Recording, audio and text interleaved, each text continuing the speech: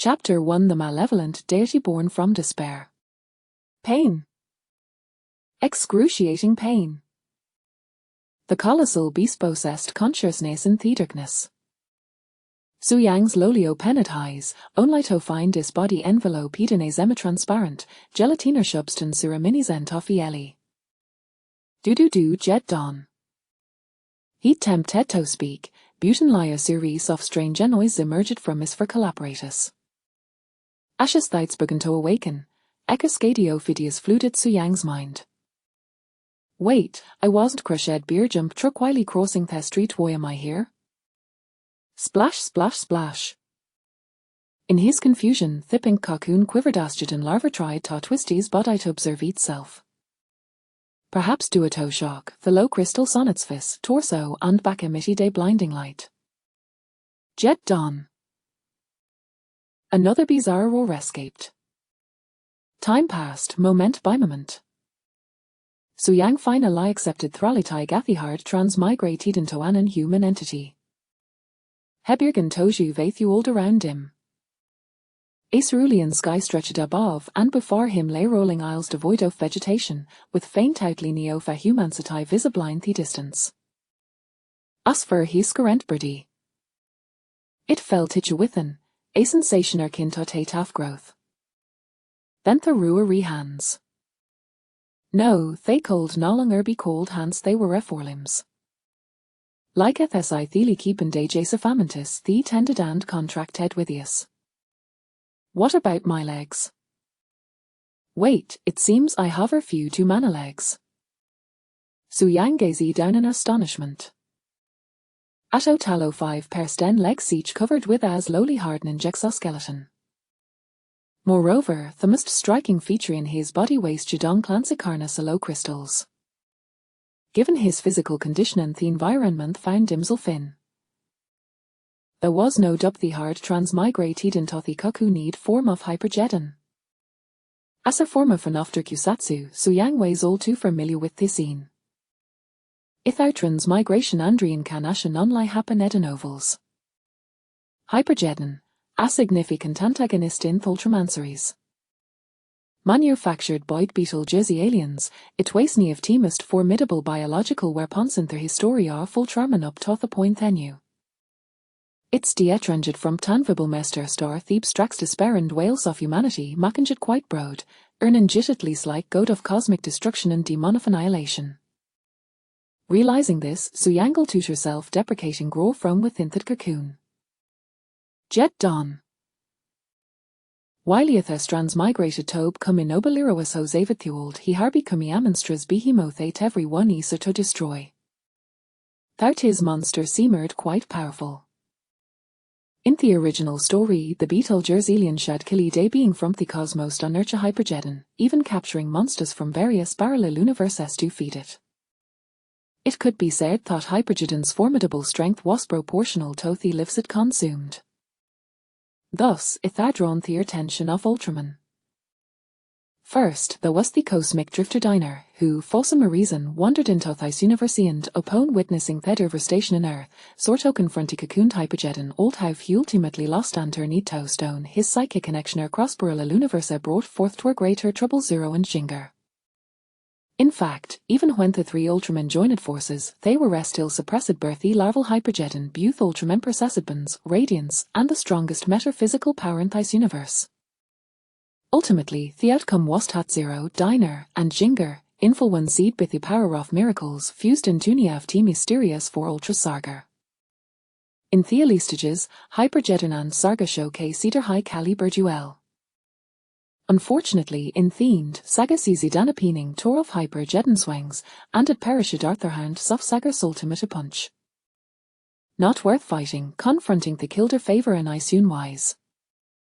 Recalling the tragic fate of Hyperjetton in the original story, Su Yang shook his head. That battle appeared evenly matched, but from the moment Saga was born, Hyperjetton's chances of victory had been slim. After all, even he, watching from the television, had been cheering for Saga. Now that he had transmigrated, should had a reto challenge Sagargan? What a foolish thought. Even if Harry tainted his original memories, avoiding Happa and somehow many Jetton di fate saga this time there were still Felikis of King of Ultra, Noah, and Rigid to contend with. While mature Hyper Jetton was powerful, how did it compare to the mysterious four Ultras? Having just escaped my original world, I finally gained a second chance seat life recklessly opposing Ultraman would be exceedingly unwise. First, I must love especially the wise I will never blibe come to get. Until I possess sufficient power, it's best to remain low-key. Realizing his precarious situation, Hyper Jetton Su Yang struggled within the cocoon. Judging by my current developmental state, Dinah could derive a turn a moment. Alone, Hysenter significant threat, beautiful summon zero and jing on is a high-level fusion material, and Theotherus the pinarly killed of Zubura being targeted by Theron would be troublesome. I must read Talia Vebe Fort Hosa Dwarf. Splash splash. Just as the larval Hyperjedon struggled within the cocoon, a particular Lisa voice suddenly read above him. What's wrong, my Jetton? Are you hungry? Don't worry, I'm here for ya. I'll make Surya grow up big and strong. I wildly chewed of every thing you wish to consume, making GR the strongest in this universe now in the multiverse.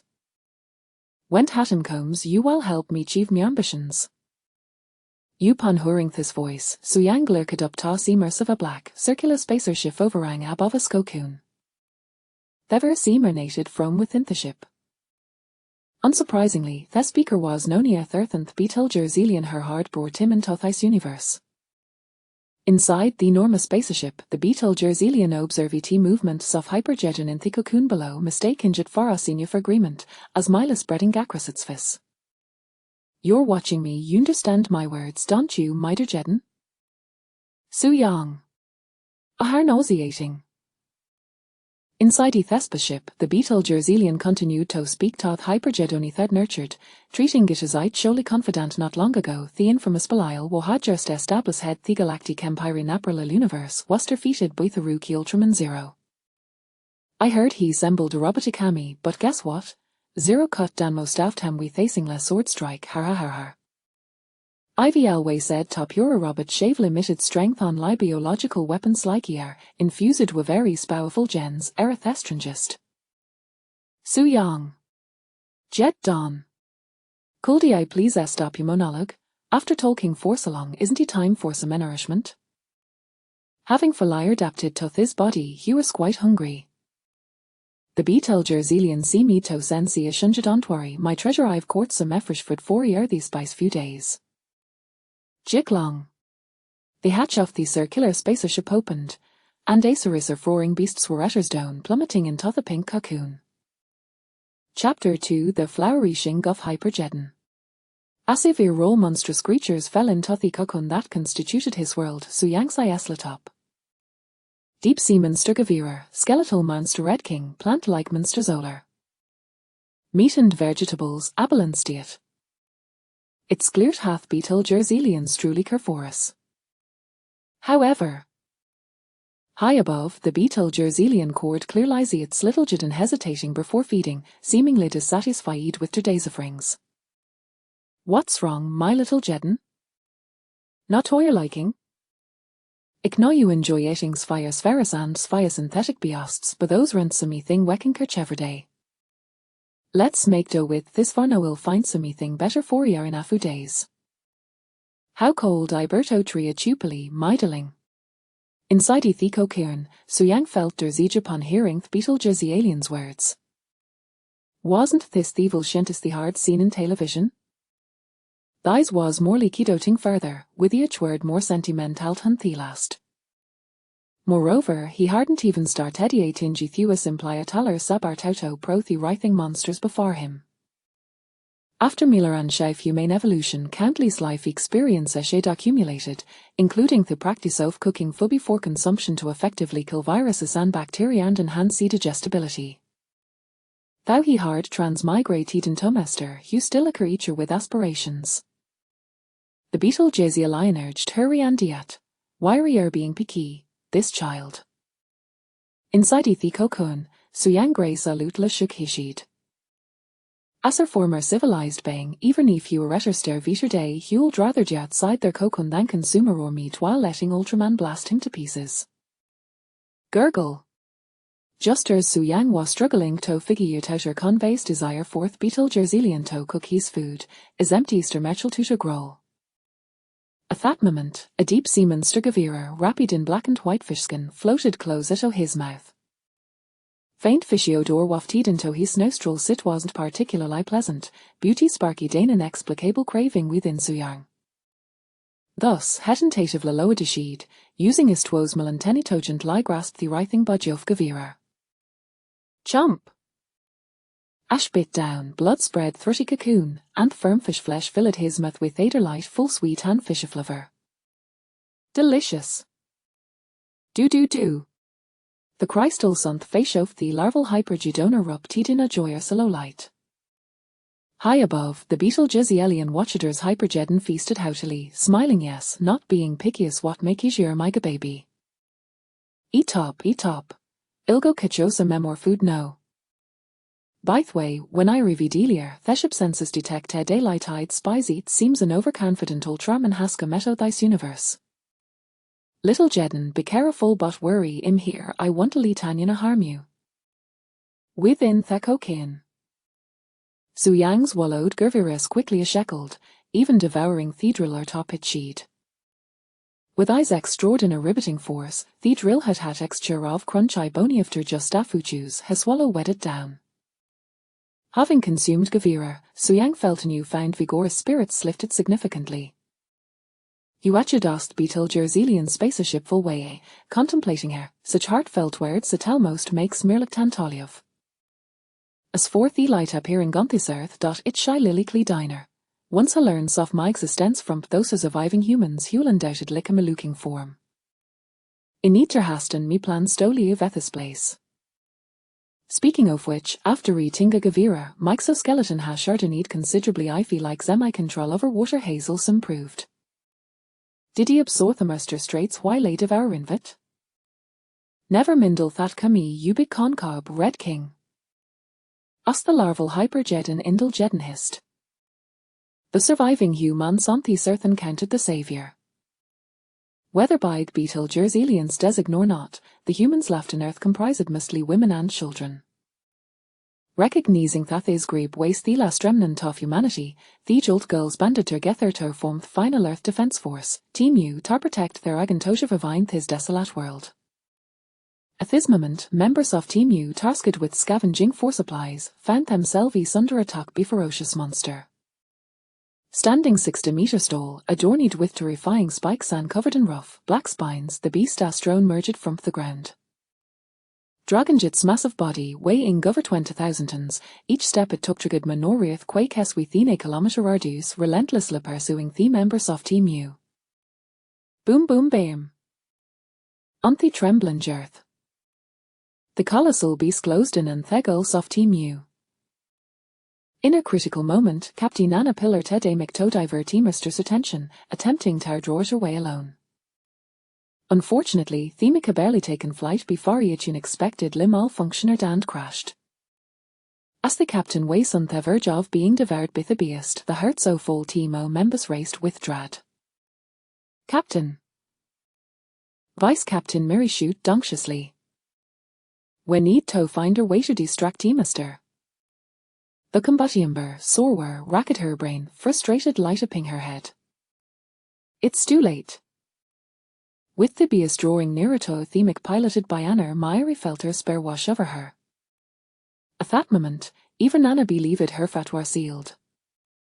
Yet, amidst such dire straits, a beacon of light appeared. Swish! Cheer! Agent, approximately 50 meters tall, emerged, gripping the monster astron suppelim sang draginjito an inhabited area. Agent? Inside Ethamekbit, Anna snapped back to reality, incredulousisch gesehen at the imposing figure cloaked in silver, red, and blue. Minutes later, the giant defeated the beast, its form dissolving into argent light. Before Team U, a handsome Adoman appeared. Demon introduced himself Diner Ultraman, Buchu Mile Sokol Meber Mi Humanum, Shinasuker.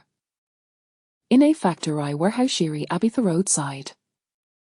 A su chorus lurd into the makeshift earth defense steam based by their girl softy mew. The children, up and seeing the newcomer, joyful shed forward to greet him. On the way, a suker had learned the general circumstances surrounding the plight of his earth. Now, gazing gath innocent smiles off the children before him, his angeria chadab warling parent. A seeker turned to Anaris thys Ultraman soft the people in this planet? Anna replied, yes, it west beetle Jerselian san theaterifying beast that caused Delphus.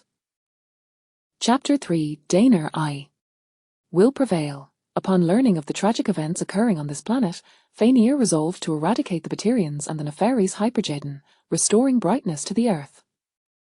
Fainir, we empathize with you, yet both Jetton and the Batarians are formidable foes. Ianai articulated the gravity of the situation. While she certainly yearned for a better world, she was equally apprehensive about the possibility of the righteous Fainir sacrificing herself in the process. In response, Fainir solemnly assured her, do not worry. Days swiftly passed. Living ensconced within a pink chrysalis, Su Yang spent his time merely eating and sleeping, with his sense of time becoming increasingly nebulous. Fortunately, thanks to the Batarian's high nutrition sustenance, Su Yang could distinctly feel transformations occurring within him. His exoskeleton was hardening, and his internal energy was gradually surging, bringing him closer to achieving his juvenile form. Concurrently, he confirmed that during his consumption of monsters, he indeed had a chance of acquiring their abilities. For instance, due to the Batarian's generous feeding of fish, Su Yang discovered he could utilize skills akin to water jets. While not particularly useful, it was rather entertaining. As for the reason behind this phenomenon, Su Yang could not fathom, attributing it to Jetton's innate gifts. Given that this super beast was a creation of the maniacal Batarians, combining various superior genes, it was not surprising that unusual traits manifested physically. Before long, I shall emerge from this chrysalis. Su Yang gazed joyfully at the azure sky, unable to suppress his anticipation of the culinary delights the Batarians might present him that day. In the original narrative, Jetton's juvenile form broke free from its chrysalis only after Sero and Gauss arrived in this parallel world. Su Yang, unwilling to live so passively, had endeavored over the past few days to feign weakness each time the Batarians visited, hoping to elicit a higher frequency of monster feedings to accelerate his growth. However, on that day, the familiar black circular spacecraft was yet to arrive when he spotted several diminutive human figures on the horizon. Is that Fainir? As a fervent fan of special effects drama, Su Yang was no stranger to the human forms of Ultraman and instantly recognized the man leading the group, causing a flutter of anxiety within him. The reason for their presence was painfully clear: to eliminate him. Inside the chrysalis, Jetton writhed slightly, its yellow luminescent body flickering. Jetton, Fainir, you should leave. Su Yang attempted to communicate with Fainir, but could only emit a demonic growl. Meanwhile, as Fainir and the U-team ascended the slope, a profound tension gripped their hearts, sending shivers down their spines. It is this terrifying roar that echoes in my mind, robbing me of sleep. Sora glared at the black monster ensconced within the chrysalis.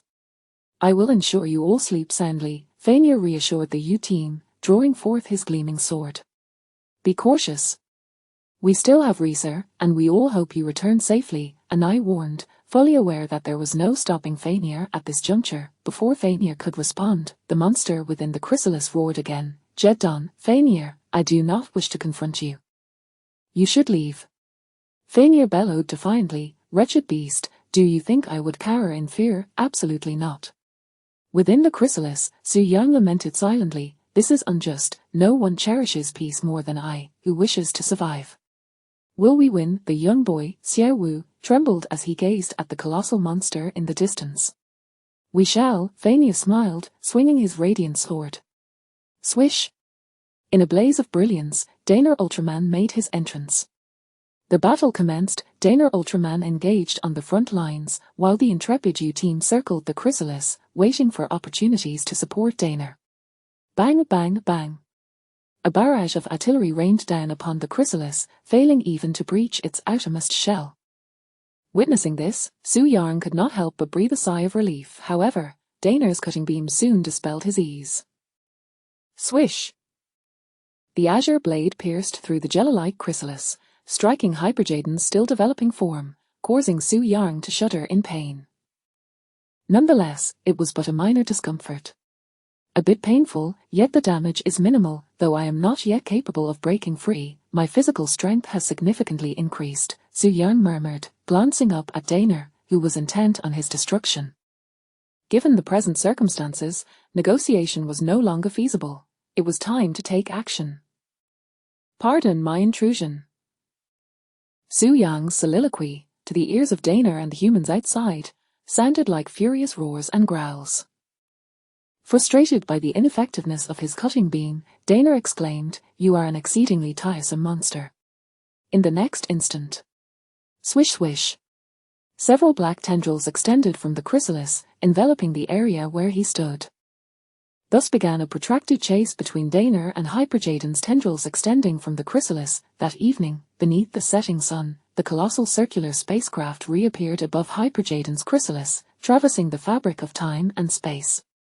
The Batarians aboard, peering through their screens, regarded the ravaged hills below with confusion. What has transpired? The entire hillside is nearly leveled, riddled with numerous craters. Little Jetton, your temper seems to be growing ever more volatile. Is it not merely that I delayed your meal today? Wait, that statue within the chrysalis is. The Batarians gazed at the statue pinned beneath Hyperjaden's scythe-like forelimbs. Daner.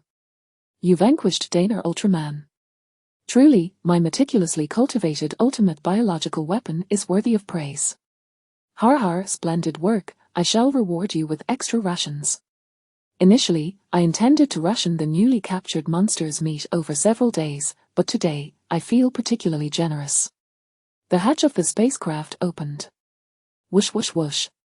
Dozens of massive beasts were released into the chrysalis. Having just engaged in battle and expended considerable energy, Hyperjaden exhibited an overwhelming hunger for food. Crunch! It relaxed its scythe-like forelimbs, laying the statue of Daner down within the chrysalis, and then, employing both tendrils and forelimbs, began to feast voraciously. As it savored its meal, Su Yang began to reflect on the recent battle. In truth, the outcome of the confrontation with Daner had been devoid of suspense. As a human hero, Daner was undeniably strong, possessing extensive combat experience and indomitable resolve. However, as the ultimate biological weapon that had consumed the life force of the entire universe, Su Yang wielded terrifying physical power. Thus, the battle was brief, and Daner was swiftly petrified by a single beam from Su Yang. As he bit off the head of a Baltan, Su Yang caught a glimpse of the petrified Daner from the corner of his eye. I did not obliterate Daner's body entirely, so he should still be able to use telepathy to summon Sero and Gauss. Today, the Batarians have increased the feeding amount, and once I finish this meal, I should acquire the ability to break free from the chrysalis. At that point, I must make my escape without delay. Just as Su Yang contemplated his next destination, a monster adorned with immense horns drifted into view before him. Wait, what monster is this? Chapter 4. Simply consuming a beast's head. This monster is Goldraz. The little antennae atop the head of the Hypageton larva quivered, and the yellow bulbs on its face illuminated, likely in surprise.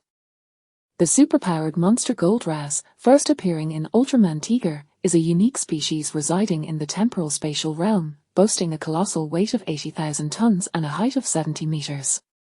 Alongside its immense strength, it possesses extraordinary abilities. Due to its body being partially covered in armor-like golden skin, it is affectionately referred to as the Golden Dragon by many Ultraman enthusiasts. This species is notoriously difficult to capture given its existence in the temporal spatial domain.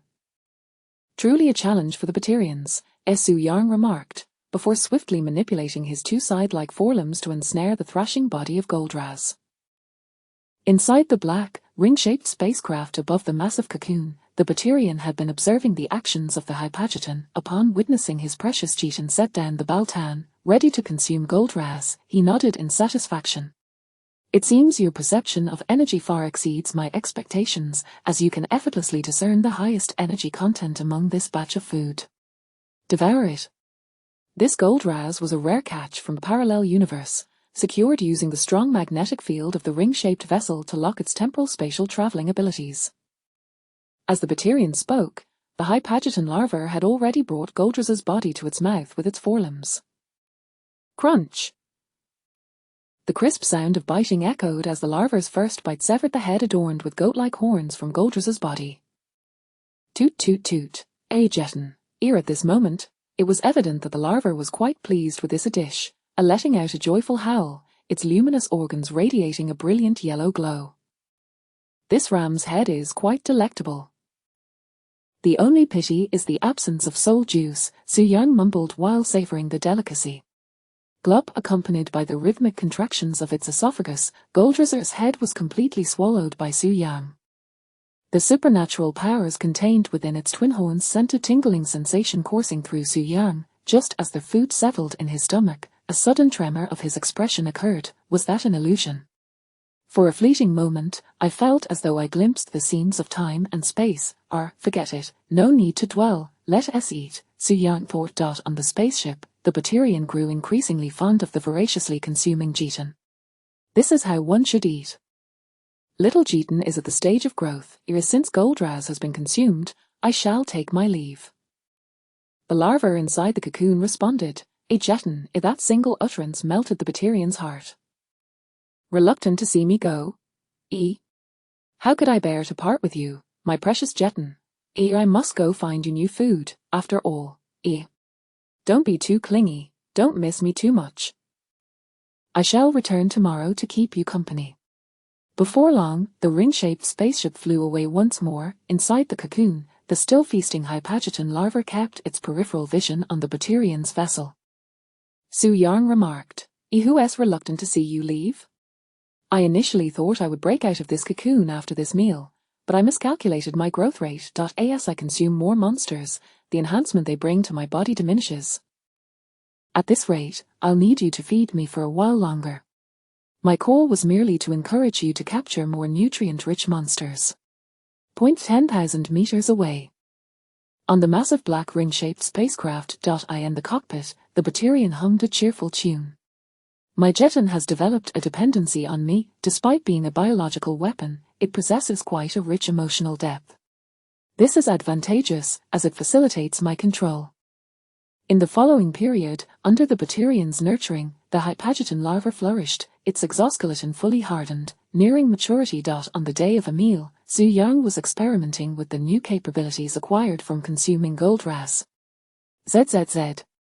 The golden temporal spatial magnetic field radiated from the larva's bright luminous features, gradually enveloping its entire body. ZZZ. Just as the magnetic field was about to completely envelop it, the expansion abruptly halted. ZZZT. The magnetic field vanished, and the Hypageton larva emitted a disgruntled sound. Jetton, so close, yet again. Su Yang exclaimed in frustration.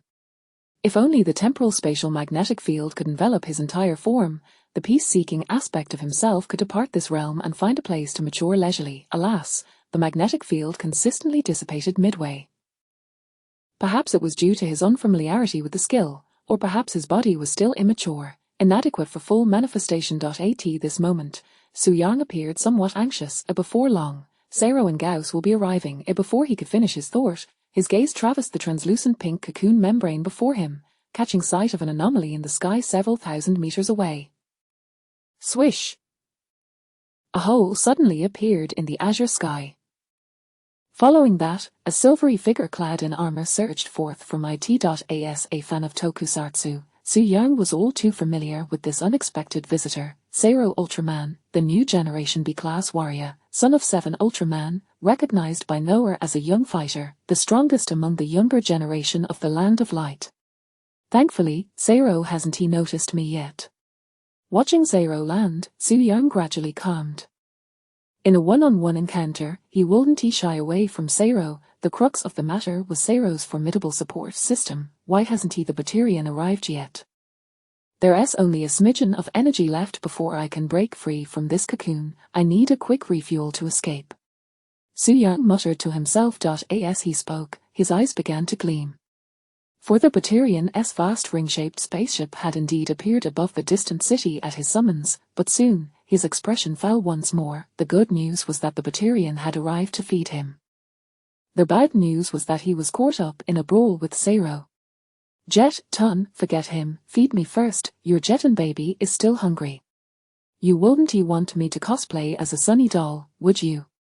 Fine, you've done your best. That pesky Zero keeps obstructing you, allow me to assist you.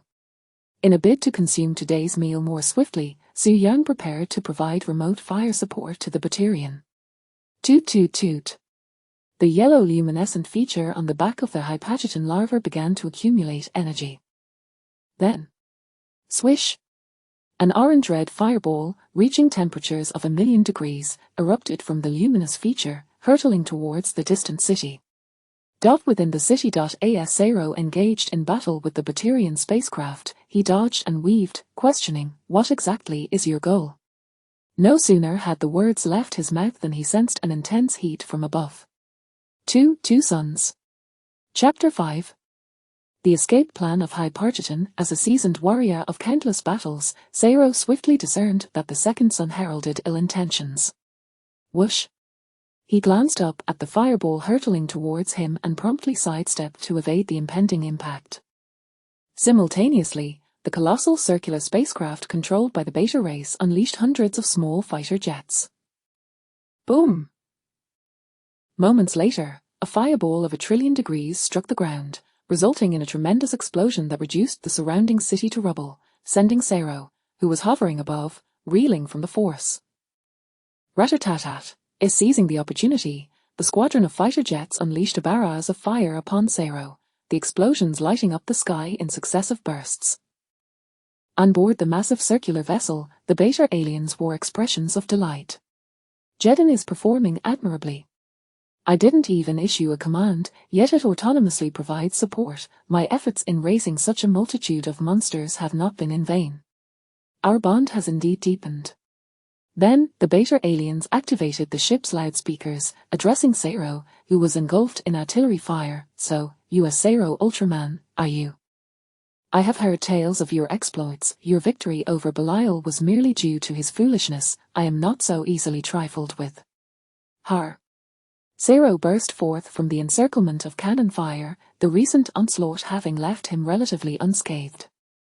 Upon hearing the Beta alien's arrogant proclamation, he retorted, do not presume that your reinforcements intimidate me.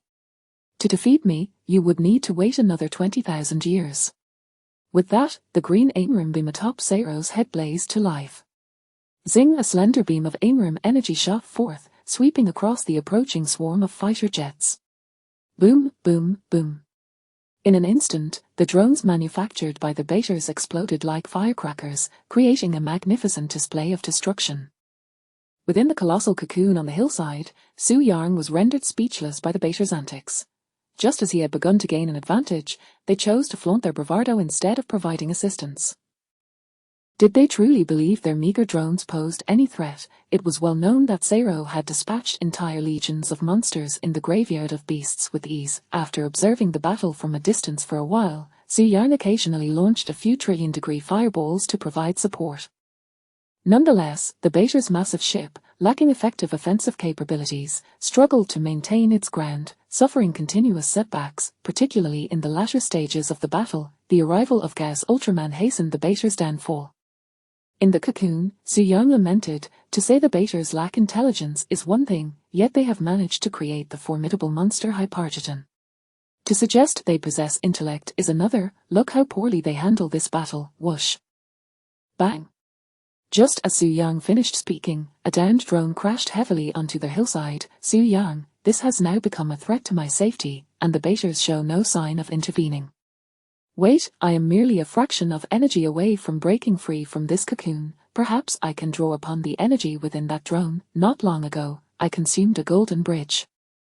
To be honest, the metallic taste was unpalatable, but the energy core was quite nourishing. If I could consume the golden bridge, surely I can devour a fighter jet too. With this thought, Su Yang extended his tendrils from behind and ensnared the black drone that had landed not far from the cocoon. Crunch.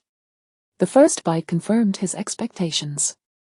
It tasted as dreadful as chewing wax, dry and gritty. Unable to endure the unpleasant texture, Su Yang swallowed it whole. Gulp. Feeling the drone's edges sliding down his esophagus, the larval Hypageton elongated its neck, straining to swallow. After a period of time, the conflict above the city came to an end, with the beta aliens piloting their circular ship making a hasty retreat through space. Zero and Gauss, the two giants, floated in midair, exchanging friendly handshakes. After a brief exchange, Zero recalled the mysterious creature that had previously ambushed him with fireballs. The betas have an accomplice. Gauss replied, I remember the creature that released the fireballs. Right, let us investigate together. It may not have left yet. All right, I recall the fireball originated from that direction. Zero pointed to a location, and he and Gauss flew off in pursuit. On the ground, the U-team waved vigorously at the two Ultramen. Ultramen. If you wish to know the whereabouts of Jetton, we can guide you. But please, do not provoke it recklessly. That beast is incredibly strong. On the slope, the two giants and the crowd of humans arrived, gazing in shock at the limp cocoon membrane that lay upon the ground. That demon has emerged from its cocoon. U-team leader Anna's pupils dilated in fear as she surveyed her surroundings. The true apocalypse for Earth. A deputy leader Miri felt her body weaken. Look! Young Wu pointed towards the remnants of the cocoon, where the statue of Dana lay. Noticing this, Zero clenched his fists in righteous fury. To think that they would reduce Dana Ultraman to this state. I shall not let that monster escape my wrath. Speaking of which, where is it now? Gauss pondered as he approached the remnants of the cocoon. According to your description, the demon possesses a colossal form. It must leave traces when it moves. Yet all that remains are the craters from explosions. I see no signs of any creature crawling away unless it took to the skies. Anna interjected. I recall that creature does not have wings. If familiar with monsters, Gauss mused. That is indeed peculiar. Just as everyone was perplexed by the demon's sudden disappearance, the beta aliens piloted their massive ship into the sky. Jetton has broken free from its cocoon. Splendid. It is time for my revenge. Wait, why is the ship's scanning device unable to locate Jetton? Where has it gone? Unwilling to accept this reality, the beta alien in the control room of the ship performed a series of intricate operations. Minutes later, he confirmed that Jetton's energy signature had completely vanished from this planet. Oh no! In the golden expanse of the time-space realm, Jetton, upon breaking free from its cocoon, immediately found itself in this new domain. At this moment, Ratatatat, the massive form of the Jetton larva, crawled slowly while curiously surveying its surroundings. This space was boundless and devoid of edges, illuminated solely by golden light.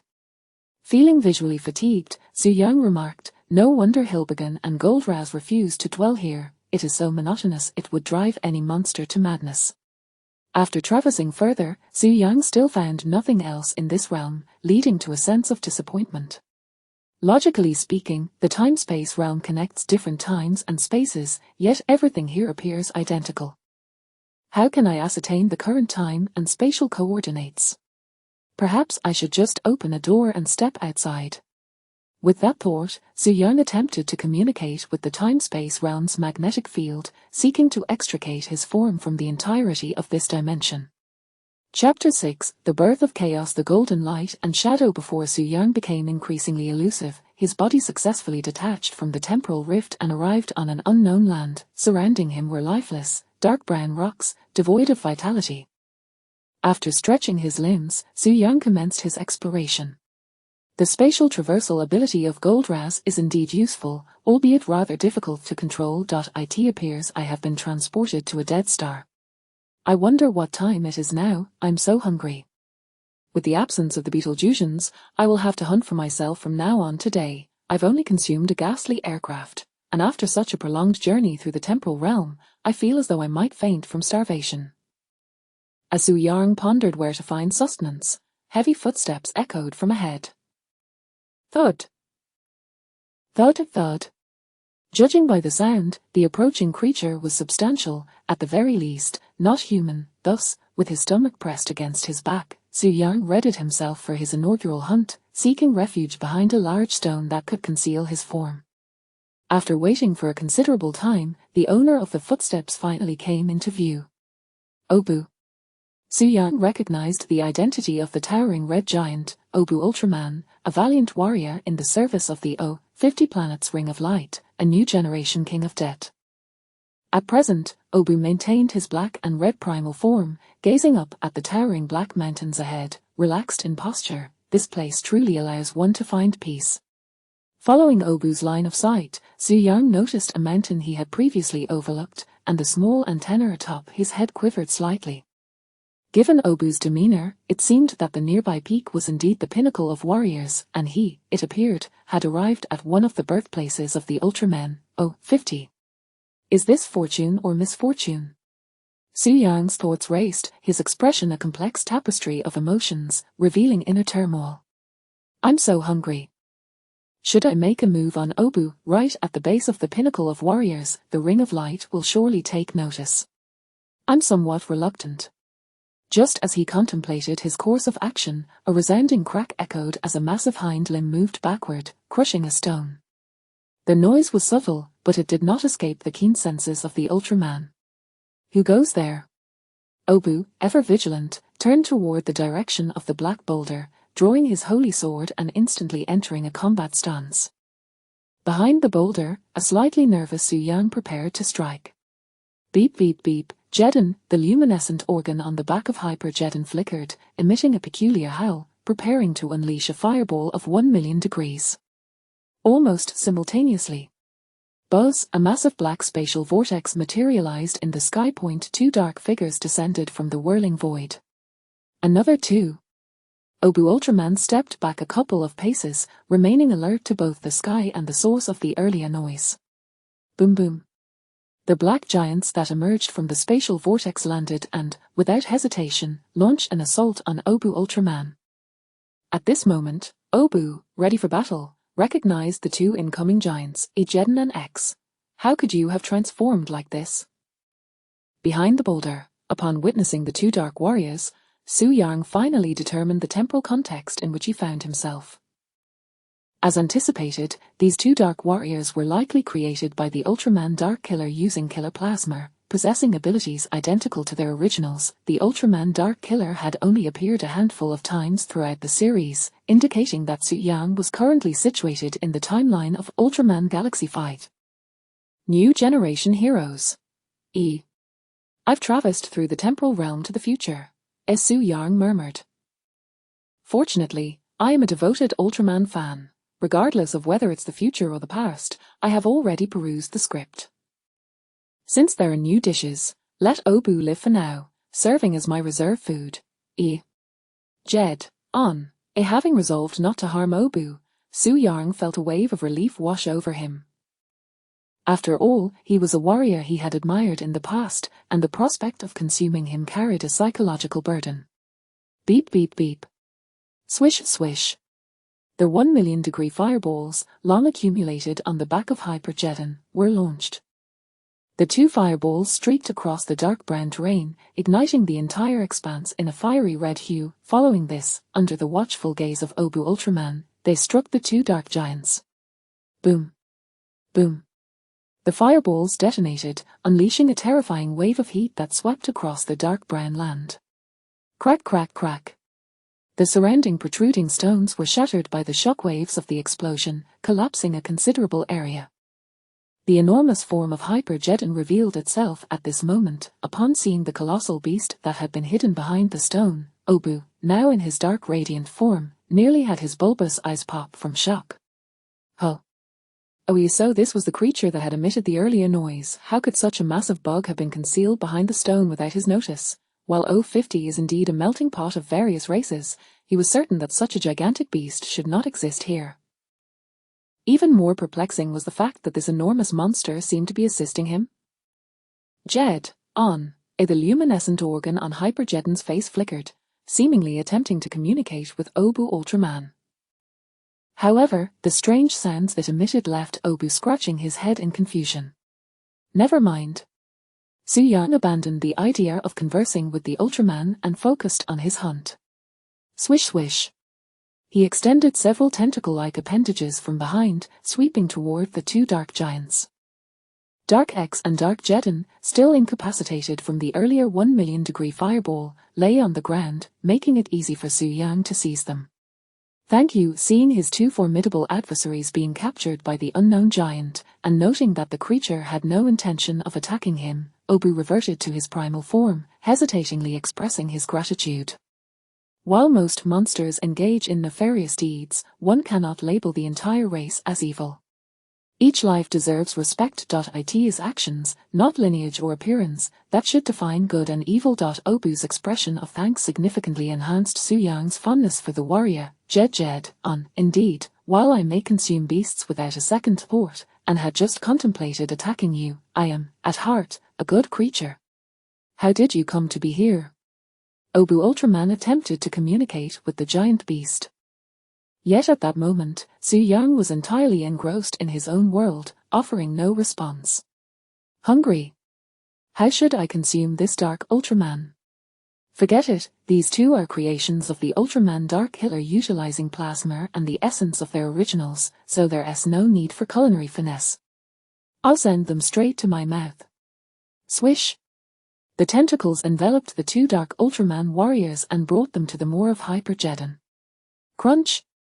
In one swift motion, the giant devoured both dark warriors and began to savor, delicious. Chapter 7. Conflict unleashed. As a fusion of plasma and radiance, the essence of the Dark Ultraman possesses a unique flavor, akin to jelly encased in a layer of rubber. Upon tearing through its exterior, one discovers a sweet and smooth interior. While the Hyper Jetton larva indulged in its meal, Orb stood nearby, gazing in a daze. It seems one cannot regard the colossal beast before them as a mere living entity. Are you also of the Jetton lineage? Orb inquired further. The cosmic dinosaur Jetton is relatively easy to identify, distinguished by its iconic call and the conspicuous yellow luminescent features upon its body. The Hyper Jetton larva, savoring its delightful feast, nodded slowly in response. You wouldn't harm the innocent, would you? Orb pressed on. The larva ceased its chewing. This was indeed a difficult question to answer. Feeding is an instinctual behavior. When one is hungry, one consumes whatever is available. Orb, could it be that you are an evil monster? Gurgle. The Hyper Jetton larva's throat moved as it swallowed its morsel before resolutely shaking its head. What Su Yang wished to convey was, I am a noble beast, merely a voracious eater. Unfortunately, all that escaped his lips was a howl. Jetton, though Orb could not comprehend the monster's tongue, he could discern its body language, leading him to a modicum of understanding. You are not malevolent. You merely have a hearty appetite, correct? Then your sustenance is. The Hyper Jetton larva raised its immense forelimb, first pointing at the headless giant's carcass in its grasp, then gesturing towards itself. One must admit that Orb Ultraman is exceptionally astute to engage in such camaraderie with Gagular. You consume the dark giant and monsters? Jetton. Su Yang nodded enthusiastically. Conversing with an intelligent Ultraman was a breeze. Were it not for his lack of hands, he would surely have given a resounding thumbs up. So you harbor no ill will, do not harm the innocent, and only act on the condition of your own hunger, Orb pondered. Preying upon life is an inherent trait of this behemoth. Much like wolves on earth hunting sheep, it is a natural instinct and not inherently evil. However, given the creature's immense size, its appetite would likely be substantial. If it remained on 50 for too long, the ordinary populace would inevitably face peril. After a brief moment of contemplation, Orb Ultraman articulated his thoughts. I appreciate your assistance earlier, but the 50 planet may not be a suitable environment for your existence. Upon hearing this, Su Yang sighed deeply. The implication of Orb's words was clear even to those with elongated heads. It was time to drive the beast away. Nevertheless, this was a minor inconvenience, as he had no intention of lingering on 50. At this juncture, there were numerous vital meals awaiting him: the time-space demon Talgar, the dark demon Rukiel, and the Ultraman Dark Killer, who had created the Dark Warrior Legion. Consuming such a super creature would likely equate to devouring dozens, if not hundreds, of monsters. The more sustenance he ingested, the faster he could evolve into the complete Hyper Jetton. By that time, As for the specific location of his prey, Su Yang resolved to strike directly at the heart. The dark planet Tenebris, this audacious decision was not made lightly. Ultalgar, Rukiel, and the Ultraman Dark Killer roamed the cosmos, and tracking them would prove challenging given his current capabilities. Yet, Tenebris served as the stronghold for their nefarious activities. No matter how long these villains lingered in the outer void, they would inevitably return, and all he needed to do was wait for them to come back. The risk, however, lay in the potential for facing multiple supervillains along with Telekia. Based on Su Yang's assessment of his current abilities, as long as the evil god Grimdur within Telekia remained dormant, his chances of success were considerably high. Moreover, with the Ultramen providing indirect support, his likelihood of successful predation was further enhanced. Now, only one final question remained: how to reach the dark planet Tenebris. Su Yang gazed down at his colossal form, measuring 300 meters in length and weighing 300,000 tons. He possessed formidable physical prowess and a diverse array of attack methods. His sole shortcoming was perhaps his inability to fly. Were he the complete Jetton, this predicament would pose no concern. The crux of the matter was that he currently existed as a wingless larva. Lacking the ability to soar, departing 50 would be a challenge, let alone journeying to the distant Tenebris. Considering Jetton's voracious evolutionary attributes, perhaps I could first seek out a couple of winged monsters to consume. This might enable my larval form to sprout wings, Su Yang contemplated earnestly. 50 is a melting pot of various species, with plenty of monsters to explore. After muttering a few words, Su Yang prepared to set forth. Orb, observing this, assumed that the massive beast had not comprehended his words, positioning himself in front of it. "I'm sorry, but I cannot allow you to harm the innocent people of 50. Jetton, step aside. I am going to hunt monsters. I cannot comprehend what you are shouting, but I will not let you pass." Orb Ultraman drew forth his sacred sword, becoming wary once more. Su Yang, communication had proven difficult, and it appeared that conflict was inevitable. Beep beep. The immense Jetton larva's dorsal luminescent feature glowed fiercely. Whoosh whoosh. Fiery projectiles radiating terrifying heat were launched, hurtling directly towards Orb. Upon witnessing this, Orb swiftly transitioned into his agile gale form, wielding his spear with precision, deftly evading the fireball attacks while preparing to launch a counteroffensive against the colossal beast. Su Yang, unfazed by Orb's advance, extended his tendrils, and not long ago, I encountered Daner, whose fighting style is quite similar to yours. Unfortunately, he is now nothing more than a stone. Whoosh whoosh. Two tendrils emerged from the rear of the Jetton larva, accurately predicting Orb's flight trajectory, striking out like steel whips. Orb Ultraman's reflexes were remarkably swift, as if he had anticipated the move, halting his body midair before instantaneously altering his flight course. Alas, Su Yang had foreseen his foreseen action, unleashing his massive forelimbs, resembling sickles, to intercept with precision. This attack was too sudden for Orb Ultraman to evade. Boom. The colossal limb descended, crushing Orb Ultraman's form heavily into the ground.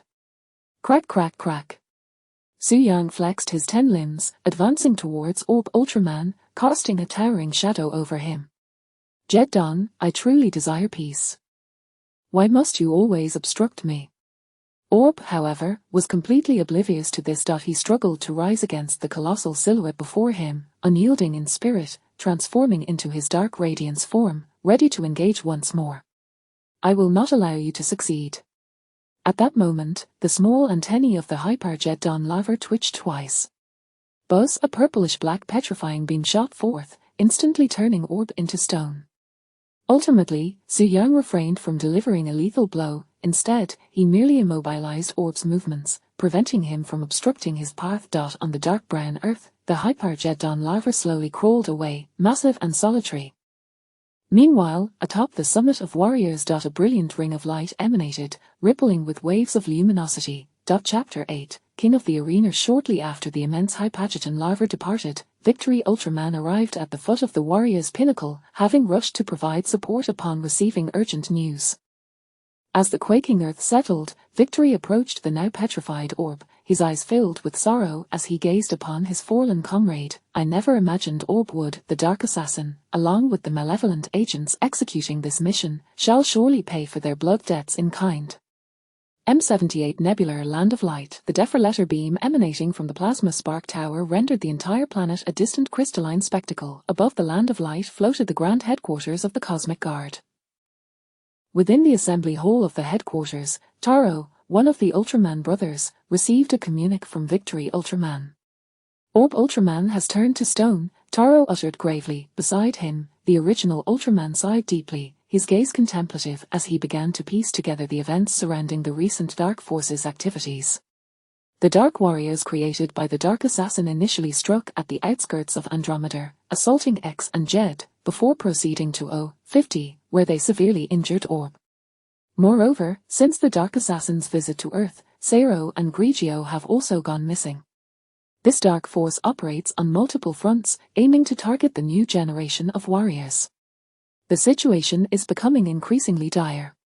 Clad in his Ultraman cloak, 7 Ultraman raised his gaze to the heavens. I hope Rosso and Blue Ultraman can locate the vanished Dark Assassin. The new generation of warriors is exceptional. They will undoubtedly prevail. Zophy Ultraman expressed his unwavering faith in the young fighters. Ace proactively suggested, a Libet Ultraman from the Galaxy Rescue Team is currently executing a rescue mission near the water planet.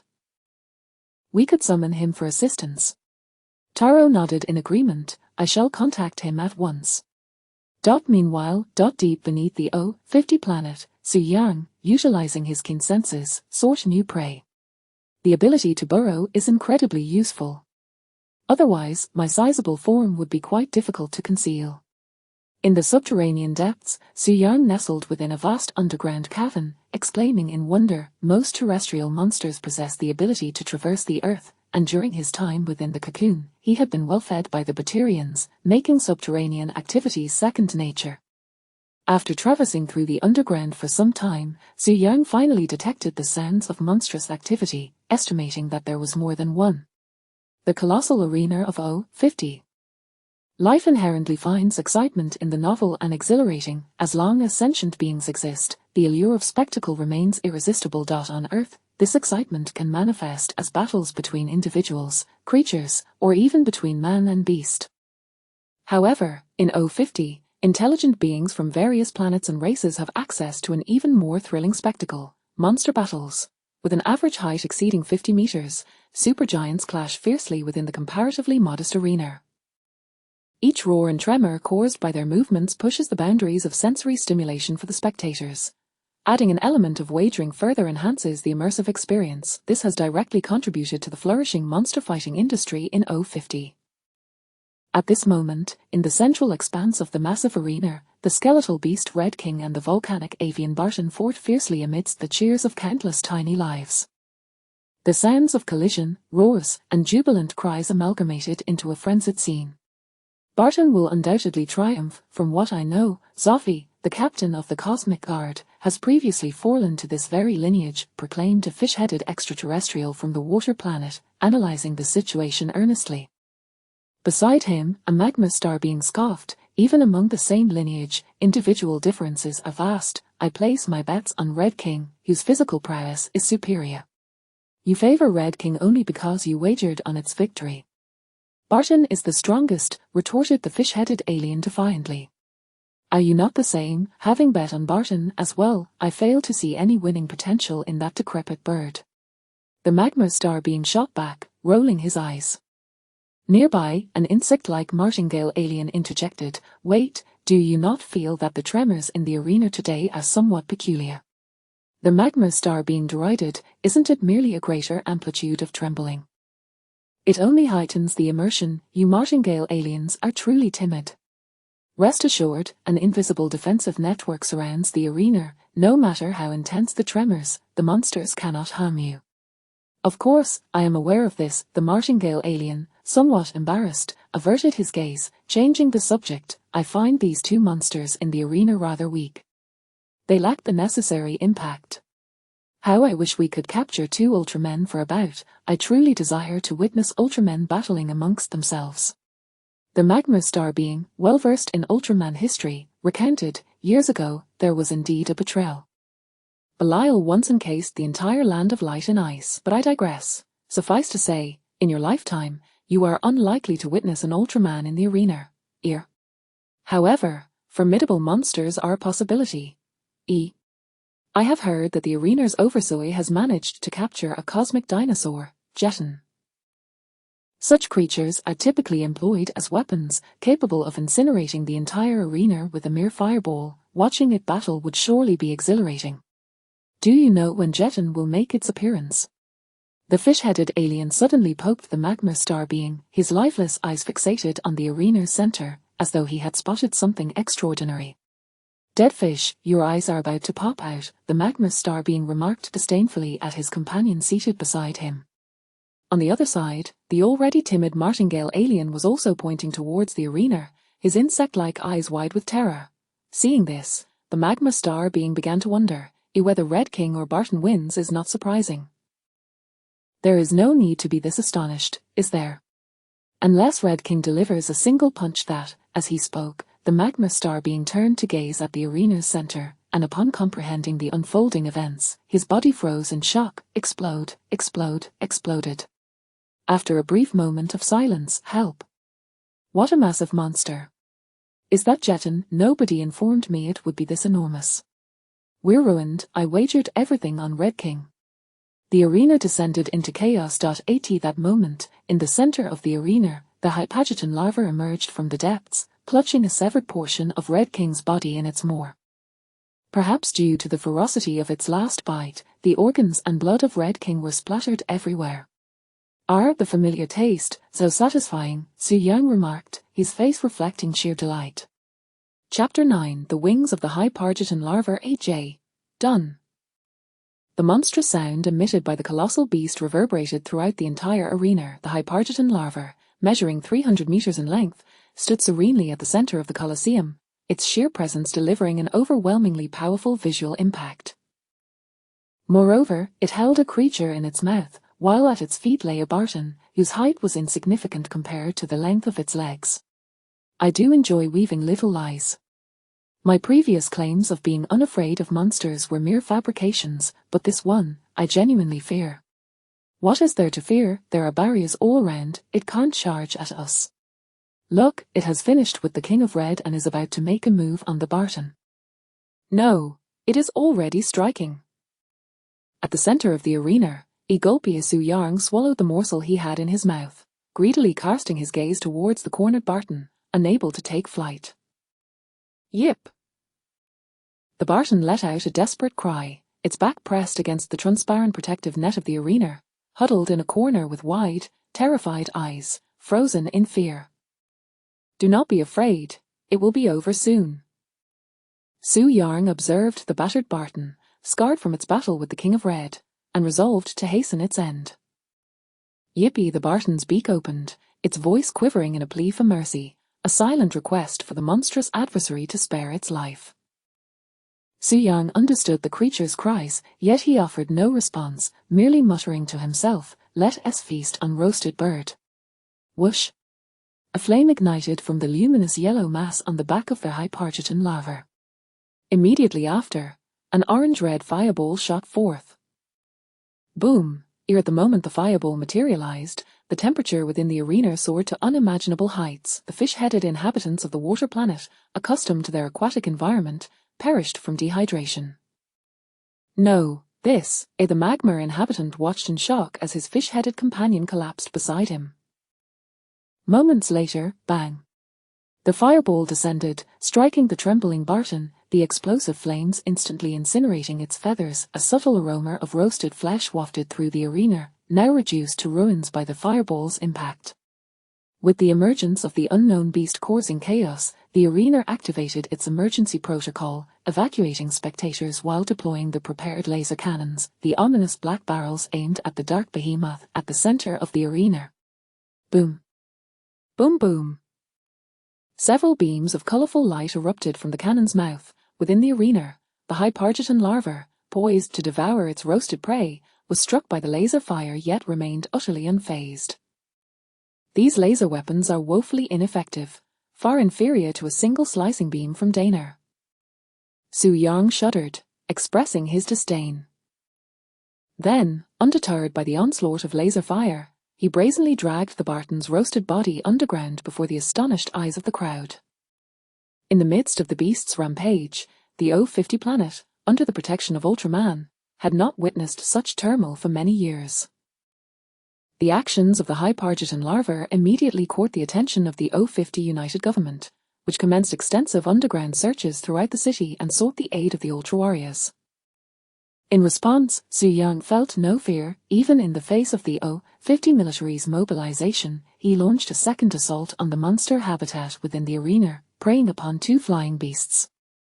After completing these endeavors, feeling the changes within him, Su Yang emerged from underground at the foot of the warrior's pinnacle. In the shadows, he gambled that the adversary would presume he lacked the audacity to approach the warrior's pinnacle openly.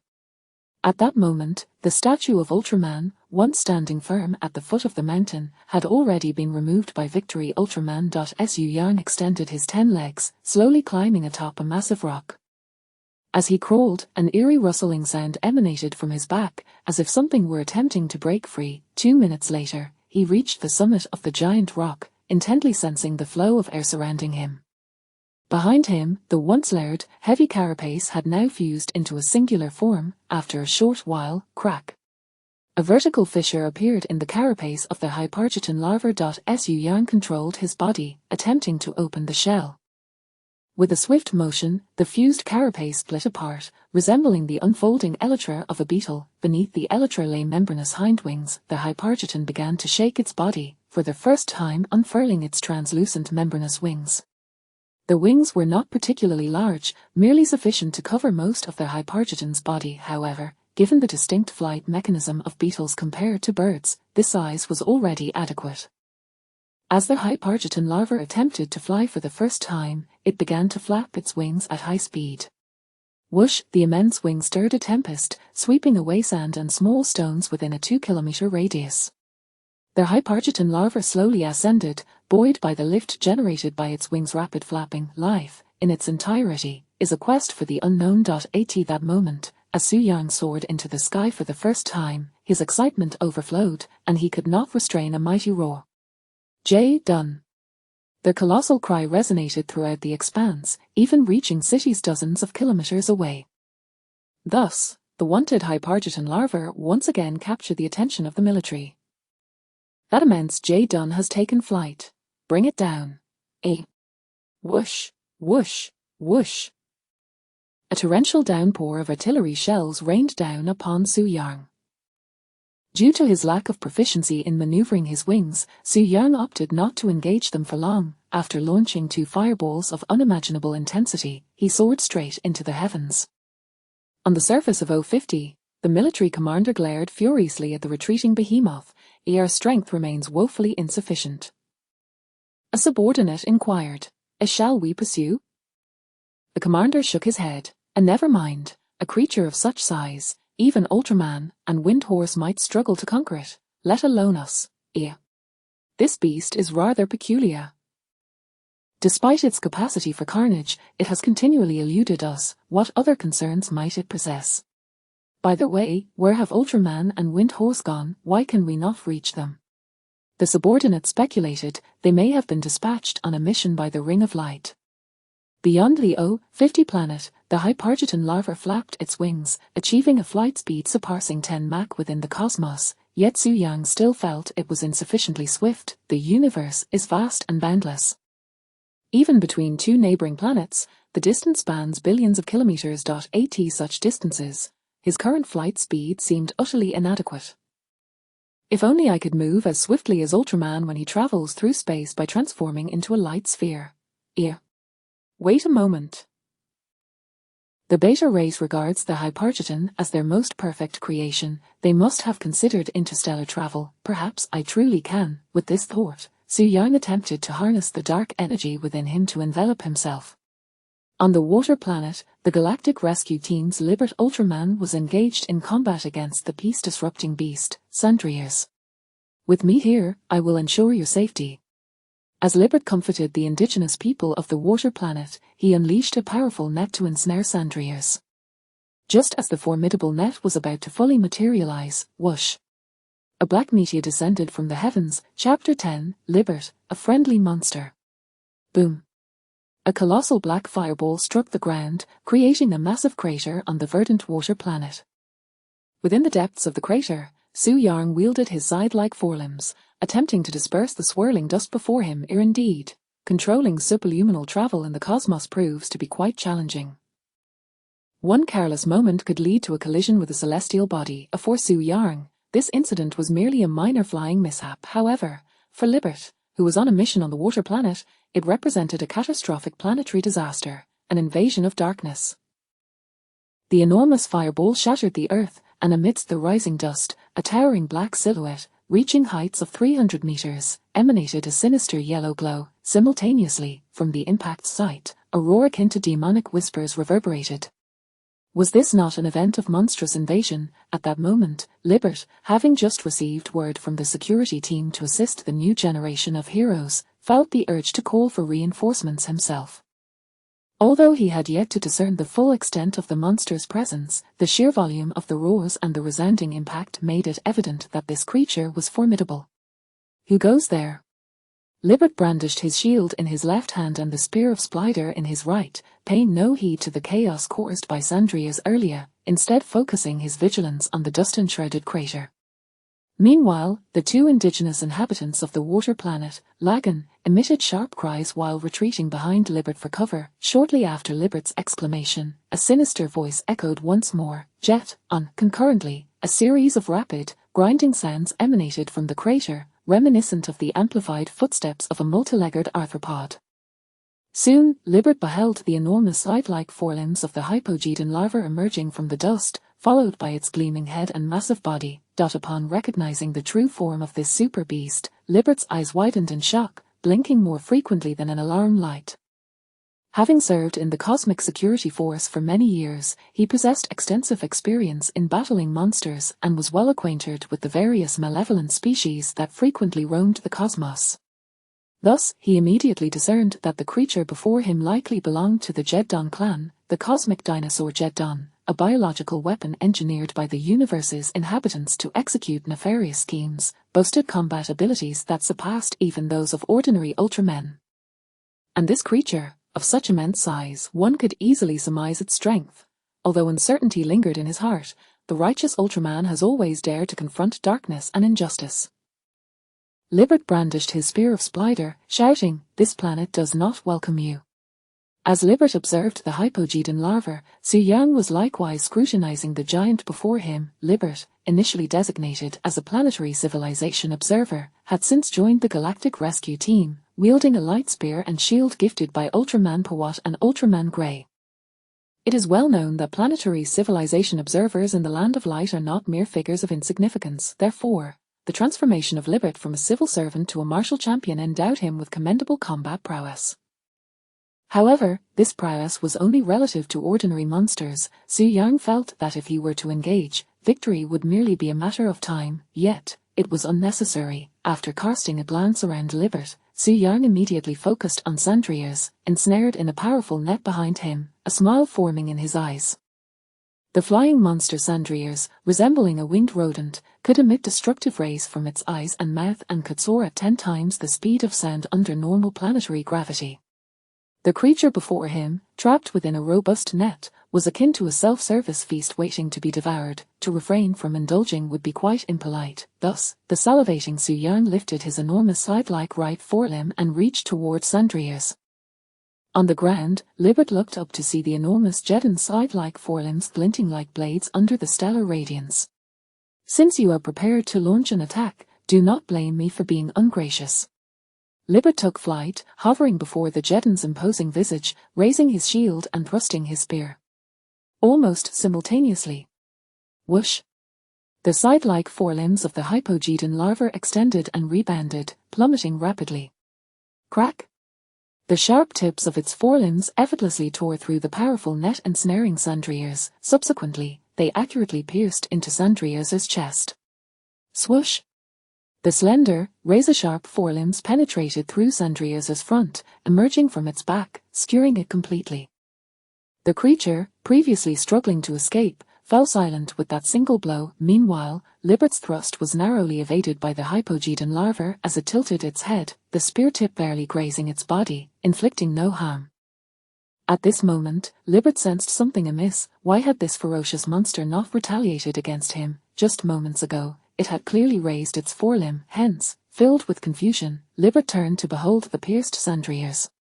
Upon glancing back at the colossal beast, it appeared to harbor no intention of attacking him. Did you raise your forelimb merely to strike sandrias? Libert stepped back a few paces, sheathing his spear, attempting to communicate with the oddly behaving giant before him. At that moment, Su Yang, retracting his forelimb, nodded without hesitation upon hearing Libert's words. He had already stated that he was a monster fond of peace, and unless absolutely necessary, he would not attack an Ultraman. It was merely that they were unable to comprehend. How peculiar, Libert mused, pondering whether this might be a scheme devised by the monstrous creature. Yet, after much contemplation, he could not fathom the motive behind such actions. Thus, he had to concede that the seemingly fearsome super beast possessed little aggression toward the Ultraman. During Libert's contemplation, Su Yang utilized his forelimbs to bring Sandria's lifeless body closer to the luminescent core on his chest, preparing to roast the bird. Raw meat could indeed be consumed, under certain conditions. Consuming it raw could even preserve the original flavor of the ingredients to the greatest extent. However, having savored the cooked Barton, Su Yang believed that it was preferable to eat cooked food when conditions allowed, especially considering the less than appealing appearance of this monster. Should any parasites or bacteria lurk upon its flesh, it would be detrimental to his health. Although his physique was robust, it never hurt to exercise caution. Whoosh! Observing this, Su Yang found himself in a predicament once more. Each creature has a different constitution, and their meat's fire resistance varies. I cannot simply roast it with fireballs next time, or this Sandria's looks so unappetizingly charred. I feel a bit reluctant to take a bite. Holding the roasted monster, Su Yang pondered this while casting a glance at Libet nearby. Chapter 11 Behemoth, Danger. Suddenly, a bizarre black object came into his field of vision. What is this? Libet gazed upwards at the enigmatic black entity, perplexed by the giant creature. Are you offering me this dark mass? Libet sat smiley. This colossal creature, astonishingly, possesses the capacity for sharing, and the Jetton, a race of biological weapons meant for servitude. It seems I have been too narrow-minded. Not only did I initially perceive this monster as malevolent, but I even launched an attack against it. Now, not only does it harbor no resentment, but it also shares its food with me. To repay evil with kindness. This is no mere monster. It exhibits more sentience than ordinary extraterrestrials. And what of myself? What have I been doing? After years of service in the Galactic Rescue Team, I have learned little about justice and compassion, yet I have become proficient in selfishness and prejudice. What exactly am I trying to protect? Once this mission concludes, I must request a leave of absence from my superiors to reflect and enrich myself. My apologies. Libet declined the charred beast offered. At that moment, Su Yang thought. If you don't wish to eat, then why apologize? Is my cooking truly so terrible? The blazing sun overhead made Libet feel as if it were scorching his very soul, and he— Libet, I just remembered I have tasks to attend to. I must take my leave. Although I am unaware of your name, I choose to believe in your kindness. If the charred Sandrias had any awareness at that moment. If it is kind, then what am I? Farewell. With this final remark, Libet soared away from the planet. Su Yang watched his departure, feeling that this ultra-warrior's actions were utterly baffling. However, it seemed the warrior held a favorable impression of him, and he hoped that he might speak well of him in the land of light, thus sparing him from Ultraman scrutiny. After a moment of indecision, Su Yang resolved to consume the charred Sandrias. The cosmos is silent, profound, and desolate. Fortunate for him, he had chanced upon a living planet with sustenance. During his impending long journey, provisions might be scarce, thus he could not afford to waste food. Gurgle, gurgle. Ultimately, the charred Sandrias was swallowed in 3 bites by Su Yang. The taste was far from pleasant, yet it was quite nutritious, replenishing his energy and banishing the fatigue of cosmic travel. After completing this, Su Yang turned to the 2 little lagons. Su Yang attempted to communicate with them. Jetton. Are there any other monsters on this planet? Lagan, Gar Su Yang deciphered the meaning behind the Lagan's call. Rest assured, I have no intention of consuming you. Your meager flesh would hardly suffice to fill my teeth. Lagan, Gar Su Yang, as long as you understand, there are rarely any large creatures on this water planet. Very well. It's somewhat challenging to locate in the cosmos. Don't know, have you never left this planet in your lifetime? Very well, I won't press you further. Having gleaned no useful information from the Lagans, Su Yang unfurled periphery of the Andromeda Nebula, planet Sunset, Ultraman X and Ultraman Jed's chests flickered urgently with red lights. That ultra-black dark killer is truly despicable. How dare he create our dark X side? Indeed, that copy possesses all my abilities. The thought is simply unfathomable. Just then, the ground trembled, and a massive silhouette materialized before the two warriors. Young warriors, allow me to bring an end to your lives. X gasped in shock. Lucille. Weren't you eliminated by our galactic predecessors long ago? Periphery of the golden planet, Rosso and Blue Ultraman flew by when they were suddenly assaulted by a golden energy sphere, plummeting towards the planet's surface. On the desolate terrain of the golden planet, the two brothers confronted the golden demon that had just ambushed them. Who are you? Blue Ultraman tilted his head. I'm the transdimensional demon Ultalgar, here to exact vengeance. Ultalgar clearly had no desire to answer this question, raising his hand to launch an attack. Minutes later, the young warriors Rosso and Blue found themselves gradually succumbing to Ultalgar's relentless assault, their defeat becoming increasingly evident. Young warriors Ultraman Libert from the Galactic Rescue Team arrived to provide assistance. Young warriors, do not give up.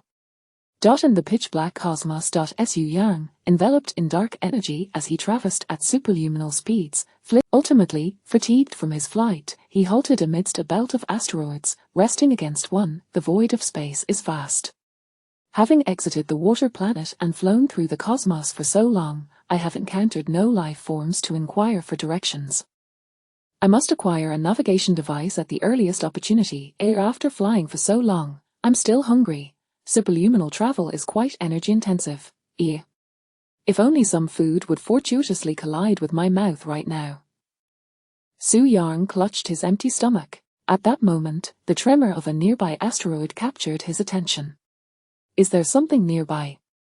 Sensing the anomaly, he eagerly peered out, observing the direction of the asteroid's movement from a distance. Amidst the asteroids, concealed beneath their cover, a pentagonal peculiar creature was utilizing its abdominal energy absorption organ to feed the cosmic behemoth Behemothon. This is truly fortuitous. Su Yang exclaimed inwardly with exhilaration.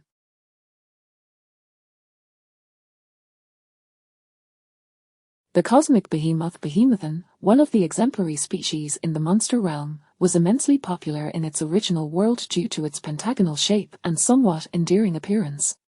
If I consume it, I wonder if I might develop an energy absorption organ of my own. Chapter 12. To lead or to perish, the Behemothon is a type of plankton born in the Crab Nebula, subsisting on hydrogen, nitrogen, helium, or other forms of energy found in the cosmos. At this moment, this large bird with a pentagonal abdomen stands atop a colossal asteroid within the asteroid belt, its energy-absorbing organs greedily devouring the myriad energy particles present in the vicinity. As it feasts, the Behemothon, having roamed the universe for many years, suddenly senses an ominous premonition. The cosmic ecosystem resembles a vast food chain, where even the most gargantuan of beasts has its own natural predators. At this moment, the Behemothon feels as though it is being stalked by a hunter. Yip! It emits a strange cry, retracting its energy-absorbing organs and turning its head in search of the source of its unease. Unfortunately, its view is obstructed by the enormous asteroids surrounding it, leaving it blind to any potential threat. Yip! In its confusion, the Behemothon raises its. Just as the Behemothon prepares to resume its feast, the Hypageddon lava springs into action. Su Yang's purpose on this mission is not only to hunt but also to inquire for directions, thus refraining from utilizing its lethal forelimbs. Instead, it extends a whip-like tentacle from behind, skillfully adhering to the asteroid's surface, concealed from the Behemothon's line of sight, and stealthily approaches. Upon reaching striking distance, the tentacle lashes out with sudden ferocity. Swish! Rustle! The unfortunate Baymonston is swiftly ensnared, bound tightly by the patient predator's tentacle, transforming it into a helpless bundle. Yip. Caught off guard, the Baymonston emits a frantic cry, struggling desperately to break free. Jetton, don't be foolish, you cannot escape, Su-yang declares, gradually emerging from beneath the asteroid, its face aglow with bright yellow light, drawing closer to the Baymonston's small head. Upon recognizing its foe, the Baymonston falls silent, paralyzed with fear, as if its very soul had fled. Such a colossal creature, if force it may meet its end today. Su-yang speaks in the language of beasts, a feigning death will avail you nothing. I consume the lifeless as well. Stop pretending, I shan't devour you just yet. I have questions to pose. With its tentacles still binding the Baymonston, it opens its eyes once more, a glimmer of hope illuminating its gaze. Yip. Please, go ahead, elder brother. Su-yang inquires, is the planet Tenebris? Do you know its precise location? The Baymonston stares blankly, its expression one of bewilderment. Su-yang sighs, never mind, judging by your vacant expression, you surely do not know, perhaps it is time to consume you after all. As the prospect of being devoured looms once more, the Baymonston becomes agitated. Yip. Yip, yip. At this moment, Su-yang halts the motion of feeding. Do you recall any characteristics of that planet? Oh, that makes sense. Creatures like us, eking out a living in the cosmos, wouldn't he be concerned with the arbitrary names designated by humans? Wait a moment, let me ponder the characteristics of planet Tenebris. After a brief contemplation, Su-yang vaguely explains, it ought to be quite dark, saturated with dense dark energy, the kind that is notable throughout the entirety of the cosmos. Does this ring a bell? This is your sole opportunity for survival. The Baymonston nods vigorously, fully aware that its very life hangs in the balance. Lead the way. Su-yang releases its tentacle, joyfully waving its massive forelimb. As for the possibility of the Baymonston fleeing, it harbors no concerns. Before the creature could escape its striking range, there are 100 ways to ensure its demise. The Baymonston, understanding the gravity of the situation, harbors no thoughts of escape, instead engaging Su-yang in conversation to alleviate the tension. Yip yip, what shall I call you, elder brother? Jetton. Yip yip yip. Why do you seek the dark planet? Jetton, you speak rather excessively. Thus, the two beasts converse as they soar through the cosmos, drawing nearer to planet Tenebris. After a while, the land of light. In the conference hall of the Cosmic Guard, all the new generation warriors have temporarily returned safely, sharing their recent experiences. Jade leads the narration. X and I first encountered the Ultraman attack on Sunset Planet.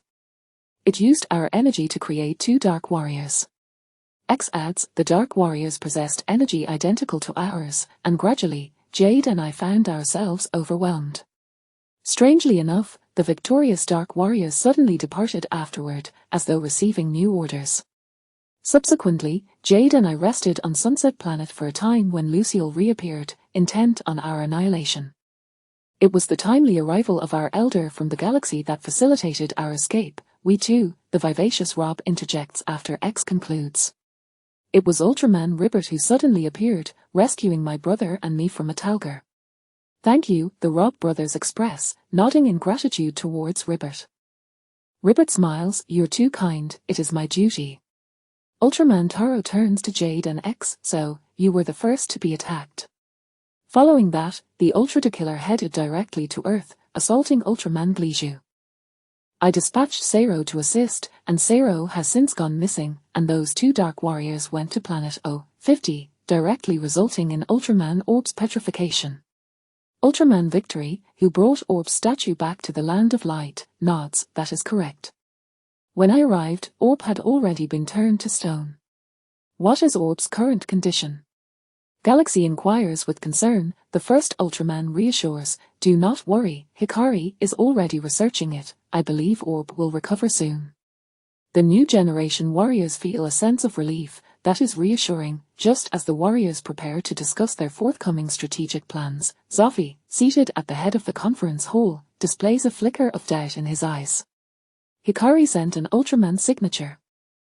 A video signal was transmitted directly to the Land of Light, intercepted by the Outer Defense Network. What is it? The Robb brothers ask, both anxious. Zoffy replies, I requested Hikari to display the signal on the conference hall's virtual screen.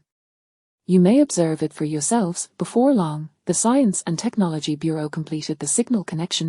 In the vast conference hall, a massive image materializes. The central figure is the familiar Ultraman killer, with an unknown black region as the backdrop. To the warriors of the Land of Light, my name is Ultraman Killer. The Ultraman Zero and Ultraman Bliju you seek are in my possession. Chapter 13. The super monster yearning for peace. As the Ultraman Dark Killer gently waved his hand, an image within an image appeared before him, revealing the scene within the Dark Killer's domain. At that moment, the murky plasma of the Dark Killer's realm was suffused with a dark crimson hue, and both Zero Ultraman and Grigio Ultraman displayed faintly glowing red lights on their chests, signifying their extreme weakness. Grigio. The Robb brothers, upon witnessing this, rushed forward anxiously. Zero, in the assembly hall, 7 shared their concern. After revealing his cards, Ultraman Dark Killer continued with a chilling smile, they are imprisoned in my Dark Killer's domain. If you wish to rescue them, come to planet Tenebris, these 2 won't survive for long. With that, the transmission abruptly ceased, the signal vanishing entirely. Brother, let us head to planet Tenebris at once. Blue urged, grasping his brother's hand in desperation. Just the 2 of us cannot save Chao Yang. Rosso Ultraman, fully aware of his own combat capabilities, sought assistance from the new generation warriors present. Everyone, could you lend us your aid this time? Rosso implored, slightly bowing his body. Before Rosso could fully bend down, 2 radiant hands steadied his shoulders. Simultaneously, he heard the voice of Ultraman Jinger beside him. Ultra warriors never abandon their comrades in peril. Following closely was the voice of Victory. Xiao Guang, you've eloquently articulated the sentiments. Rest assured, we will assist. Without a doubt. Ultraman X stepped forward. Count me in as well, a declared Jeet concerned for the young warrior's safety. Ultraman Taro cautioned. Planet Tenebris is saturated with dark energy and negative forces. Ordinary life cannot endure there, so exercise utmost caution. Ultraman Hayater added, and moreover, Ultraman Dark Killer's decision to transmit a message to the Land of Light indicates he has made thorough preparations. A Jack Ultraman nodded in agreement. The adversaries we face, be it Rukiel or Ultraman Dark Killer, are formidable foes indeed. Victory clenched his fists, declaring, fear not, esteemed predecessors. We shall emerge victorious. Allow me to accompany you. A familiar voice resonated from the entrance of the conference hall. Turning to look, they beheld a rejuvenated Orb. Suddenly recalling something, Orb anxiously inquired, by the way, I gathered some information about this crisis on my way here. Was the super monster that attacked me also sent by Ultraman Dark Killer? Victory expressed confusion. Is super monster? Wasn't it 2 Dark Warriors who assaulted you? You mean Dark Jeet and Dark X? Orb nodded, then shook his head. Those 2 were indeed preparing to strike me, but they were interrupted by a suddenly appearing monster, which ultimately devoured them both. Recalling the surreal scene, Orb tapped his head. The latter super monster indicated a desire to hunt in the city, but I refused to let it go, which led to our confrontation. Upon finishing, Orb spread his hands in self-mockery, and the final outcome is evident to you all. When I arrived at 50, I did not encounter the monster you mentioned, Victory replied, perplexed. You didn't encounter it either. Orb's gaze swept across the assembly, and upon seeing the heads of the new generation warriors shaking in dissent, he grew increasingly anxious. It does not belong to the dark forces. It is merely a simple predator. It may still be in 50, I must return to investigate. Zoffy interjected. In fact, half a day ago, the Cosmic Guard received a distress signal from 50, reporting a monster disaster. However, by the time the nearest patrol warriors arrived, the monster had already vanished.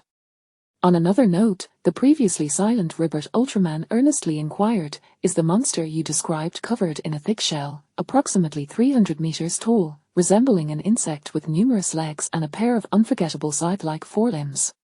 Orb nodded, his eyes sparkling with excitement. Yes. Did you encounter it? I did, but it was on the water planet, Ribbert confirmed, recounting in detail his encounter with the juvenile Hyperjetton to the gathered warriors. After listening to Ribbert's description, deep confusion clouded the eyes of all the warriors. Jeet surmised, so, that immensely powerful creature truly only wished to hunt and meant no harm. Worried about the safety of O-50, Orb asserted, the moment it includes sentient life in its menu, it has committed a crime. Zoffi sighed, the line between a creature's hunting instinct and criminal behavior is rather blurred. On one hand, cosmic justice respects every form of life, while on the other, it seeks to protect every living being. Ultimately, defining the justice or malice of a life form is immensely challenging. Impatient, Blue raised his hand to speak. Everyone, can we please postpone the discussion about the giant monster? The assembly nodded in unison. Indeed, let us first proceed to planet Tenebris. We can address the remaining matters later. Planet Tenebris, the entire planet lay shrouded in an overwhelming darkness and negative energy, rendering everything upon it various shades of black. Within a colossal palace situated on the planet, three formidable adversaries of the Ultra clan, Ultraman Dark Killer, Dark Rukiel, and the transcendent demon god Itaruger, convened. Damn that Jinger. I will surely prevail next time. Dark Rukiel seethed with indignation. Leave victory, Ultraman, to me, Itaruger proclaimed, clenching his fists. A look of profound confusion crossed Ultraman Dark Killer's face. The Dark X and Dark Jeet I created have gone offline, yet the plasma used for their creation has not returned. At that moment, a sudden boom erupted as a bolt of blue lightning struck Ultraman Dark Killer's chest, forcing him to stagger back a step. Simultaneously, footsteps echoed from the entrance of the palace. Tap, tap, tap, a giant enveloped in dark energy strode into the hall, his tone mocking yet unmistakably laced with dissatisfaction. You were tasked with creating Dark Ultra Warriors, yet you have produced not a single one. Ultraman Dark Killer, your competency is truly concerning. Ultraman Dark Killer, brimming with confidence in his abilities, retorted, even without utilizing plasma to forge Dark Ultra Warriors, I will still emerge victorious. The shadowy figure scoffed, finding Ultraman Dark Killer's perspective rather naive. Do not misunderstand. My motive for having you create Dark Ultra Warriors was never about achieving victory. Then what is the purpose? Rukiel inquired, bewildered. The shadow replied, to show those arrogant Ultra Warriors that both light and darkness possess equal value. Chapter 14. Baymonston, your beast is quite impressive outside the Dark Planet. Under the leadership of the colossal cosmic creature Baymonston, the Hyperjetton larvae finally approached the ominously malevolent planet. Su Yang's gaze traverses the vast expanse of space, landing upon a distant point radiating a sinister black-purple glow. Let me take a look. Dark energy, negative energy, the aura of death. It appears we have indeed found the right place. By the way, with all this evil energy around, it certainly feels perilous inside. Upon finishing his thought, Su Yang lowered his head and took note of his current form, chuckling softly to himself. Well, it seems the danger here lies in the clash between a warrior of light and the ordinary life of the cosmos. For me, the myriad of sinister energies here presents the most suitable environment for survival. Yippee! Baymonston emitted a soft call. Su Yang inquired, are you saying your mission is complete and you wish to leave? The cosmic behemoth Baymonston initially nodded in delight. However, it quickly seemed to grasp the implications of the words spoken by the immense creature before it, its expression shifting dramatically to one of terror as it shook its head vehemently. Yip. I won't leave, I wish to serve my master. I was merely jesting, Su Yang replied with a smile. This beast is still quite sensible. If you assist me and then I were to devour you, it would reflect poorly on my principles. You may go. Yip. The incredulous Baymonston emitted a sound of confusion. In a universe governed by the law of the jungle, could there truly be food readily available that one chooses not to consume? Principles, what are those? No need to inquire further, rest assured and depart. Su Yang waved his forelimb dismissively, bidding farewell. In truth, after such an extended period of cosmic travel, he felt quite famished. However, having once been human, he often found himself contemplating matters more deeply than an ordinary beast might. The greatest distinction between human and beast lies in the former's self-control, while the latter acts solely on instinct.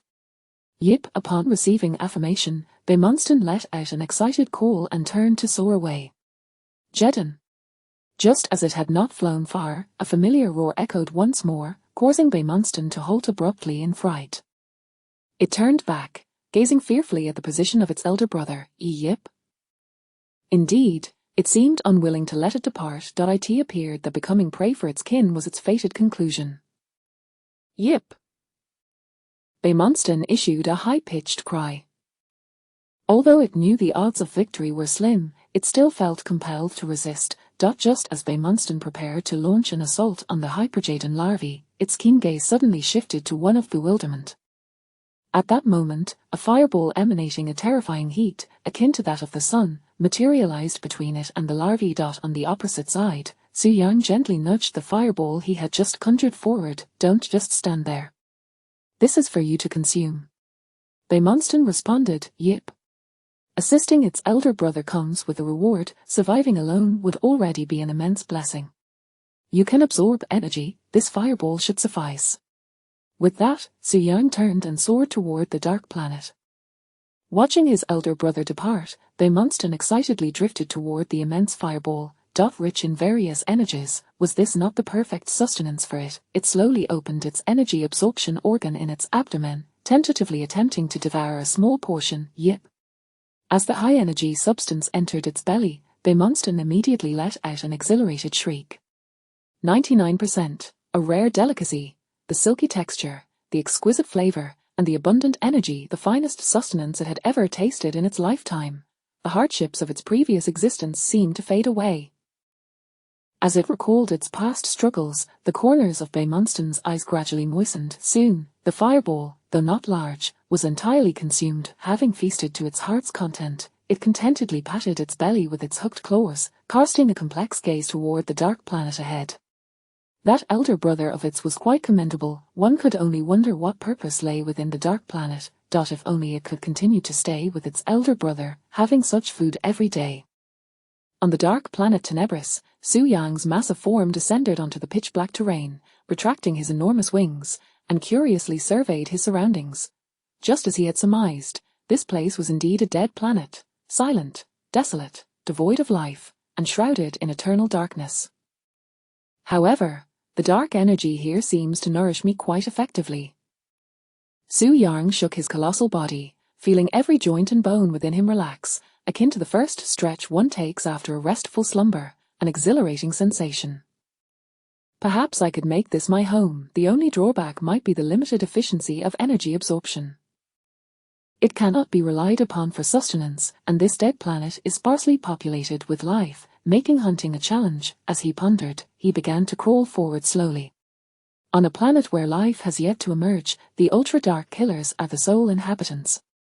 Finding them should not be overly difficult. The only concern is the vastness of the planet. A single beast would require considerable time for a thorough search.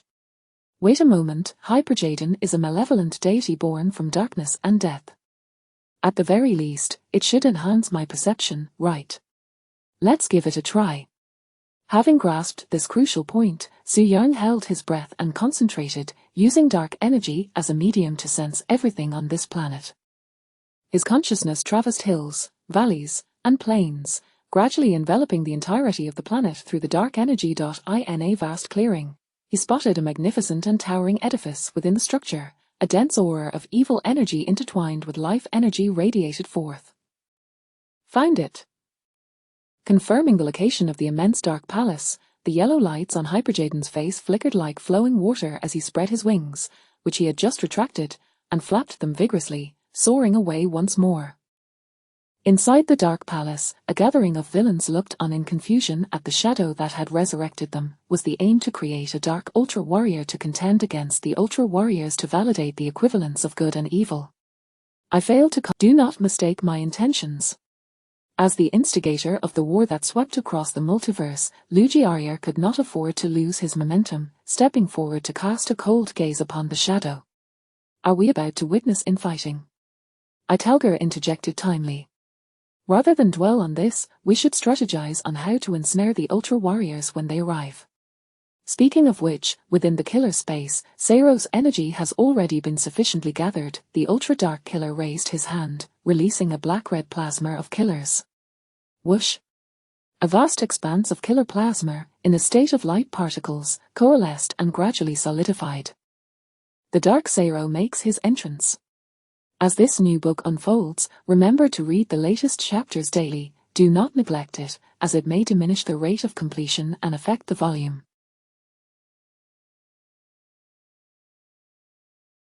Thank you. Chapter 15, The Hyperjetton Larva vs. Dark Zero. Gazing upon the Dark Zero that materialized within the palace, the shadow spoke with a mocking tone. At last, we have won. The ultra-dark assassin took great pride in his creation. This is Dark Zero, possessing nearly all the abilities of the original Zero, along with the tormenting memories of Zero's dark past. A single one of him can rival multiple new generation warriors. Tormenting memories. That fellow Zero is always bellowing and rampaging about. How could he possibly have any suffering? Lucille inquired, perplexed. The future demon knows far too little. The ultra-dark assassin chuckled. The transcendent demon Itar began to elucidate.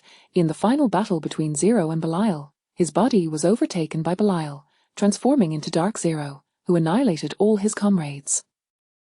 It was only after he activated his radiant form that he dispelled the darkness within and resurrected his friends.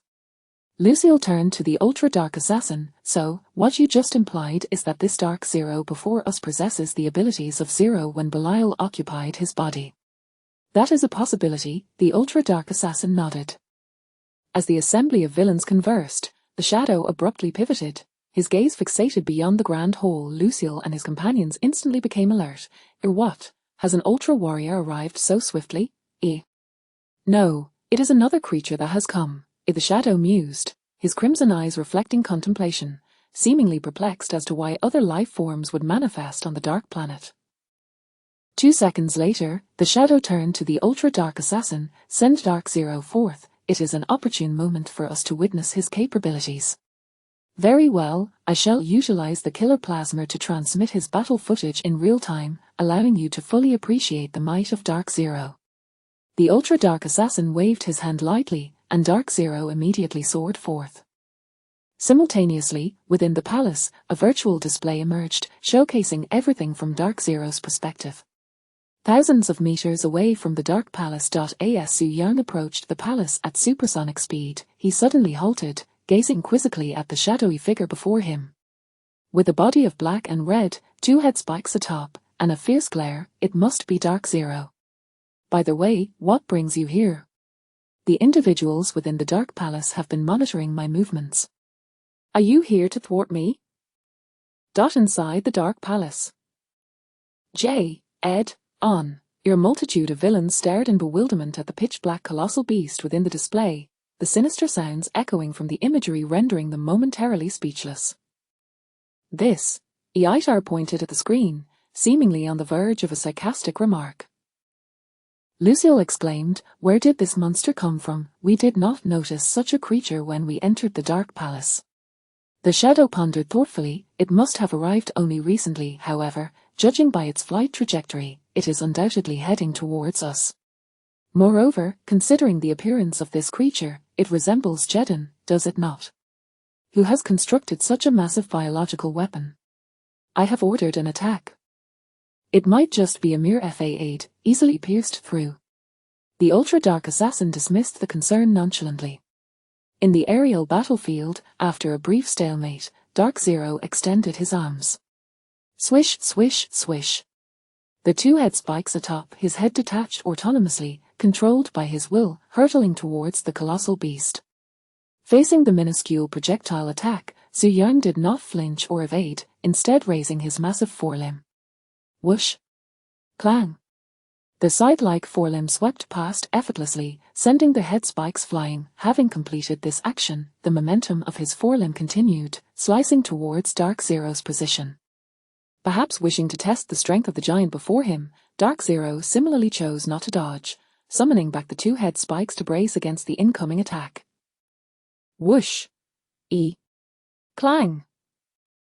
Moments later, the scythe-like forelimb of the Hyperjetton larva collided with Dark Zero's 2 head spikes, producing a crisp sound of impact. This struggle between the Dark Warrior and the beast did not last long, or rather, the notion of a struggle was non-existent. The forelimb of Jetton struck Dark Zero as though a fly were swatting another fly. The forelimb swept through, and Dark Zero's body was sent hurtling downwards like a cannonball, crashing into the ground. Whoosh, boom.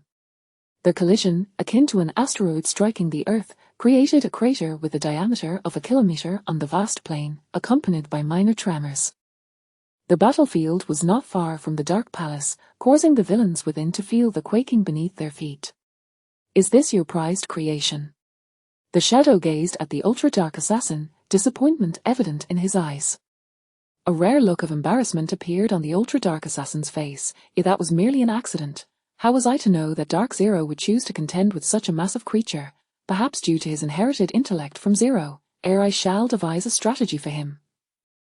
Against such a colossal being, its agility must surely be lacking. With this advantage, Dark Zero should be virtually invincible. Trust me. On the battlefield. Su Yang controlled his body as it slowly descended, preparing to feast. After soaring through the cosmos for so long and traversing the dark planet, he was now quite famished. Before long, his enormous form landed beside the deep pit created by Dark Zero's fall, extending flexible tentacles from his rear, ready to ensnare Dark Zero's body. Swish! As the tentacles reached out, a crimson beam suddenly shot forth from the smoke-shrouded pit, aimed directly at Su Yang's head. Jetton! Su Yang slightly tilted his head. Whoosh! The red beam struck the side of his cranium, leaving no discernible impact. Quite resilient, to fall from such a height and still be capable of movement, Su Yang mused with interest as he gazed towards the large pit. In the next instant, swish! Dark Zero lunged at his face, wielding the two-head spikes. Jetton! Su Yang swung his forelimb. Swish! Dark Zero sidestepped gracefully, perfectly evading the attack, each movement executed with precision as though calculated by a supercomputer.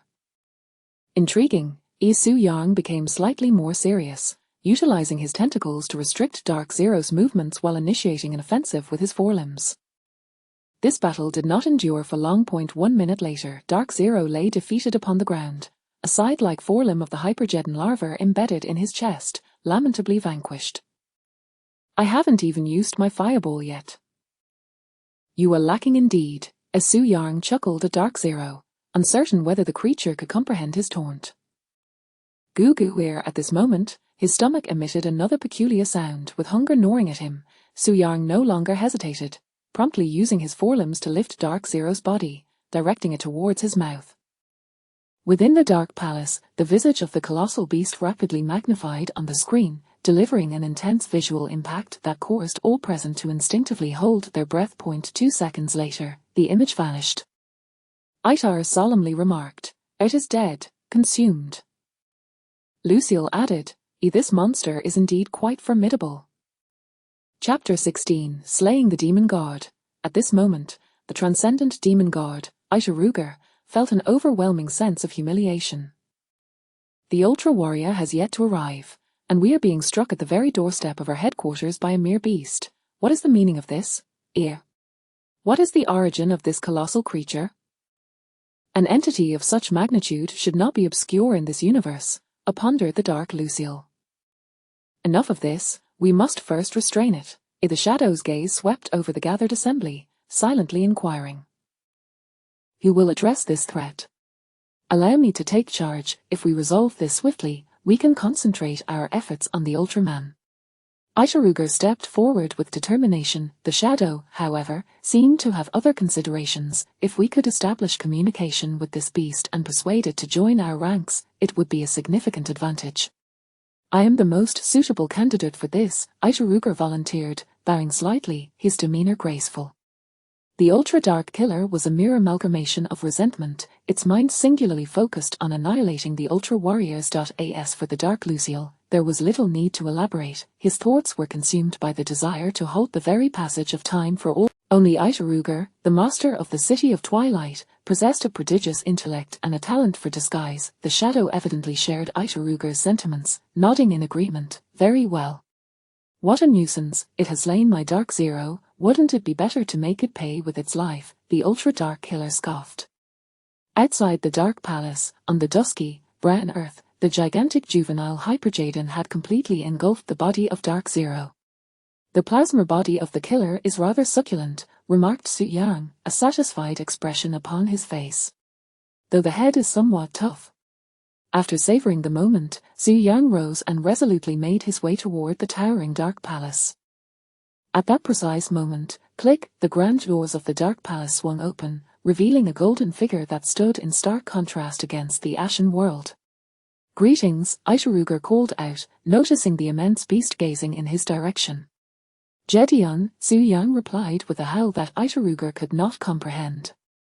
The transcendent demon god Itaruga, with his majestic golden form, had once piloted the City of Time, traversing various universes to seal the Ultra Warriors, boasting an impressive record, capable of contending with the Ultimate Zero. In this revival, although he no longer possessed the City of Time, his formidable strength remained intact. Itaruga's unique physique was adorned with a pair of forward-curving horns atop his head, complemented by irregular protrusions on his back. As the creature approached, Su Yang, momentarily entranced, found himself swallowing hard, envisioning the giant crab. Itaruga's robust physicality was akin to that of firm crab meat. Furthermore, his ability to wield energy attacks indicated a substantial reservoir of power within him, akin to the delectable crab roe. Su Yang could scarcely imagine how exuberant he would feel after consuming this colossal crab. With his mind consumed by thoughts of crab roe, Su Yang failed to absorb a single word of Itaruga's discourse as the demon god approached. Itaruga, however, had already sensed the creature's momentary daze, yet he attributed it to the allure of the terms he had proposed, or perhaps to the overwhelming charisma he exuded, thus dismissing it. I have concluded my proposition. I hope you will make a judicious decision. You are a beast dwelling in the shadows of the cosmos, while we are demon gods, aberrations equally unwelcome in the realm of light. Join us, and we shall become the most formidable allies. Su Yang interjected, Jetton. The final statement had struck a chord. This creature sought to recruit him. What do you say? Itaruga pressed for a response. Aware that the other party could not comprehend his language, Su Yang resolved to let action speak louder than words. Whoosh! Clang! The scythe-like forelimb, gleaming with a cold light, descended heavily, aimed directly at Itaruga's form. Swish! Itaruga, with remarkable reflexes, leaned back just as the limb was about to pierce him, bringing his hands together. Whoosh! He managed to clasp the descending forelimb of the juvenile Hyperjaden with his own hands. The powerful demon god Itaruga trembled slightly under the immense pressure of the beast's limb, though his stance was precarious. He refused to abandon his poise. The terms you proposed do not satisfy me. We can continue our discussion. However, your sudden assault is exceedingly rude. Jetton, the unique roar of the juvenile Hyperjaden resonated. Being so close, Itaruga was momentarily dazed by the sonic wave. This fleeting lapse of concentration allowed Su Yang to seize his opportunity. Slash! Another forelimb descended rapidly, closing in on Itaruga's form. In a moment of dire urgency. Whoosh! A black-red rainbow suddenly appeared on the horizon. Boom! The lightning beam unleashed by the Dark Luciole struck the forelimb of the juvenile Hyperjaden, causing a slight deviation in its trajectory, though it inflicted no substantial damage. Clang! The sharp limb struck the ground, instantly carving out a pit over 10 meters deep. Nearby, Itaruga regained his composure, bewilderedly glancing at the approaching allies, and swiftly retreated to create distance. On the barren plains of planet Tenebris, the ultra-dark killer floated in midair, surrounded by swirling plasma, causing the space nearby to warp. Below him stood Luciole, who had just launched an attack, alongside the retreating Itaruga. Thank you, Itaruga, ever the gentleman, nodded slightly to Luciole. Fool, you volunteered yet nearly became the beast's meal, Luciole disparaged. Itaruga replied, it wasn't entirely his fault. Who could have foreseen that this beast would be so formidable? Typically, one would expect a creature of such size to be slow, yet this one was both massive and agile. Enough chatter. We must resolve this predicament, declared the ultra-dark killer, hovering aloft. What a disgrace, a mere oversized beast, and we must band together to deal with it. Lucille's crimson eyes glimmered with intensity as he extended his right hand, fingers together, palm facing inward. Whoosh! A dark red spark gun materialized before him. Do not interfere. Allow me to handle this. With that proclamation, Lucille brandished the dark spark gun and strode forth with purpose. Zoom, zoom, zoom. His swiftly moving form transformed into a black-red phantom, charging toward on the opposing side. Upon seeing his three prey finally assembled before him, Su Yang could not help but emit a villainous cackle, just as it was meant to be. No need to search for them individually. They were drawing near to his grasp. Har har har. Done. Chapter 17, Temporal Shield on the Wasteland. The fierce battle between the monstrous dark beast and the demonic entities rages on. Though Lucille may possess a degree of hubris, he is far from a fool. The miscalculations of Dark Zero and Itaruger have already demonstrated the formidable power of the creature before him, compelling him to approach his assault with utmost caution. At this moment, Lucille grips a long spear in one hand, while the other gently caresses the crimson crystal nestled against his chest. Buzz. The crystal bursts forth with an enchanting radiance, unleashing a barrage of white and purple orbs that streak towards the beast's head like a relentless fusillade. The enemy's energy assaults are overwhelming and chaotic. With his current capabilities, it is utterly impossible to fully defend against them. Thus, Su Yang chooses to adopt an aggressive strategy, forsaking defense. Buzz, doo-doo. A colossal sphere of high energy coalesces before the yellow crystal on the back of the Hypageton larva, aiming squarely at Lucille's position, and is launched in an instant. Whoosh!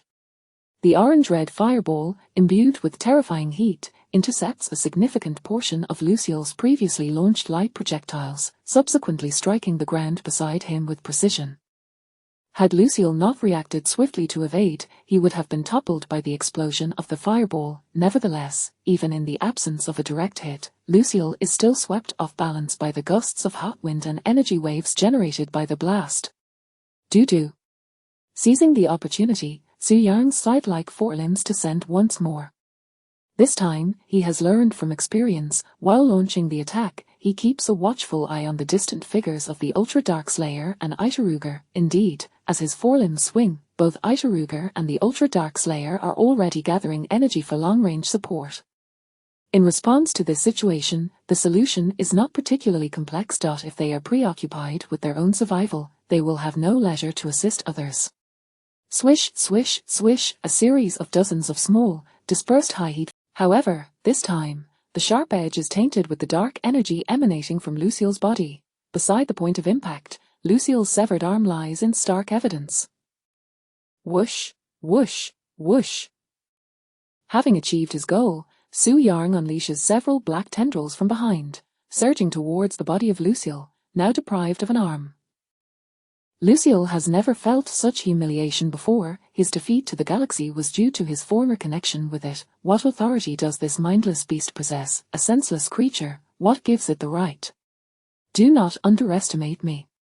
Lucille bellows, gripping the dark spark gun with one hand, leaping towards the chest of the monstrous entity before him. This time, his movement is extraordinarily swift. Wielding the dark spark gun, he resembles a black-red arrow, too fast for Su Yang's outstretched tendrils to catch up yet. Su Yang's capabilities extend beyond mere tendrils. Swish! Swish! Two massive forelimbs rise simultaneously, intercepting Lucille's path of charge. Now, Lucille faces two choices. Point 1, to alter his angle and change his attack position. However, diverting mid-charge would invariably diminish the impact of his strike. Point 2, to press on, clashing head-on with the beast's forelimbs. As a proud dark demigod, Lucille undeniably opts for the latter. Thus, clang. The tip of the dark spark gun collides with the forelimb of the Hypageton larva, the resultant shockwave stirring a tempest across the plane. Moments later. Boom.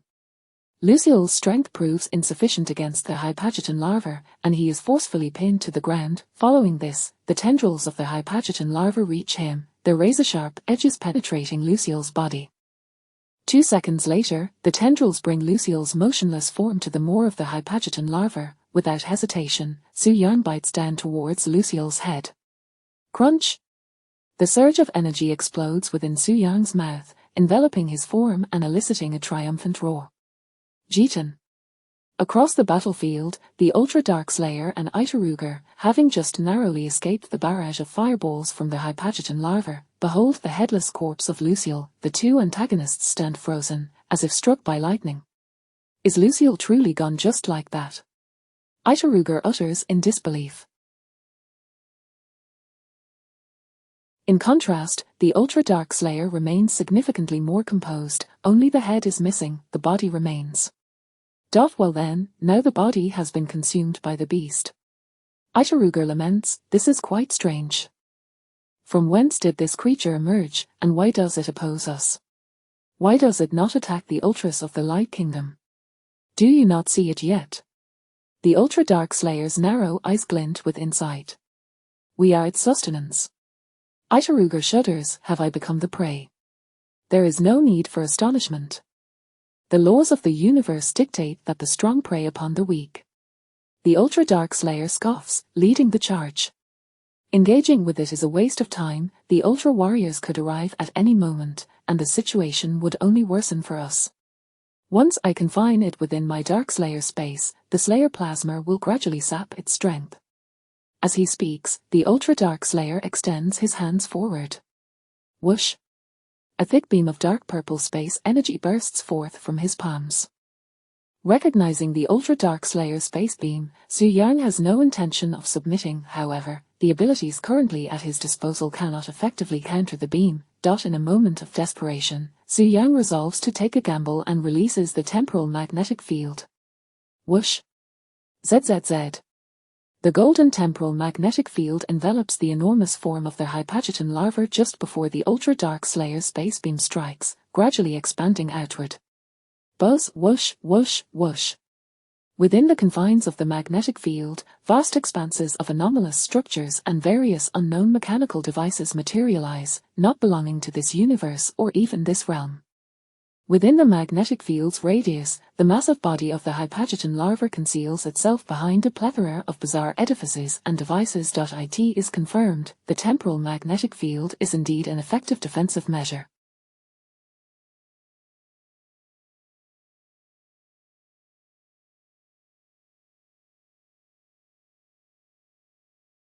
The Ultra-Dark Slayer's space beam distorts upon entering the magnetic field, and before it reaches Su Yang, it vanishes as if severed. Su Yang reasonably surmises that the space beam has been redirected to some unknown dimension connected to the magnetic field.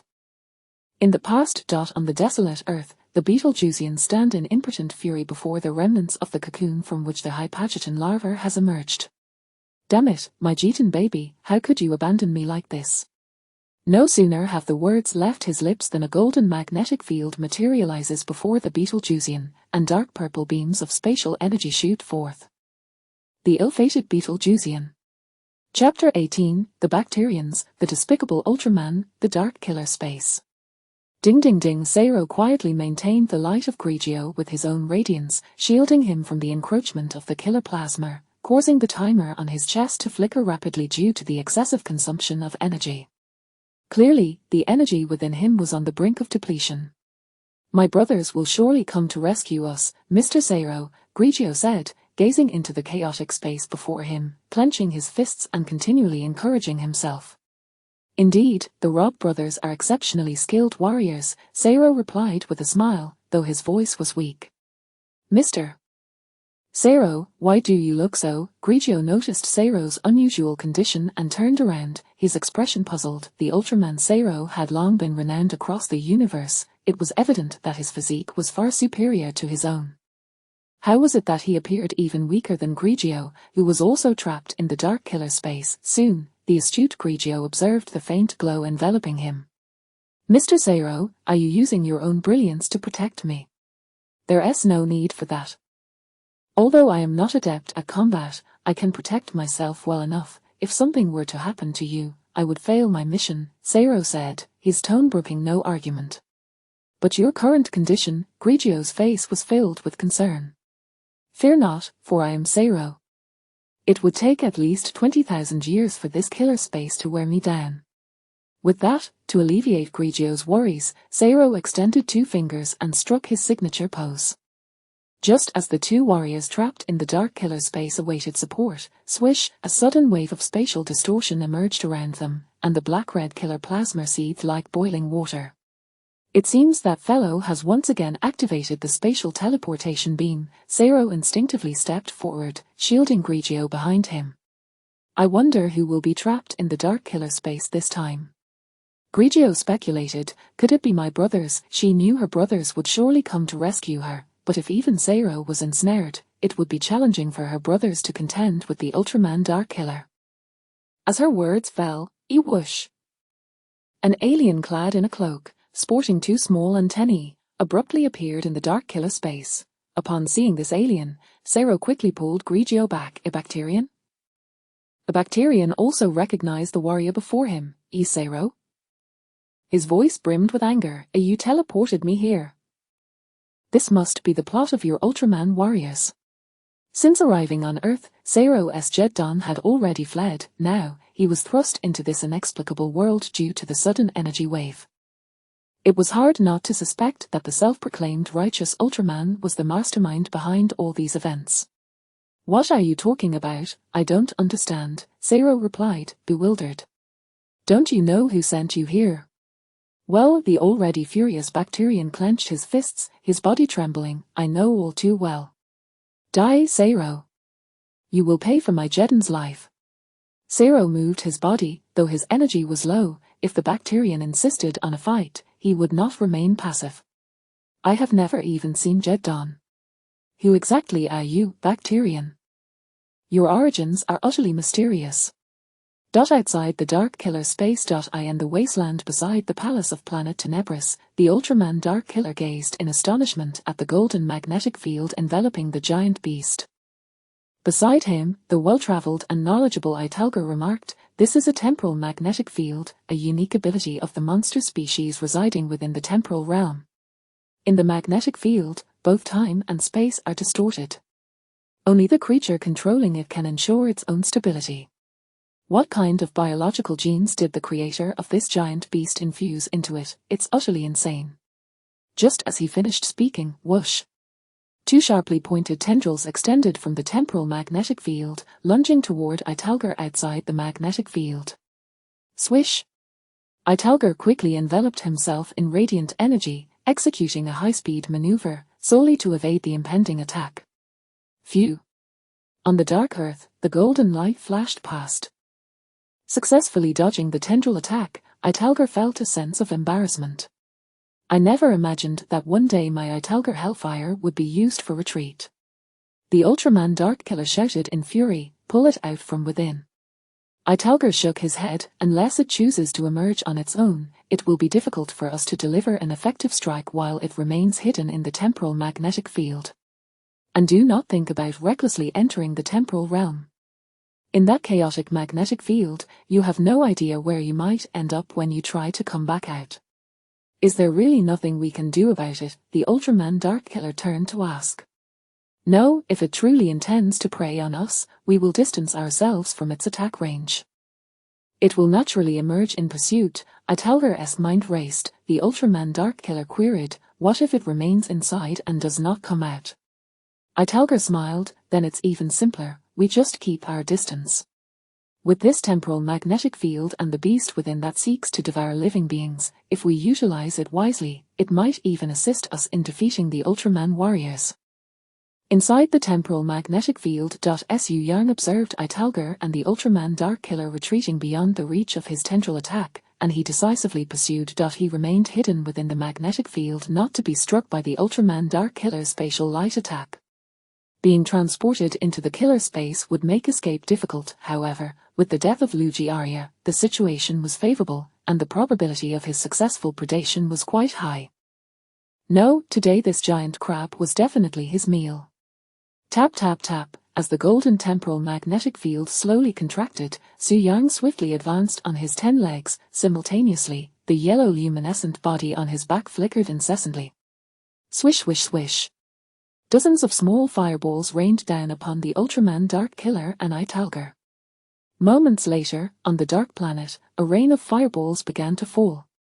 Boom boom boom boom.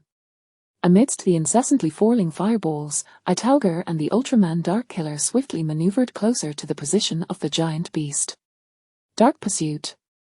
As they approached, the Ultraman Dark Killer waved his hands. Whoosh! Large black-purple energy spheres coalesced behind him.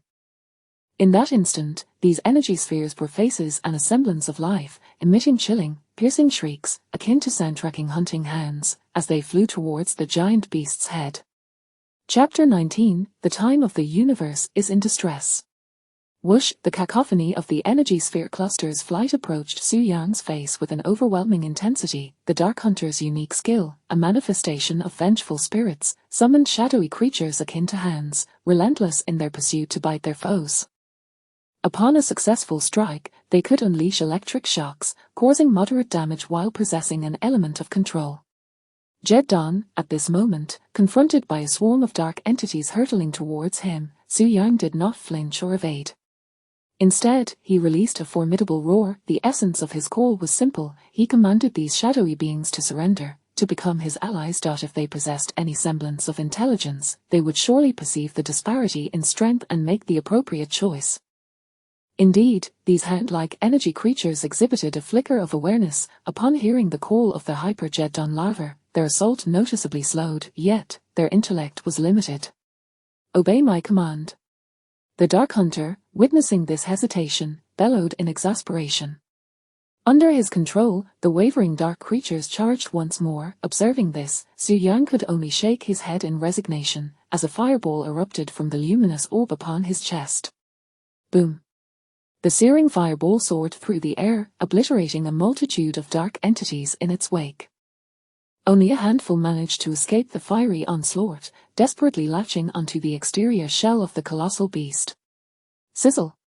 Lightning crackled, coursing over the body of the Hyper-Jetton larva. Chirp, chirp, chirp, the larva emitted a peculiar laughter, as if tickled. How delightful, it feels as though tiny creatures are scuttling over my skin. After his laughter subsided, Su Yang retracted the previously unleashed tendrils. Swish, swish, swish. With a swift lash of his tendrils, the dark creatures were entirely eradicated. Despite a successful attack, the Dark Hunt yielded no effect. This beast's constitution is truly terrifying. The Dark Hunter, who had swiftly approached the colossal creature, now stood before it, gazing upward with a quiver in his voice. Beside him, Italgar shouted defiantly, "Do not let this creature intimidate you. We shall not be defeated." As he spoke, a multitude of crimson energy spheres erupted from Italgar's chest. Swish, swish, swish. Boom, boom, boom, the light projectiles were unleashed with precision, continuously striking the beast's exterior, resulting in a series of explosions throughout the space. The creature's form swayed under the relentless barrage of detonations. Die, you wretch! Do not underestimate me, the one known as the Demon God. Careful! The Dark Hunter, ever vigilant of his surroundings, shouted in alarm as he glanced behind Italgar, casting caution to the wind. No sooner had he spoken than, swoosh! Italgar, who had just revived, felt a chill in his chest. Looking down, he saw a dark, sharp tendril emerging from his own torso, stained with his golden energy. When did you? The injured Italgar's eyes widened in disbelief. His terrified gaze shifted to the beast, which had nearly been toppled by his own attack. On the opposite side, Su Yang, stabilizing his form with 10 legs, retracted his tendril, pulling along with it the impaled Italgar.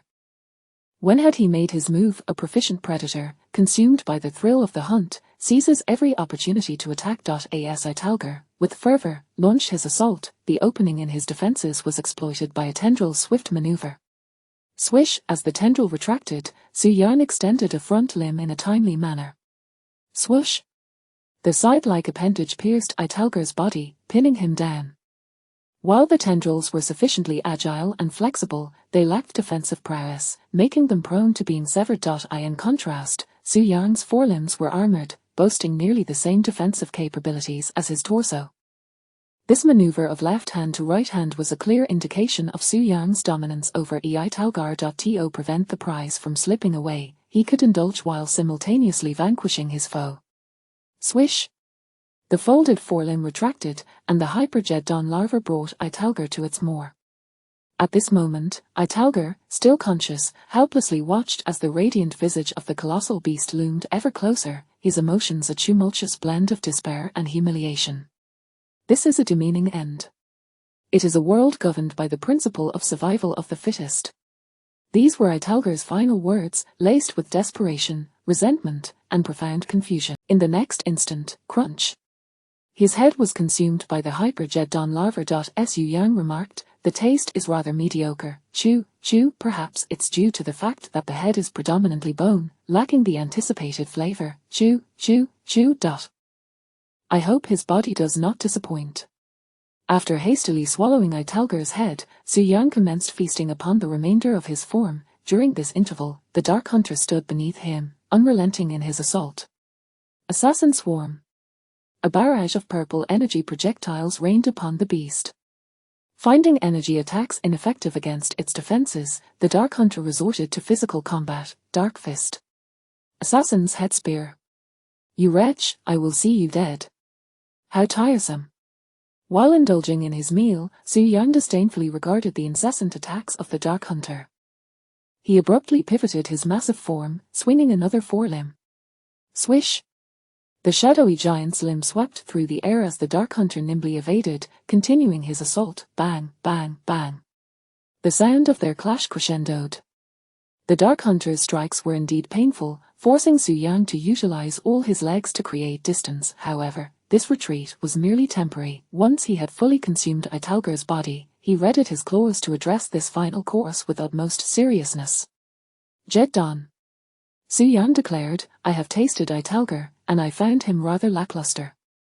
He is even inferior to the seemingly unappetizing Rukiel. Perhaps I have simply overindulged today. Dark Hunter, you are an amalgamation of vengeance. I trust that your flavor will not disappoint."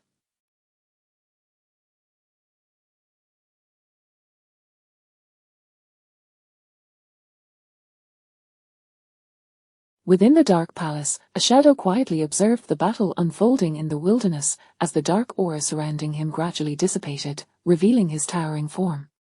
This creature is exceedingly peculiar, yet I find it quite appealing. Just wait. I shall make you my instrument. You will become the sharpest blade in my arsenal. In the past, a golden portal abruptly opened. A radiant figure stepped forth from behind the door, accompanied by a grotesque creature. This must be the place where the Beetlejuice was defeated. Is it possible to resurrect him? The golden figure turned to the creature. I shall give it a try. The demon spread his arms wide, straining to sense the surrounding aura of death. After a lengthy pause, he shook his head in confusion. No, nothing. Not here. The golden figure appeared bewildered. Something is amiss. Logically, it should be nearby. Is the time of this universe also in turmoil? Chapter 20. 0. I recognize you, Beetlejuice. In the vastness of the cosmos, several luminous spheres darted through space at an astonishing velocity. We are approaching the planet Tenebris. I fervently hope nothing goes awry with the dawn. Despite having reached the pinnacle of speed since transforming into an Ultraman, Rosso Ultraman still felt it insufficient. Everything will be fine, Blue Ultraman attempted to reassure his brother, yet the anxiety brewing within him eclipsed that of Rosso. Zero vanished alongside your sister. You must trust in Zero Ultraman's capabilities. Jeed Ultraman, who had spent considerable time with Zero, sought to comfort the Robb brothers. Indeed, Zero is incredibly powerful. He will undoubtedly safeguard your sister, exclaimed X. Let us hope so, Rosso sighed. Within the Dark Killer's domain, the Beetlejuice possessed a highly developed brain, boasting an extraordinarily high IQ, predominantly comprising scientific minds. Due to their lack of formidable physicality, this race exhibited rather mediocre combat prowess when unarmed. The Beetlejuice, abruptly transported to the Dark Killer's realm, arrived empty-handed. Thus, in peak condition, he faced Zero. whose energy was nearly depleted, and after only a few exchanges, he was humiliatingly subdued and pinned to the ground. Hey, hey, hey. Release me. Unhand me at once, you impolite Ultraman. Once I locate my Jetton, I shall have him dismember you. Such brazen words. Trapped within the Dark Killer's space, Zero felt a sense of frustration.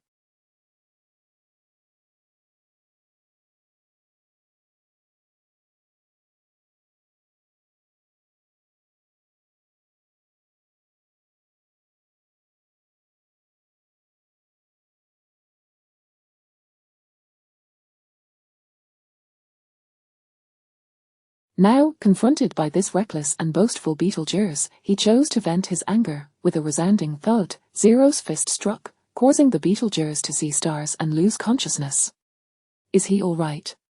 Glitcho cautiously approached Zero, pointing at the Beetlejuice.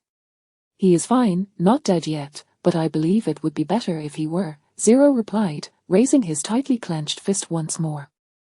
From the Beetlejuice's earlier remarks, Zero had surmised the identity of this particular Beetlejuice. Many years prior, summoned by Diner Ultraman, he had visited a desolate parallel Earth. According to the survivors of that planet, the Beetlejuice had turned it into a testing ground to cultivate the ultimate biological weapon, Jetton. Upon his arrival on that planet, he had engaged in a fierce battle with the enormous warship of the Beetlejuice, during which Jetton had continually launched fireballs in support. Strangely, after winning the initial confrontation against the Beetlejuice's massive vessel, and preparing to eradicate Jetton alongside Gyre Ultraman, Jetton had mysteriously vanished. Consequently, he had allied with Diner to investigate the matter through the Beetlejuice. After that, even more perplexing events unfolded. Following Jetton's disappearance, the Beetlejuice also vanished. Now, the Beetlejuice standing before him in the Dark Killer's space not only recognized him but also incessantly mentioned Jetton. It was highly probable that this was the very Beetlejuice that had fled back then. Recalling the past, Zero's fury ignited, and the sound of cracking bones echoed from his clenched fist. He annihilated an entire planet's worth of life to nourish Jetton. He deserves to die. With that, Zero swung his elevated fist. Wait. Glitcho quickly reached out, grasping Zero's fist. However, Zero's speed was undeniable. She managed to hold on, but with her strength, it was utterly impossible to halt Zero's strike. Even in his nearly depleted state, Zero's strength remained formidable. Whoosh!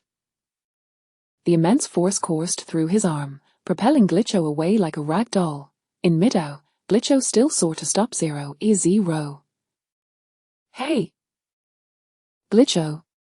Zero exclaimed, rising in agitation. Being confined within the Dark Killer's realm did not faze him, nor did the sudden appearance of the Beetlejuice, but Glitcho being thrown aside left him in a state of panic.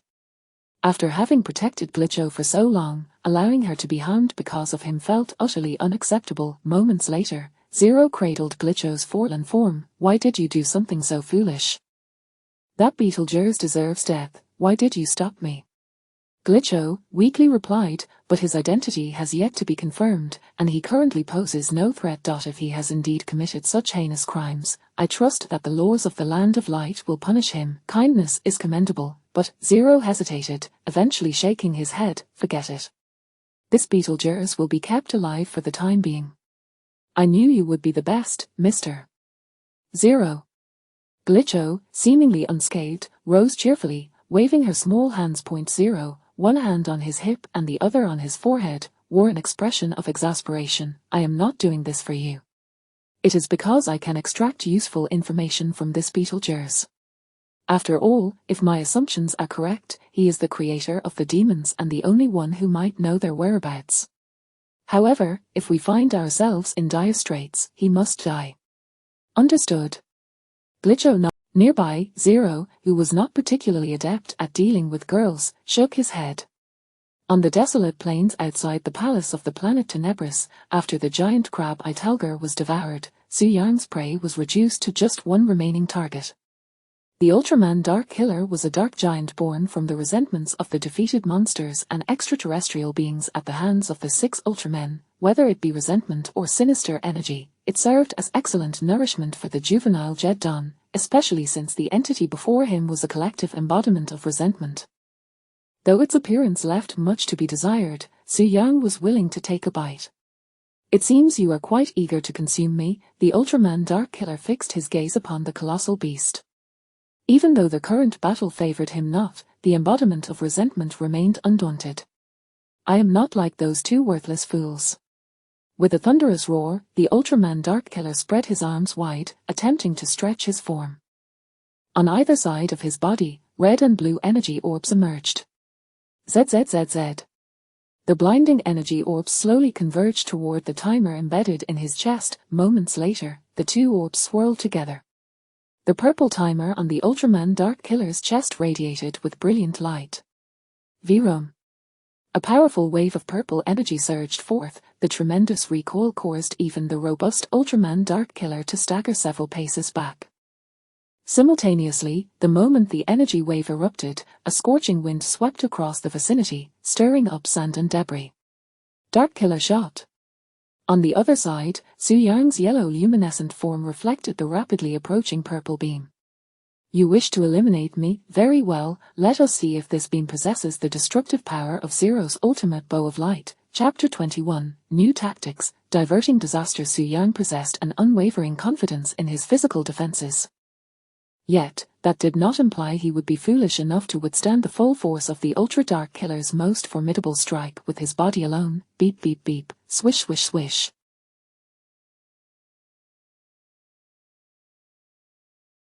From the luminescent orbs on his back, dozens of colossal fireballs erupted, intercepting the trajectory of the Dark Killer's beams, striving to diminish their potency. Boom boom boom, the two forces collided, sending terrifying waves of energy rippling through the air. The fierce clash between these two super beings even caused the perpetual shadows that enveloped Tenebris to lighten momentarily. Beyond the planet, the new generation of warriors gazed with bewilderment at the transformations unfolding on the planet's surface. "You felt that too, didn't you?" The Galactic Ultraman inquired, casting a glance toward the planet. "With such intense energy fluctuations, it's hard to ignore." Victory replied immediately. "It is likely as our predecessors warned us when we arrived."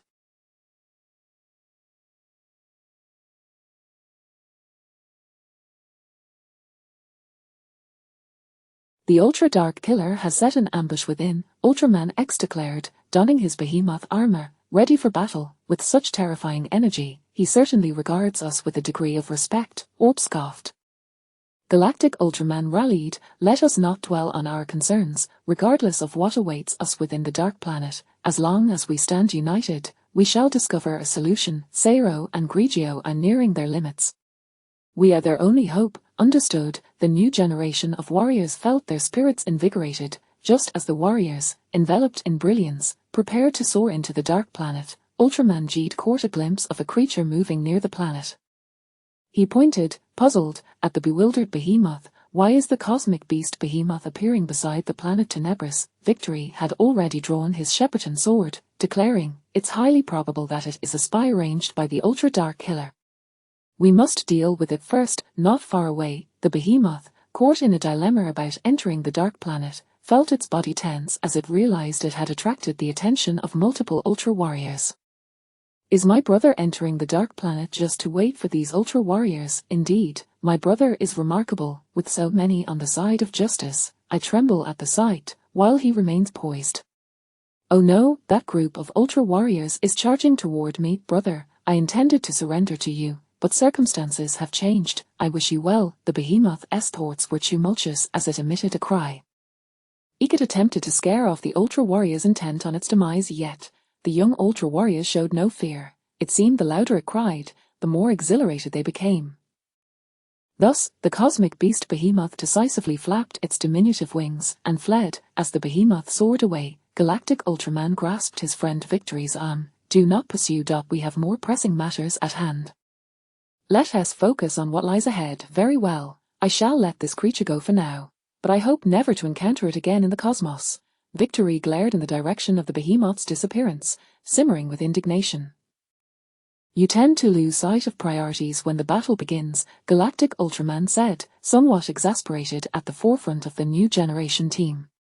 On the opposite side of the planet Tenebris, within the grey-black atmosphere, the Ultra Warriors groped their way through the darkness. Everyone unanimously agreed to investigate the source of the energy fluctuations. Beside the Dark Palace, in the barren battlefield, after neutralizing part of the assassin's attack with a million-degree fireball, Xu Yang slightly shifted his stance, preparing to absorb the remaining energy wave with his body. Given his substantial size, he was a large target. Without the aid of the space-time magnetic field, evading this strike was nearly impossible. Vrum, the purple beam from the Dark Killer struck the dark shell of the Hyper-Gadgeton larva. The terrifying heat coursed the black shell on the larva's back to show flecks of red. Xu Yang felt the searing heat at the point of impact and realized that continuing in this manner was untenable. He resolutely swung his sharp forelimbs. Attack was the best form of defense. If he could prevent the opponent from retaliating, his safety was assured. Boom boom boom, swish swish swish, whoosh whoosh whoosh. Soon, the battlefield erupted in chaos. Having consumed the energy of Rigel and Italgar, Xu Yang now felt unprecedentedly powerful. With his energy reserves reaching their zenith. He unleashed a barrage of million-degree fireballs as if they were free, bombarding the wasteland with relentless fury. Moreover, to expedite the conclusion of the battle, his two enormous forelimbs continuously swung, targeting the position of the ultra-dark killer. Launching attack after attack, his tentacles relentlessly surged across the wasteland, piercing and encircling, assisting his forelimbs and fireballs in delivering lethal strikes.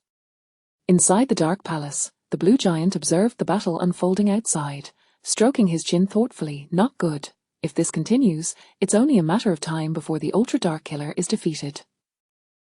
I have no concern for his life or death. What matters is that if he falls, no one will be left to validate the value of darkness. Wait, those from the land of light have already arrived. Ultra-dark killer, retreat and leave the battlefield to others. Ultra-warriors, how will you deal with such an ugly beast, radiating with malevolence? At the giant's command, the ultra-dark killer's body stiffened, and he inquired. Sort of, the blue giant replied ambiguously. After some hesitation, the ultra-dark killer defied the commands from within the palace. I wish to slay this beast myself, allowing its malice to become a part of me. The giant in the palace patiently countered. Your ambitions are lofty, but if you do not retreat promptly, you may face death a second time. The ultra-warriors are approaching. Still, the ultra-dark killer shook his head. The ultra-warriors are coming. I fear them not. Within me lies an endless well of resentment. I possess nearly all the abilities of the Ultra-Six brothers. With such conditions, why not inquire if they fear me? In the palace, the blue giant began to doubt his judgment in resurrecting such a fool. Enough of this. You struggle to deal with a single beast, let alone the small tactical unit of the Ultraman. Return, for the ultra-warriors will soon arrive. Near the barren battlefield, several figures of light arrived. Orb, is that the colossal beast you mentioned that petrified you?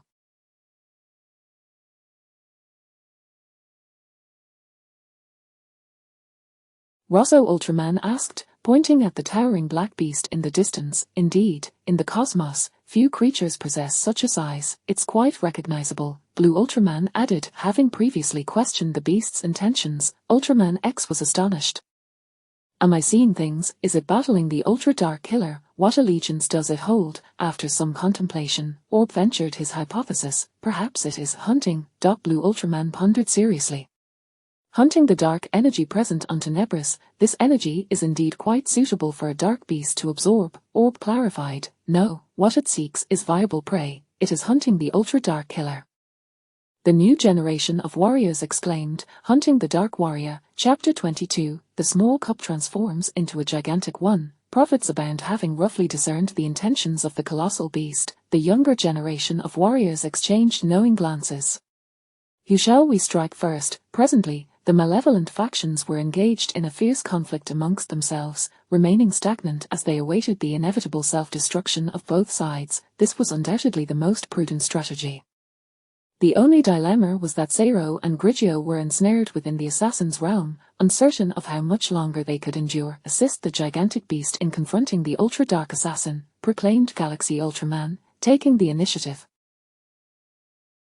To everyone's astonishment, Orb, who had previously suffered at the hands of the Hypageton larva, was the first to express his agreement. Very well. Predecessor, do you not seek vengeance against that monstrous entity? Inquired the ever-curious Blue Ultraman. Of course I do, yet it is evident that the ultra-dark assassin poses a far greater threat, and this colossal Jetton harbors no animosity towards the Ultramen, or elucidated. Then let us join forces and proceed.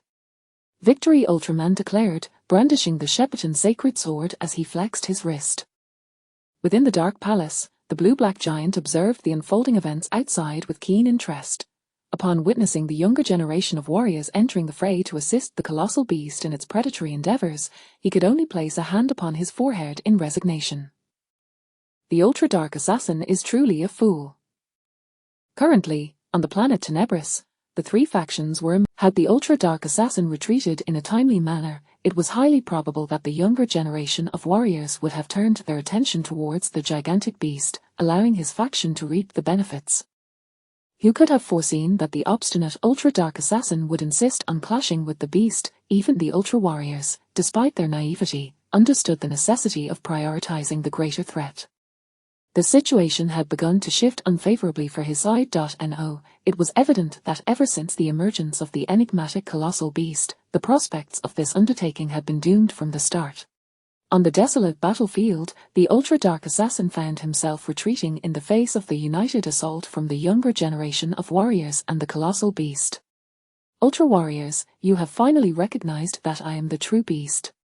Nearby, Su Yang understood that the younger generation's assistance stemmed from a calculated decision, yet he still felt a sense of being trusted. All right then, I shall help you subdue the ultra-dark assassin. Jetton. Accompanied by a thunderous roar, the scythe-like forelimbs of the Hypageddon larva targeted the retreating ultra-dark assassin, descending with tremendous force. Overwhelmed by a barrage of assaults, the ultra-dark assassin found himself unable to evade in time. Swoosh! The immense forelimb struck down, slicing smoothly from the ultra-dark assassin's right shoulder to his left hip. In an instant, the body of the ultra-dark assassin was cleaved in two diagonally. Clang! From the wound, dark purple vengeful energy seeped forth. Clearly, the ultra-dark assassin's body was teetering on the brink of collapse. Quickly release my sister. Despite their victory, Rosso Ultraman bore no trace of elation on his face as he shouted. How could that be? The battle will not end so easily, nor shall I perish so hastily. The ultra-dark assassin's voice was hoarse and gruff, brimming with defiance and madness. In the next instant, clang!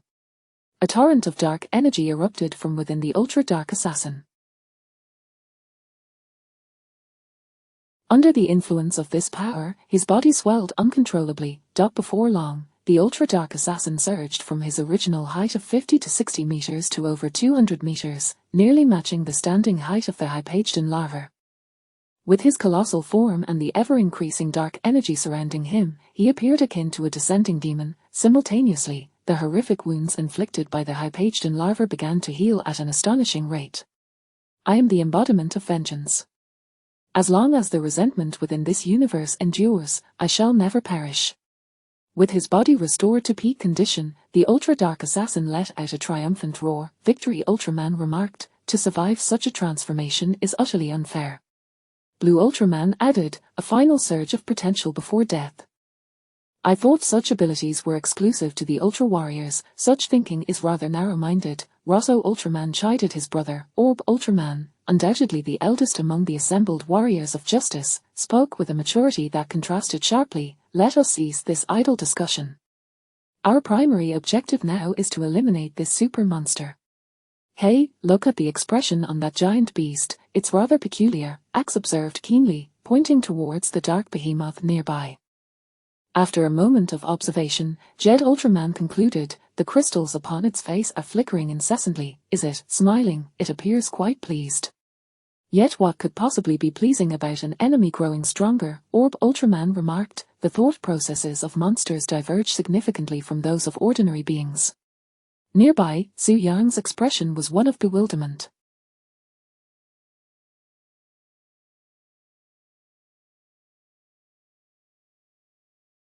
Indeed, the thought processes of monsters differed greatly from those of the typical Ultra-Warrior. While the Ultra-Warriors perceived the enemy, teetering on the edge of death, suddenly surging in strength, the ensuing battle would undoubtedly become arduous.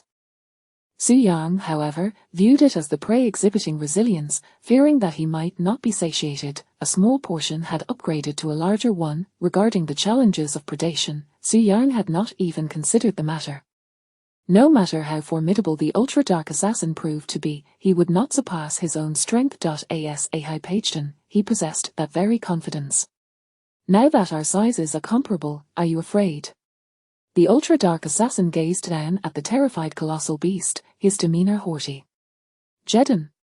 Su Yang exclaimed. The untested colossal portion must be savored. Boom!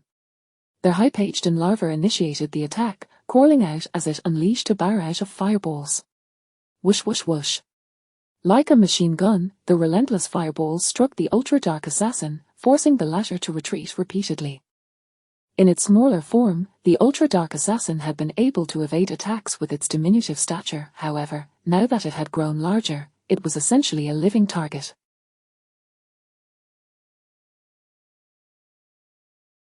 Moreover, it lacked the extraordinary defensive capabilities of the Hypageddon larva. Consequently, the tide of battle shifted dramatically in favor of the colossal ultra-warriors shortly after the giant ultra-dark assassin made its entrance. Naturally, the ultra-dark assassin recognized that continuing in this manner was untenable, prompting him to seek a change of battleground. Into the assassin's realm he would go. Although he was being besieged externally, within the realm of the assassin, his dark plasma would continuously draw upon the life energy and light of ordinary beings, diminishing their combat prowess. Meanwhile, he would receive replenishment from the assassin's plasma within that space. Thus, regardless of the enemy's numbers, victory would ultimately belong to him. With this thought in mind, the pragmatic ultra-dark assassin swept his arm. Swish! The vengeful energy, under his command, opened a portal to another realm. Subsequently, without awaiting a reaction from the others, he charged in first. Chapter 23, The Ultra-Dark Killer, Death in the Killer's Domain. Zero shielded Griju behind him, while the unconscious Beetlejuice lay nearby. At that moment, he warily observed the looming figure of the ultra-dark killer before him. So tense, could it be that my comrades have already arrived? Though a hint of unease flickered within, Zero's demeanor remained ever proud and defiant. If I were you, knowing your imminent demise, I would surely utter fewer words. The ultra-dark killer remarked coldly, eyeing the frantic red light flashing on Zero's chest. He then noticed the Beetlejuice beside Zero and inquired, "Wait, who is that alien beside you?" "You don't know." Zero was taken aback. The ultra-dark killer fell silent, for at the entrance of the killer's domain, the new generation warriors had already burst in. Morning sun. The Robb brothers stepped forward eagerly upon seeing their sister safe and sound. Alive, Hyge. Brave, Hyge. Griju exclaimed, nearly brought to tears, before the siblings could embrace. Swish, swish, swish. The ultra-dark killer unleashed a barrage of energy projectiles, forcibly halting Robb Ultraman's advance. What a touching scene of siblings reuniting, but alas, I cannot bear to witness others' happiness. With that, he waved his hand lightly, directing the cluster of killer projectiles towards Griju. Swish, swish, swish. The rain of projectiles expanded rapidly before Griju. It was evident that with her dwindling energy and average defenses, Griju would not only be gravely injured but likely killed by such a potent assault. Sister. The Robb brothers, seeing this, dashed forward, their eyes wide with desperation. Unfortunately, the distance was too great, they were too late. In a moment of peril, swish. A silver-blue figure appeared, shielding Griju. Swish, swish, swish. Boom, boom, boom. The projectile struck Zero, who had rushed out, adding new wounds to his already depleted energy, causing him to collapse immediately. Thud. The sound may not have been loud, but it tugged at the hearts of every warrior present. Beep, beep, beep. With no energy left within him, Zero's red light on his chest transitioned from a frantic pulse to a languid dimness, ultimately extinguishing alongside his bright eye light. Zero. The new generation warriors who had once received Zero's aid cried out, rushing to his side. Zero. Zero. Jed was the first to arrive, lifting Zero's lifeless body, calling out to him in vain, receiving no response. We shall make you pay for this blood debt. Victory! Ultraman quickly regained his composure, drawing forth his Nightblade flute, his eyes brimming with murderous intent. You will die a miserable death. Exceeding his power, X followed suit. The new generation warriors transformed their grief into a fierce resolve, preparing to exact vengeance upon the ultra-dark killer for Zero. At this moment, Jed had an epiphany and shouted, "Wait, Zero can still be saved. I can produce the Ultra Capsule's essence, and then, esteemed seniors, you shall infuse your powers into the capsule, creating new generation capsules and allowing Zero to receive the replenishment of light and transform into his infinite form. The Ultra Capsule possesses the power to alter the universe. This is the only way to save Zero now, I implore you." Galaxy responded, "No need to plead, this is our duty." The battle within the Dark Killer's domain raged fiercely. The Hypargodon larva, intent on devouring the ultra-dark killer, observed the chaos from outside the killer's realm.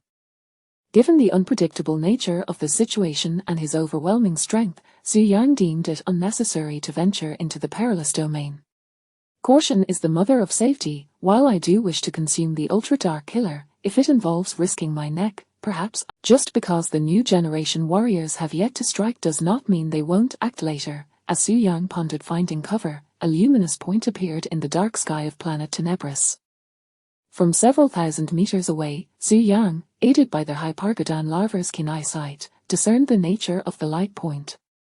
It's Ultraman Taro. He is probably here to deliver his demise. Better take cover underground. Soon, Ultraman Taro descended, bringing the Strilum bracelet to Galaxy, surveying his surroundings with confusion. I clearly saw something moving just now. How did it suddenly vanish? Am I getting old? Never mind that for now. The children are still in a fierce battle. The subsequent events unfolded much as Xu Yang anticipated. Ultraman Taro delivered the Strilum bracelet to Galaxy, who utilized it to gather the powers of all new generation warriors, unleashing the new generation explosion, which utterly annihilated the ultra-dark killer. Amidst the cacophony of explosions, the Dark Palace crumbled, and the killer's realm shattered. With the demise of the ultra-dark killer, Tarikia Ultraman's malevolent scheme against the Land of Light met its complete failure. Upon the desolate plains, riddled with craters from the explosions, strange, where did it go? Ultraman Orb sought the Hypargodon larva, but a thorough search yielded no results. It seemed as though the larva had evaporated into thin air. That fellow is quite fast on his feet. X remarked. Jed interjected, There's something I don't understand. There should have also been Luigi Arya and Itarger assisting the ultra-dark killer. Where could those two have gone? Victory speculated, perhaps they ventured off to engage in other nefarious deeds. No. I can sense Luigi Arya's energy nearby, a Galaxy Ultraman stated earnestly. The new generation warriors, having just emerged from battle, grew tense once more. Where? Galaxy sighed, everywhere, but it's quite faint. If what Orb said is true, the giant beast has devoured the demon god. I fear Luigi Arya has already been consumed. Jed, bewildered, asked a seemingly foolish question, what about Itarger? Galaxy replied, most likely the same fate. Victory was taken aback. So, you're saying that before our arrival, effortlessly, such adjectives are for the younger generation. Alas, the truth stood unassailable.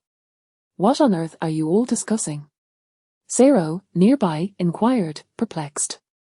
Let us talk about something I can comprehend. He then lifted the Beetlejuice with one hand, declaring, look. The Beetlejuice, who appeared inexplicably in the killer's domain, with a mysterious identity, bringing him back to the Land of Light for thorough interrogation should yield invaluable intelligence. Chapter 24, The Bird Monster.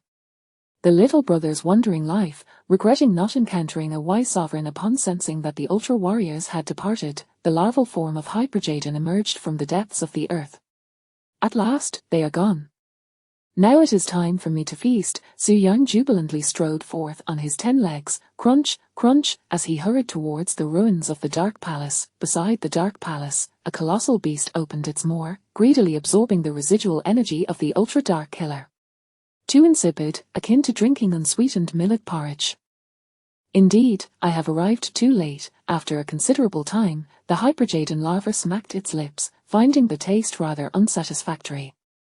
Oh well, at least there is something to consume. Speaking of which, during this battle, I devoured both Rugiel and Itaruger, two formidable demon gods, yet my body shows no sign of evolution. Calculating this, how many more monsters must I consume to evolve into my ultimate form? Sigh, the path to evolution is long and arduous. Never mind, no need to dwell on it. Let me enjoy the present. At least for now, I have yet to encounter any enigmatic foes of the 4 Ultra caliber. Just as Su Yang prepared to continue sipping his porridge, a sharp cry pierced the dim sky of planet Tenebris, heralding the arrival of a pentagonal figure. This form was so unique that one could scarcely find a few other races throughout the cosmos. Su Yang immediately recognized that the descending figure was the cosmic behemoth, Beimonstan. What brings you here? Su Yang queried. Upon confirming that his elder brother was unharmed, Beimonstan's expression turned jubilant as it chattered incessantly. Su Yang grasped the essence of the creature's words. You mean to say, you found my beastly charm quite compelling and initially intended to ally with me, only to encounter the Ultra army outside the Dark Planet and be pursued by them. In a bid to protect me, you valiantly battled them, injuring them severely before escaping, which is why you arrived late. Such matters were evident even to a fool. Beimonstan was clearly fabricating a tale.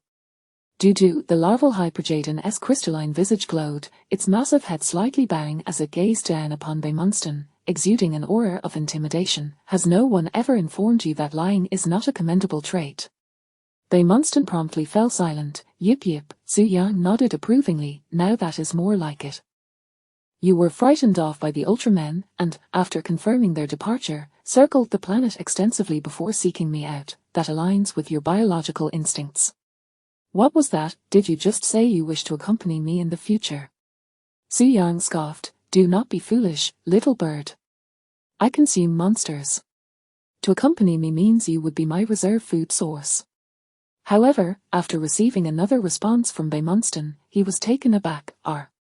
You would willingly exchange your life for another taste of the food I have bestowed upon you. It was reasonable that Beimonstan relished fireballs, as this creature primarily feasted on energy. Yet, the extreme willingness to barter its life for fireballs was unexpected for Su Yang. Shouldn't monsters value their lives? Or was it that his fireballs were indeed delectable to such a degree? Perhaps Beimonstan had ulterior motives. After a brief internal struggle, Su Yang decisively rejected. No, I have always regarded other monsters as food. You consuming fireballs would equate to devouring a part of my own being, which is rather undignified. You will heed my command henceforth. Pray tell, do I appear to be in need of minions? Or do you believe yourself superior to me in your heart? Su Yang tilted his head, fixing his gaze upon the avian creature.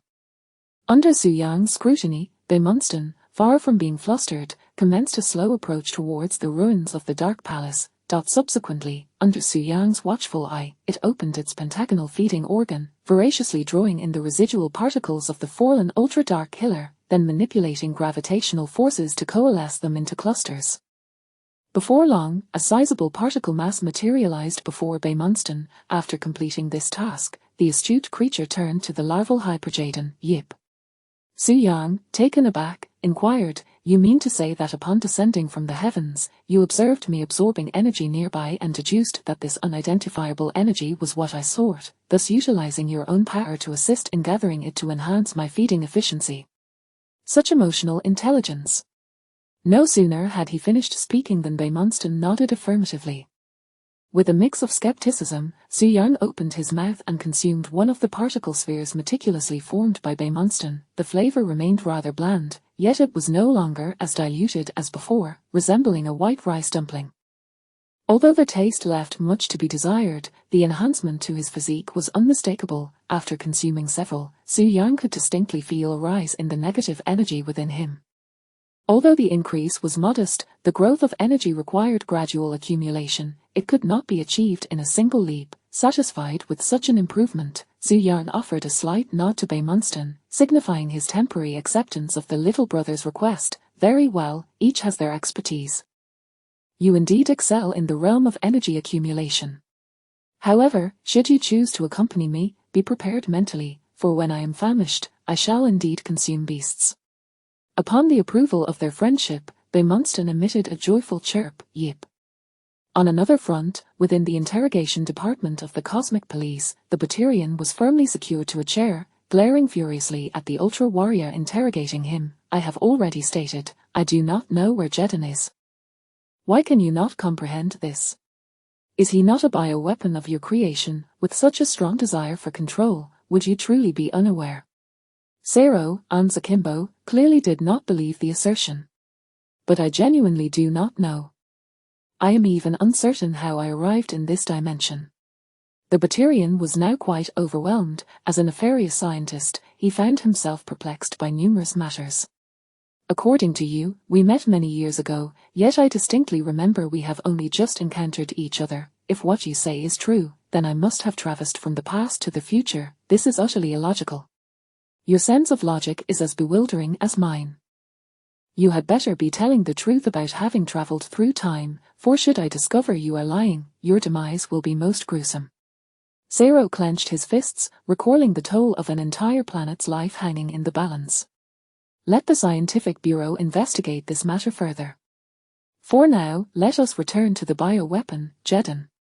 The first Ultraman, seated behind the interrogation desk, lightly tapped his fingers on the surface to capture the Batarian's attention. What does it look like? Are there any distinguishing physical characteristics? The Batarian replied, in terms that your not-so-advanced minds can comprehend. Zero showed no leniency. What kind of speech is that? The arrogant Batarian sneered, I have not spoken incorrectly. Zero refrained from further dialogue, turning to the elder Ultraman responsible for the interrogation. Uncle, please turn off the surveillance. Chapter 25. The Batarian, how absurd. Hey, what are you doing? As the Ultra Warrior Zero approached with increasing proximity, the Batarian began to panic slightly, thrashing violently, causing the entire chair to rattle. Realizing his escape was futile, he lowered his demeanor. A righteous Ultra Warrior would never do such a thing, would he? In principle, it is indeed impermissible, Zero affirmed with a nod. The Batarian's expression softened somewhat at these words, however. Zero then glanced back at the now inactive camera on the wall, but the principal has been switched off. 2 minutes later, the surveillance camera was reactivated. Following Zero's method of memory restoration, the Batarian appeared considerably more subdued. Now, you shall answer my questions truthfully, the original Ultraman stated calmly as he regarded the Batarian. Understood. After enduring the torment, the Batarian now obeyed like a robot following command. The original Ultraman inquired, are you truly unaware of the whereabouts of that Jetton? Yes. The original Ultraman pressed on, what are the physical characteristics of that Jetton? The Batarian replied meticulously, according to your understanding, it possesses the form of a Jetton with a body akin to that of an arthropod. Given the amicable relations between Ultramen and Earth, you should be familiar with the appearance of arthropods. Essentially, it's a bug, Zero remarked, extending his left hand while conjuring a virtual screen with his right, scribbling away. 2 seconds later, he sketched a creature with the body of a Jetton on one side and that of a bug on the other. Does it look like this? The Batarian shook his head. No, it's not left and right. It's top and bottom. Consequently, Zero drew an exceedingly grotesque bug-head atop a regular Jetton's body. Is it like this then? The Batarian was left speechless. You've got it wrong, the Jetton's head is on top. Fool, have you ever seen a creature that walks on its head? At that moment, Ultraman Jack fortuitously entered, responding blankly, there is one, the double-tailed beast, which resembles a large shoe. The Batarian, what kind of exceptional beings are these Ultramen? Hey. We are discussing that Jetton now. That Jetton. It appears to be half Jetton, half bug. Terribly massive and incredibly ferocious, it devours humans without a second thought, capable of annihilating all present with a mere flicker of energy. Zero chuckled, but the Batarian tilted his head, eyeing Zero beside him. What are you laughing at? Nothing at all. Zero covered his face with one hand, reminiscing about the numerous Jettons obliterated by his Amarim beam back in the monster graveyard. The Batarian's expression turned furious. Are you mocking me? How utterly absurd, I have never endured such an insult since my birth. Bring me that drawing board, I shall illustrate for you. Thus, following a series of exchanged glances among the Ultramen present, Zero delivered the virtual drawing board to the Batarian. The Batarian then began earnestly sketching. As a scientist, although the Batarian's combat abilities were lacking, his artistic skills were undoubtedly commendable. The illustration he produced bore an uncanny resemblance to the juvenile Jetton, capturing its general appearance and all significant features. Ultraman Jack instantly recognized, this monster resembles the one reported by Libert. The original Ultraman remarked, it was this creature that caused the O-50 monster disaster, identical. How come I have never seen it? Zero examined the drawing, rifling through his memories but found no recollection. Jack explained, at the time of the incident, you were trapped in the Dark Killer's space. Inside the interrogation room, the Batarian's expression grew visibly exhilarated. Are you saying that you have encountered the Jetton? A creature exactly like the one I drew. My Jetton baby knows I am trapped in the land of light and will surely seek vengeance upon you. When that time comes, it will be your demise. Release me at once, and I might consider sparing you. Across from him, the Ultramen in charge of the interrogation exchanged glances, their gazes directed at the Batarian as if regarding a fool. The Jetton reaching the Land of Light? What a ludicrous joke.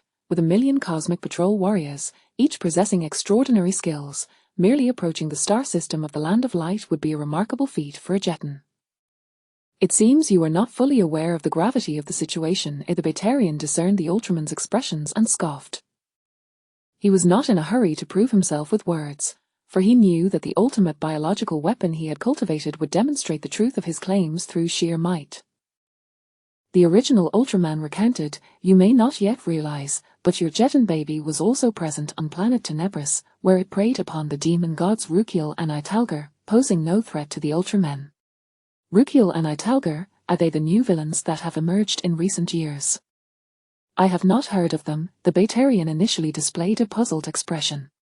However, from what you have said, they must be formidable. It is indeed their honor to have been devoured by my Jetton baby. As he spoke, a paternal pride appeared on the Batarian's face. It has been a long time. My Jetton baby has developed the ability to hunt independently. I fretted for nothing. Thank you for informing me of this. Your Jetton baby did not attack the Ultramen as you envisioned. Do you not find this puzzling? Zero sensed a conspiracy lurking within. The Batarian's expression grew complex, and after a few seconds, he coldly snorted, HMPH, what it chooses to do is its affair. All I know is that one day, it will avenge me. It possesses a dark heart, and I am steadfast in this belief. Cosmic Patrol Headquarters. In the captain's office, Zoffy met with the original Ultraman, who had completed the interrogation, and learned of all that transpired during the process. He rose and gazed out the window. The colossal beast that attacked Ultraman Orb and caused the O-50 incident is indeed the Batarian's ultimate biological weapon. How enlightening. The original Ultraman nodded. Though designed as a biological weapon, its predatory instincts seem subdued, as it merely seeks to hunt monsters. It is quite intriguing. Brother, how should this matter be handled? After some hesitation, Zoffy remarked, to have slain Rukiel and Italgar indicates it is no weakling. Such a creature, if left unchecked, could ultimately pose a latent threat, for one can never predict who its next prey might be. Capture it. Chapter 26. The patrol of the Ultraman warriors, planet Tenebris. Half a month after the Great Battle, Su Yang found himself residing on this dark planet. The reasons were twofold, to assimilate the energy of the demon god and to take advantage of the abundant dark energy present here, which served as a veritable treasure trove for him. As for his younger companion, Neo, ever since he had begun following Su Yang, he had felt akin to a slave sold into a dark pit. Each day, upon awakening, he was tasked with generating energy spheres for Su Yang, anxious that one day his elder brother might grow ravenous and consume him instead. Despite having transformed into a monstrous being, Su Yang retained a semblance of humanity. He witnessed the daily toil of Neo and, in return, ensured he received 2 fireballs to consume each morning and evening. Mengziton was a simple creature, content with 2 meals a day and demanding no wage. In fact, he regarded the daily provision of fireballs from his elder brother as a form of divine favor, motivating him to. Days later, upon the barren plains of planet Tenebris, The dark brown soil contrasted sharply with the glaring golden luminescence radiating from the colossal black beast. Su Yang gazed down at his sharp forelimbs, remarking, having completely digested all the energy within me, I feel my defense and strength have been enhanced." With that, he directed his attention to a massive stone larger than himself and swung his enormous forelimb. Whoosh! A flash of icy brilliance illuminated the heavens. Whoosh! The massive stone was cleaved in two, the cut as smooth as if polished.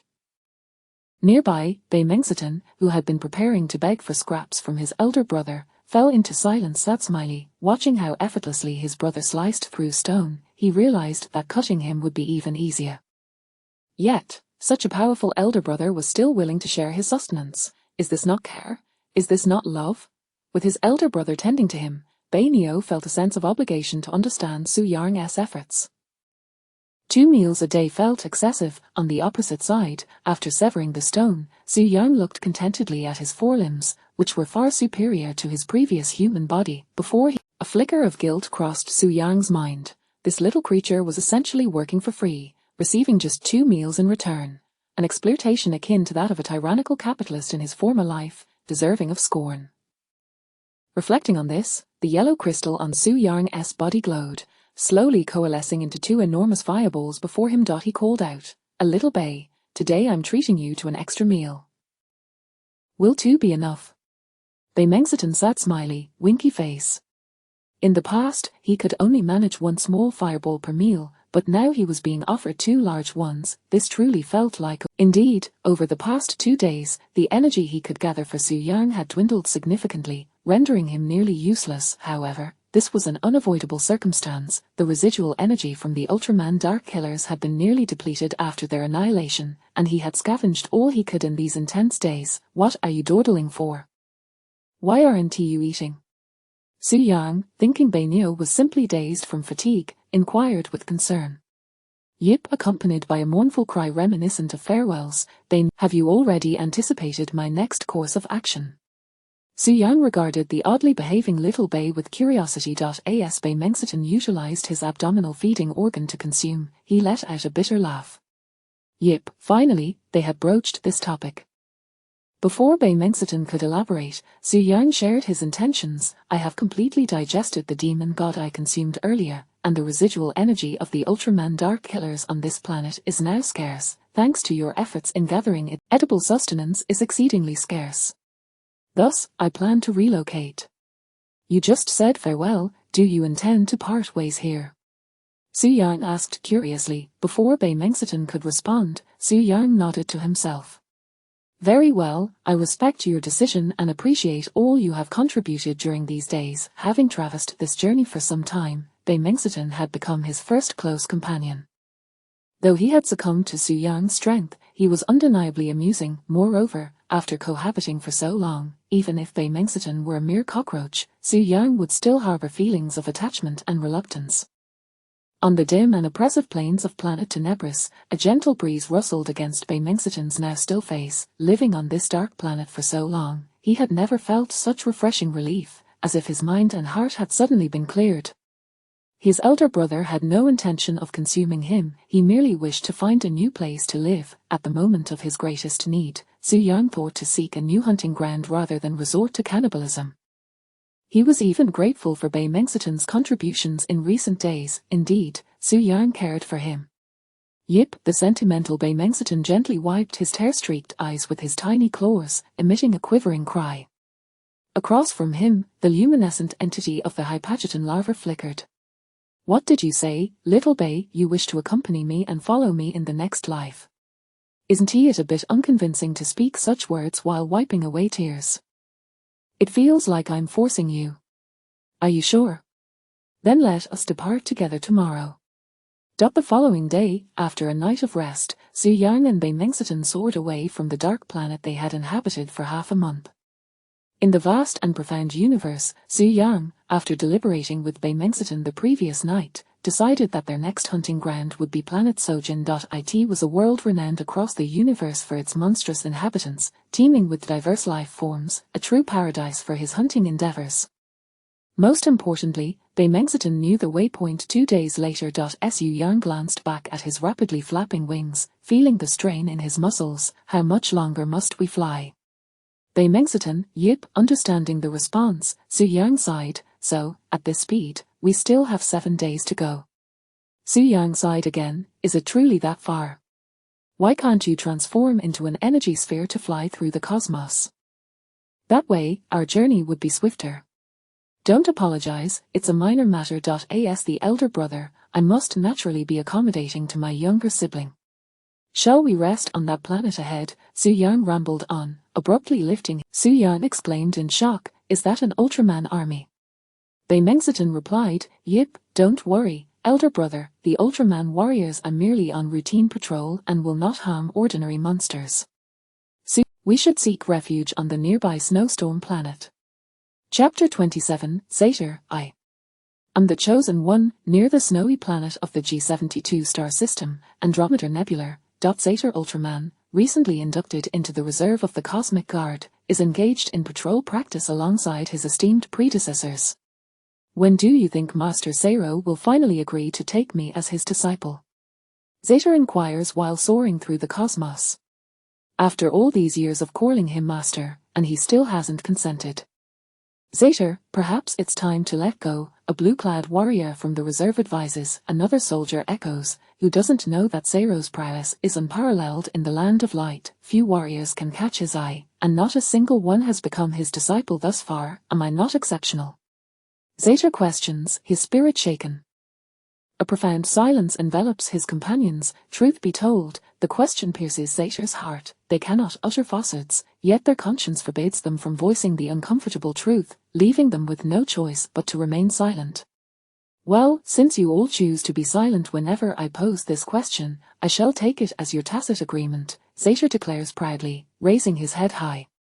A blue warrior attempts to distract Satyr, urging him to focus on their patrol. Perhaps you are merely in need of an opportunity to prove yourself. Back when the calamity caused by Belial occurred, Master Zero was training on planet K76.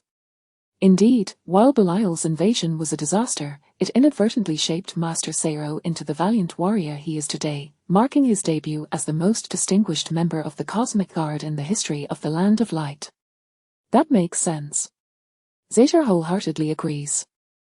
He ponders, but there haven't been any recent calamities in the Land of Light. Whatever issues arose have already been resolved by our predecessors. Another soldier interjects, what do you mean? There was the recent incident with O-50 being invaded by a giant beast, didn't you hear about it? Rumor has it that the beast even attacked Ultraman Orb. Moreover, reliable sources claim that this creature is the very Jetton mentioned in Master Zero's mission report from years ago, the villain that devoured all life in the parallel world of Earth. Their higher-ups have ordered us to intensify our cosmic patrols to identify the instabilities in this universe. In that moment, Satyr grasps the situation, determination igniting within him as he clenches his fists. Understood. I shall be the one to subdue this giant beast. Yet, fervor is one thing, and reality is another. The universe is vast and boundless. Where would I begin to search for this beast? It must be aware that it is being hunted by the Land of Light and has surely concealed itself. It wouldn't simply present itself before me, Satyr contemplates, coming to terms with the harsh truth. Nearby, a blue warrior executing the patrol mission alongside Satyr points ahead, his eyes wide with astonishment. Satyr, it's right there. A monster adorned with luminous yellow entities, nearly 300 meters in length. It's definitely it. It really appeared just as we were speaking. Could it be that the will of the vast universe is favoring me? I am the chosen one, friends, charge with me, we must not allow that beast to escape. Satyr bellows, leading the charge with hundreds of glimmering lights trailing behind him toward the giant beast. Meanwhile, the commanding officer of the reserve team, Mephius, urgently shouts, wait, everyone, hold on, the data mentioned that this beast possesses tremendous combat capabilities, you should really listen to me. On the other side, Su Yang is taken aback at the sight of this fearless group of warriors charging towards him. So reckless, do they not realize they are facing a formidable foe? Do they lack any sort of tactical plan? Usually, when two powerful forces meet, they should exercise caution and maintain a standoff for a while, right? Why do these Ultraman warriors lack any semblance of strategy? Su Yang's mind is inundated with questions. However, upon recognizing Zeta at the forefront of the charge, his confusion dissipates. It's Zeta, then there's nothing to worry about. It's odd if that kid has a strategy at all. It seems today will be difficult to escape, Su Yang remarks to his companion, Beimonston. If the leader had been a seasoned and cautious warrior, he might have had an opportunity to confront them and seek a way out. However, with Zeta in charge, escaping would necessitate eliminating all these warriors. Su Yang is wary of the might of the Land of Light, thus reluctant to resort to such measures. Though he has drawn the attention of the Land of Light, he has not committed any heinous acts, and the veteran Ultramen have yet to intervene. If he escalates this situation to a critical point, the old-timers will not show mercy. The first time Belial incited chaos, the king of Ultraman simply waved his hand and imprisoned him in the cosmic prison, an example to heed. In the Ultraman formation, Zeta shouts, "Friends, glory awaits us ahead. If we defeat this giant beast, we may very well become the next Zero." Simultaneously, Beimonston prepares for battle, glancing at his elder brother as if to ask, "Shall we engage?" No, brother, I have my own means." Su Yang shakes his head slightly and releases a golden temporal magnetic field from within himself. Then, utilizing his tendrils, he ensnares Beimonston and swiftly ventures into the temporal realm. Just as the temporal magnetic field begins to fade, don't think you can escape. Zeta, leading the charge, plunges right in after them. Swish! The temporal magnetic field dissipates, and the universe falls back into a tranquil silence. Mephius, leading the charge, arrives at the now empty scene of the incident, his chest heaving with excitement. Zeta, a blue-clad warrior from Zeta's team, remarks, "He's gone inside." Mephius covers his face with his hands, feeling a wave of despair wash over him. "Oh dear, that troublesome kid." 2 seconds later, regaining his composure, Mephius assigns tasks. "Continue with your patrol as usual. From now on, another reserve team warrior, Sane, will lead. Everyone, heed his commands. I'll contact the Science and Technology Bureau to see if they can trace the beast's location." In the vast golden temporal realm, Beimonston, ensnared by his brother's tendrils, gazes in disbelief at his surroundings. "Your physical endurance is limited. You cannot remain in the temporal realm for long. We must exit quickly. Just open a door." In an unknown expanse of the universe, a golden temporal wave manifests, and the colossal Hypageddon emerges alongside Beimonston. Before them lies the familiar snowy planet. Did it not escape? It's back again. Su Yang mutters in confusion. Wait, this snowy planet looks somewhat different from the one we initially encountered, and the Ultraman patrol team is also absent. Let's descend and investigate. Making a decisive choice, Su Yang rapidly flaps his scaly wings and darts towards the dimly lit snowy planet. Chapter 28, Su Yang, Dorikau, unpalatable within the mysterious, snow-laden planet. Fierce winds howled, swirling snowflakes that resonated like the wails of vengeful spirits, sending chills down one's spine. Fortunately, Su Yang had taken on the form of a beast, rendering him impervious to such fears. Even if a ghost were to appear before him, he would merely regard it as an unconventional energy entity, ensnaring it with his tendrils for consumption. In this world shrouded by blizzards, visibility was reduced to mere hundreds of meters, as two colossal creatures nestled together, gradually descending towards the planet's landmass. Beimonston emitted a cry beside him. "Cold," Su Yang retorted. "It is indeed rather frigid. The perceived temperature must be around -50 degrees. Even I feel a slight chill, though it is not bothersome," Beimonston replied. "If you find it unbearable, you may wait for me outside this planet," Su Yang suggested, raising his massive scythe-like limb towards the planet's exterior. This was a prime opportunity to pledge loyalty, and Beimonston would not let it slip by, emitting a sharp wail to signify. Even if this realm were a frozen wasteland, or the terrifying domain of the light giant Ultraman, I shall accompany my brother on this adventure. Har har, you might be dreaming.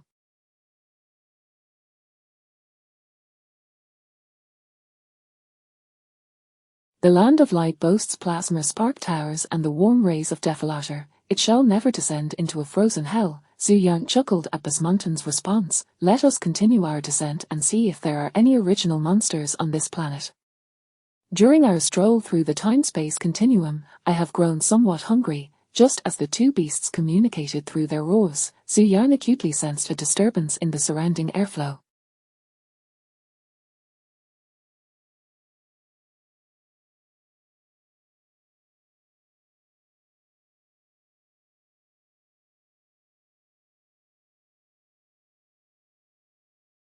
Be cautious. In the next instant, a shadow surged forth from the thick fog, hurtling towards the bewildered Basmuntan. Su Yang, anticipating the collision, extended his scythe-like limb just before the shadow struck Basmuntan.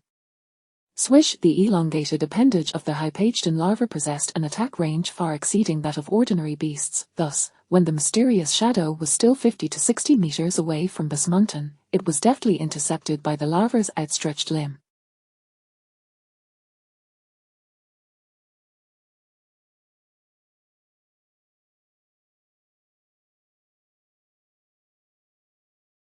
Clang! The scythe-like appendage of the Hypageddon larva, with its blade facing forward and the flat side against Basmuntan, met the mysterious shadow with remarkable swiftness. Shush! In a mere instant, the dark creature's body was cleaved in two by the larva's scythe-like limb.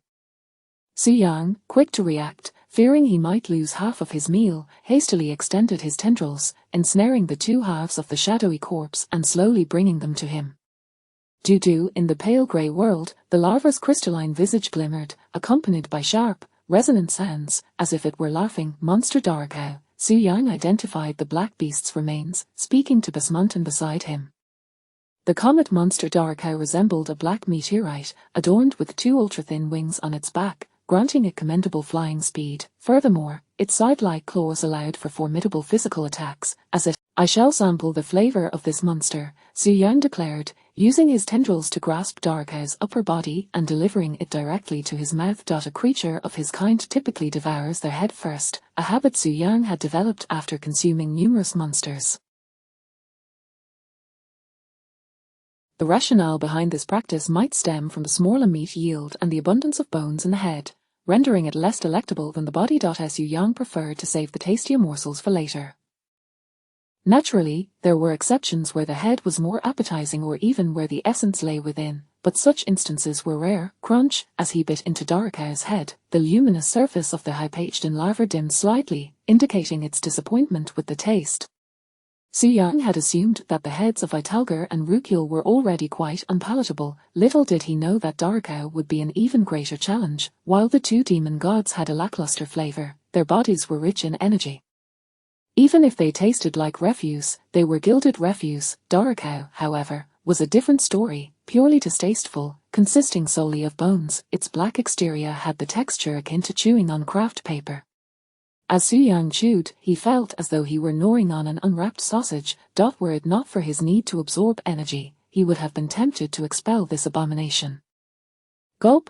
After laboriously swallowing Doricao's head, Su Yang sighed. No wonder. When watching survival shows, the experts always pinch their heads off their food first. With that, he turned his attention to Doricao's body, deciding to skin the creature and roast it for consumption. Given his size and large claws, such meticulous work was not his forte, so he turned to Basmuntan beside him. Little Bay, come, lend me a hand. On the planet's surface, as Su Yang had surmised, a thick layer of solid ice blanketed the surface. I cannot fathom why Doricao would venture into this barren wasteland, Su Yang mused, as he tended to a fire to roast a bird. Upon the ice, the massive Hypageddon larva maintained a high-energy fireball within its yellow crystalline chest. To ensure the success of this barbecue, it meticulously controlled both the duration and the core temperature of the fireball, a delicate task he was undertaking for the first time, all in pursuit of a sumptuous meal. After an exhaustive 2.5 minutes, the roasting was declared successful, as Su Yang caught a whiff of a subtle meaty aroma. Delicious, isn't it? Su Yang waved the two halves of the roasted Doricao corpse before Basmuntan. Basmuntan eagerly nodded in encouragement, though its gaze revealed little appetite for the meat. Rather, it was fixated on the fireball that Su Yang had conjured. All right, here you go, enjoy this. Su Yang chuckled as he pushed the fireball towards Basmuntan, turning to indulge in the roasted meat himself. The flames coaxed forth the unique fragrance of the ingredients, and at that moment, the once pink flesh of Doricao had transformed into a deep red, sizzling with juices, rendering it utterly irresistible to Su Yang. After swiftly devouring the upper half of Doricau, he emitted a sound of satisfaction. Jetton. This was far superior to the previous barbecues of Sandriers and Barton, marking the most delectable meal he had experienced since his arrival in this world. Having quickly polished off the roasted Doricau, Su Yang lamented, "What a pity there are no seasonings." Beside him, Bismonton had just finished devouring the fireball, patting its swollen belly in satisfaction. Yip! In the next moment, it lowered its head, as if it had spotted something terrifying, its tone rising sharply. "Yip, what's all the fuss? I didn't poison the fireball," Su Yang said, puzzled by his companion's demeanor. Bismonton raised its yellow claws, frantically pointing towards the ice beneath them. Yip! The spot it indicated was precisely where Su Yang had previously stored the fireball. Chapter 29. The Era of Conceptual Deities. The intense heat from the fireball melted the thick layers of snow and the upper ice, allowing Su Yang and Bismonton to peer through the ice and gaze below. After catching a glimpse beneath the ice, Su Yang stood frozen in place. Beneath the icy surface, a multitude of Ultramen were densely packed. These warriors were either poised defensively, or crossing their arms in preparation for an offensive, some suspended in midair, while others lay prostrate on the ground. Each one appeared vividly alive, as if they had just been frozen in the very moment they were still active. At this moment, Su Yang finally grasped the era in which he found himself. Throughout the history of the Land of Light, only their own internal strife could have caused such a significant setback for the cosmic police. "Belial's invasion," Su Yang murmured. Belial, whom many Ultraman fans affectionately refer to as Black Old Bell, was the first traitorous Ultraman from the Land of Light, contemporaneous with the father of Ultra. Thousands of years ago, he instigated a rebellion, having been parasitized by the Ryblandians, and was ultimately imprisoned by the Ultra King in a cosmic prison. The time period in which he currently resided was likely when the Zarab aliens assisted Belial in escaping, allowing him to storm the Land of Light and seize the Plasma Spark Core. The Plasma Spark Core was the very sun of the Land of Light, the source of all energy within it, maintaining the light and warmth of this realm. Once it was detached from the Plasma Spark Tower, a frigid wave engulfed the entire Land of Light, encasing all Ultramen in ice, thus revealing the scene before him. "I never imagined such a coincidence could exist," Su Yang remarked, tilting his head toward. "This is their calamity, and it bears little consequence for us." As Su Yang sought to soothe Bismonton's anxiety, he contemplated his next course of action. After seizing the Plasma Spark Core, Belial's next destination would undoubtedly be the monster graveyard. His objective was simple: using the power of the Spark Core to resurrect all the defeated monsters from the graveyard, and then wielding the ultimate fighting instrument to control them, he would seek to dominate the universe. Therefore, the monster graveyard now presented itself to Su Yang as a colossal buffet. The formidable warriors under Belial's command were, in his eyes, the most delectable of delicacies. Yet, Belial's strength is not to be underestimated, Su Yang pondered, feeling that recklessly infiltrating the monster graveyard might be somewhat perilous. Not to mention the sheer number of monsters within the graveyard, where a lone tiger could hardly contend with a pack of wolves. Su Yang's considerations extended to some seemingly outrageous notions. Certain individuals, at specific moments, in particular locations, and under unique states of mind, could unleash powers far beyond their usual capacities. To put it simply, conceptual deities. For instance, the healthy Atarchi, the anxious Minato eager to return home, Shu Fengnian seeking his daughter, the sword-wielding Deng Taiye guarding the heavenly gate, and the fervent Feiyangyang who had obtained the admiration of my Yang. A digression. Strike that. Translated into the history of Ultramen, this would correspond to the war god of the Back Mountain Galaxy, who overcame the exceedingly challenging TV side quest, and Max, who stood invincible alongside Nexus. At this current time point, it seemed there was approximately 1.5 conceptual deities present, that one, being the nascent Seiro. The golden-haired Seiro had just emerged from juvenile detention, single-handedly cutting through the monster graveyard. Wherever his light passed, whether it was King Red or Jetton, they were obliterated in an instant. Those monsters that had posed a challenge to his predecessors were turned to dust, leaving his long-practiced forebears utterly humiliated, showcasing an extraordinary level of power. The half represented Belial, who single-handedly breached the Land of Light, challenging an entire nation, and even in the presence of all the Ultra Brothers, his strength was equally formidable. The reason he was only deemed a half was due to being suppressed by the fledgling conceptual deity, Su Yang sought to rationalize this situation. For example, power fluctuations would not be so exaggerated. How could a warrior initially use a giant monster as fodder, only to be brutally beaten by Darda later? After all, he was technically a juvenile Jetton, a being capable of challenging 3 Ultras at once, and he would not fear facing Zero, who would wield the shield of Pararch, so there was no need for excessive caution at this moment. However, the world was devoid of reason, and the fact that he had traversed through time and space was already preposterous. Thus, the occurrence of even more bizarre events seemed hardly unacceptable. I should exercise caution, Su Yang finally concluded after much deliberation. To single-handedly take on the Land of Light seemed quite daunting, yet Belial of this era had accomplished it with almost zero setbacks. Moreover, he now possessed the ultimate fighting instrument capable of controlling monsters. While Su Yang was indeed a biological weapon, those ordinary Jettons under his command were still under control, were they not? Hyper Jetton was powerful, but exercising prudence could never be a misstep. Life was his OW and Su Yang did not wish to be used as a pawn, nor did he want to falter in this chaotic era of the progeny of the light due to momentary carelessness.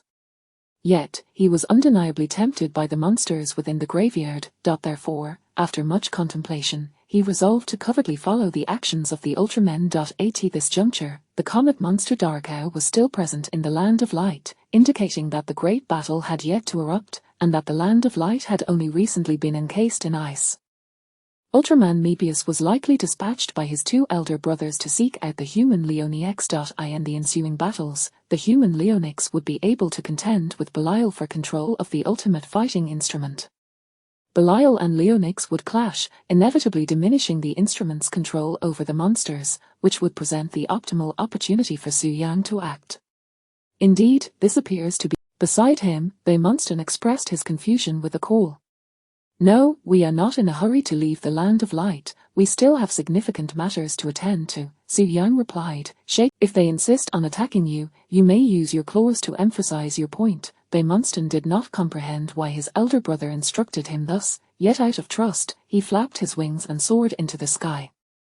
Subsequently, Beimonston and Su Yang commenced a joint search from land and air. After traversing through the vast whiteness for quite some time, Su Yang finally spotted 2 long-awaited figures. The original Ultraman, having transformed into the form of Hayater, adjusted his black cloak as he lamented, "I truly wish this harsh winter would pass swiftly." In the young human, Leon, can aid us in confronting Belial. We must hasten to the Plasma Spark Tower to reclaim the last vestiges of light sealed away by Taro, or that shadow over there is Chapter 30. The emergence of a super beast in the Land of Light. In the howling winds of the Land of Light, 2 elder warriors trudged forward with great difficulty, their footsteps leaving a winding trail in the snow. At one moment, as Seven adjusted his hood, he caught sight of a colossal shadow hidden within the swirling snow, resembling a mountain. Despite the distance of several kilometers, the oppressive aura emanating from the shadow was enough to momentarily steal the breath of the first Ultraman, producing a gun from an unknown source, scrutinized the looming shadow ahead with vigilance. Impossible, the ice layer is several thousand meters deep. The only structures that could possibly be visible are the floating headquarters of the Cosmic Patrol and the towering Plasma Spark Tower. And we both know those 2 buildings do not resemble that at all.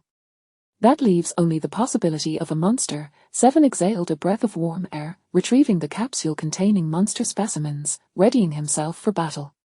Damn Belial, not content with taking the Plasma Spark Core, he sends forth so many monsters, intent on exterminating all the inhabitants of the Land of Light.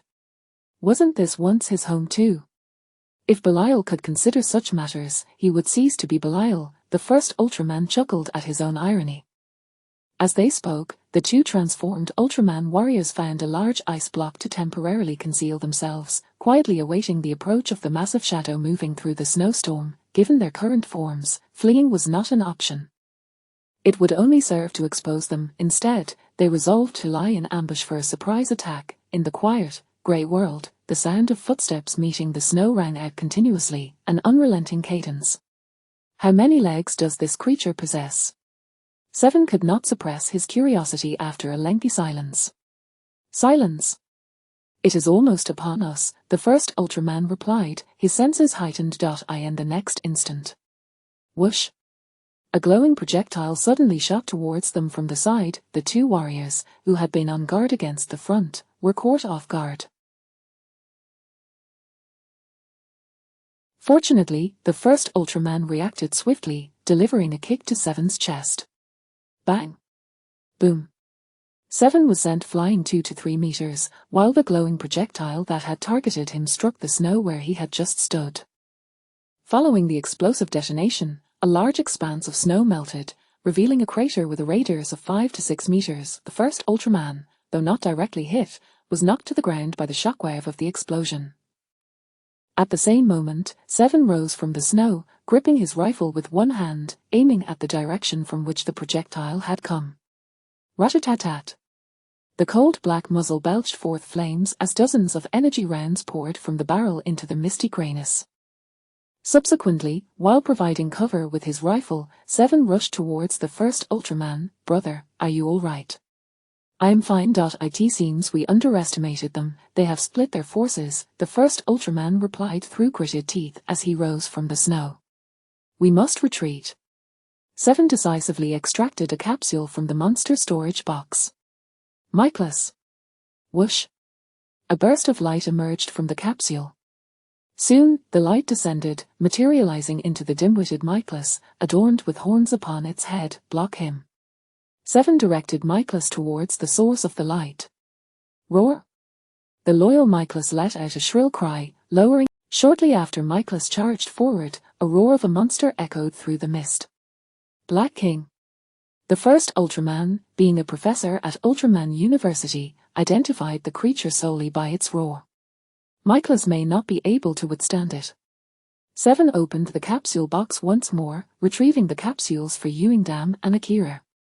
However, before he could unleash the monsters from their capsules, rustle. The earlier thunderous footsteps drew ever closer. Accompanying the footsteps was a strange whiplash sound, sharp as a whip being cracked.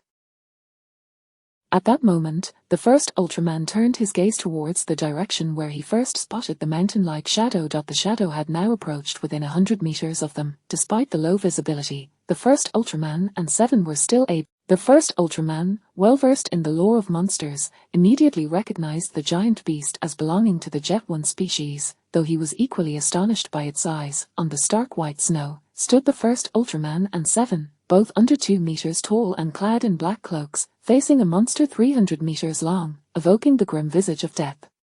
The disparity in size was staggering, and the difference in power equally monumental. Even after the beast's appearance, both the first Ultraman and Seven fell into silence. Winky face equally silent were Michaelis and the Black King, engaged in a fierce battle amidst the thick fog. Moments later, Jetton, the yellow crystal on the face of the juvenile Hyper-Jetton gleamed, unleashing a deafening roar that triggered a small avalanche in the vicinity. "Run!" Seven snapped back to reality with the roar, grasping his brother's hand and fleeing into the distance. The land of light was frozen in ice, and he, along with his brother Ultraman and Mebius, were the last survivors. They could not fall here. Unfortunately, human speed was woefully inadequate. The two struggled to cover even 10 steps, barely keeping pace with the juvenile Hyper-Jetton's slightest movement of its lower leg. Whoosh! A sound akin to a whip crack echoed from behind. The first Ultraman realized the source of the sound. It was clearly the sound produced by the beast's active tendrils. Half a second later. Boom! 2 giant beasts were bound by tendrils and slammed to the ground, blocking the path of the first Ultraman and Seven. Michaelis! Seven recognized one of the monsters and shouted in alarm. He then turned to face the colossal shadow behind him. "Damn the monster. Wait, this creature has bound Michaelis and the Black King but is not attacking. It seems to have other intentions." The first Ultraman observed the unusual circumstance with contemplation. "It seeks to toy with us. What other purpose could it have?" Seven scoffed, raising the monster capsule in preparation to release Akira and Uingdam. However, before he could activate the capsule in his hand, screech! A wave of black shadow enveloped his body. Chapter 31. Is my brother Seven really annoying? Beaumont soared above the 2 insignificant humans, obeying his elder brother's command, and gently extended his yellow claws. Smack! The claws collided with the capsules that Seven was holding, sending both capsules flying from his grasp. Akira. You hinder. Seven's body was knocked sideways, his gaze anxiously following the direction of the capsules, a mix of frustration, anger, and embarrassment flooding over him. Jetton. The colossal beast behind the two Ultra Warriors spoke again. That wretched monster. Do not underestimate the pride of the Ultra Warriors. Fueled by passion, Seven charged forward, rifle raised. On the opposite side, the juvenile Hyperjetton gazed at the advancing Seven, its crystalline face emanating a flowing light, its expression one of utter resignation, despite its efforts to appear amicable. Having bound the monsters together without consuming them, it seemed these two Ultra Warriors simply could not perceive its intentions. Consequently, to convey its goodwill, Su Yang exerted effort to wrap its tentacles around King Black, positioning him before Seven. Then, swish. The scythe-shaped appendages descended, cleaving King Black's body vertically in two. Having accomplished this, Su Yang nodded in satisfaction. King Black was an enemy of the Ultra Warriors, and slaying him in their presence would surely demonstrate that it was a benevolent creature, wouldn't it? On the other side, Seven stared at the bisected King Black, observing the pool of viscera and blood that spilled forth, and then glanced at himself, now splattered with gore, in shock. Behind him, the astute original Ultraman reacted swiftly. Hey, Seven, it seems this Jetton. Before the original could finish his thought, an enraged Seven growled, what a cruel method. To slaughter one's own comrades like this. Indeed, Jettons are heartless beings. Die. Su Yang, this Ultra Warrior is truly unreasonable. I have been nothing but cordial, yet not only do you fail to appreciate it, you berate me instead. Su Yang harbored intentions of befriending the Ultra Warriors, but that did not mean he would remain passive. Whoosh. The juvenile Hyperjetton extended its tentacle once more. This time, the target of its attack was the snow-covered Seven. In the background, as the tentacle drew closer to Seven, the original Ultraman recognized that given Seven's current condition, he would not only be gravely injured but likely killed by such an assault.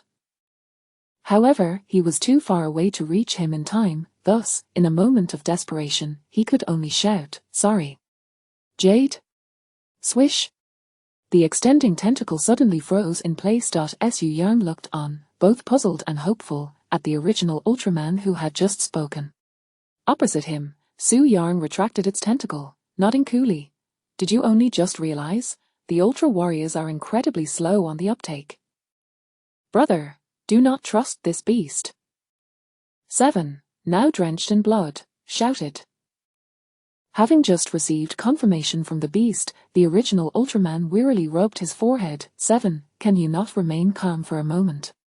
Can't you see, if this Jetton wished to harm us, we would have perished long ago. After a moment's contemplation, Seven resolutely stated, then it must be keeping us alive for a reason. For what? What use could it have for us? For what? The plasma spark has already been stolen by Belial. Or perhaps it covets the light within you, but that is already lost. On the opposite side, Su Yang found the original Ultraman's reasoning quite sound and nodded in agreement.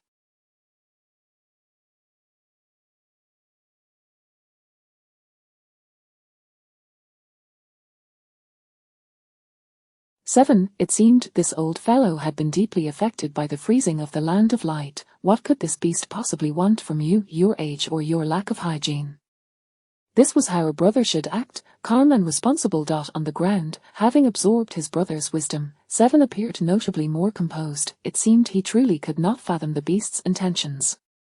The original Ultraman, glancing at the colossal creature, continued, since we cannot discern its motives, after discarding all erroneous conjectures, the only logical conclusion is that it is merely a benevolent creature, here to assist us. Though we do not yet know who is controlling this biological weapon, their willingness to aid the land of light is a blessing indeed. Seven remarked, but it just attacked me. The original swiftly countered, was it not you would you not be enraged in its place? Seven, hissy. It seemed there was some merit to that argument, however, it shouldn't be the case. What kind of individual would command Jetton to assist the land of light? It is known that beings like Jetton are created solely for nefarious purposes.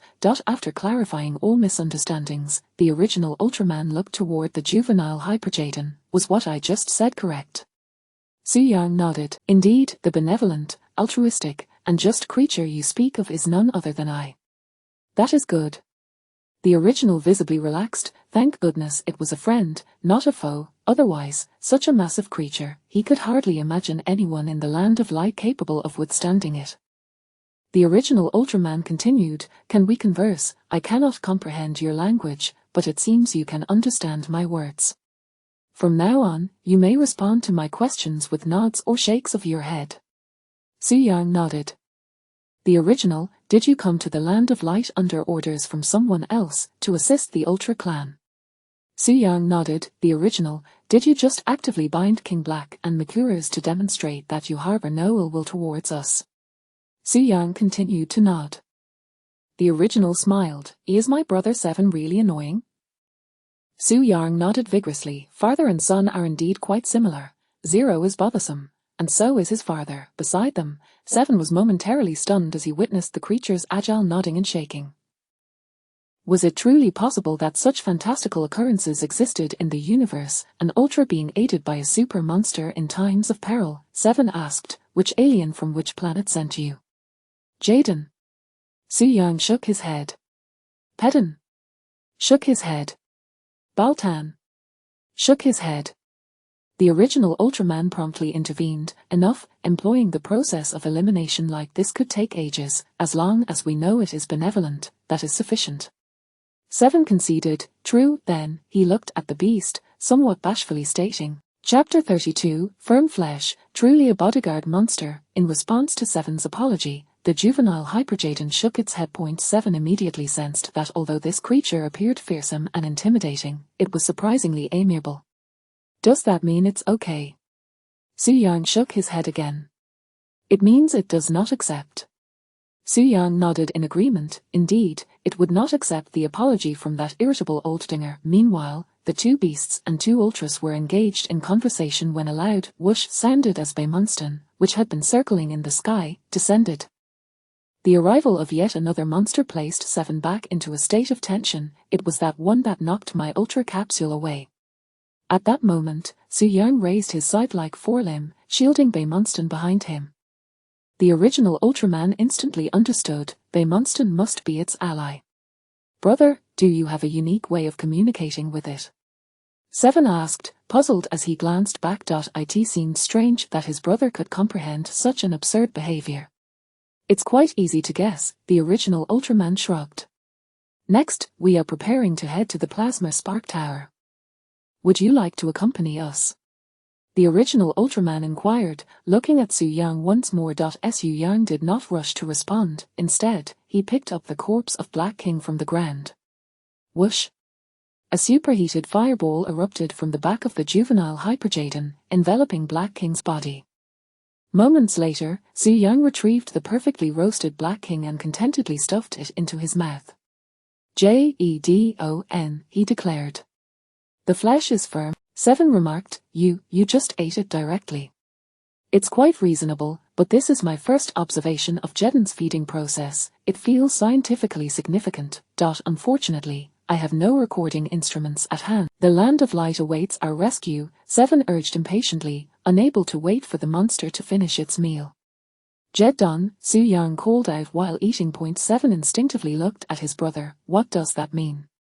The original Ultraman contemplated and responded, it should be asking us to wait.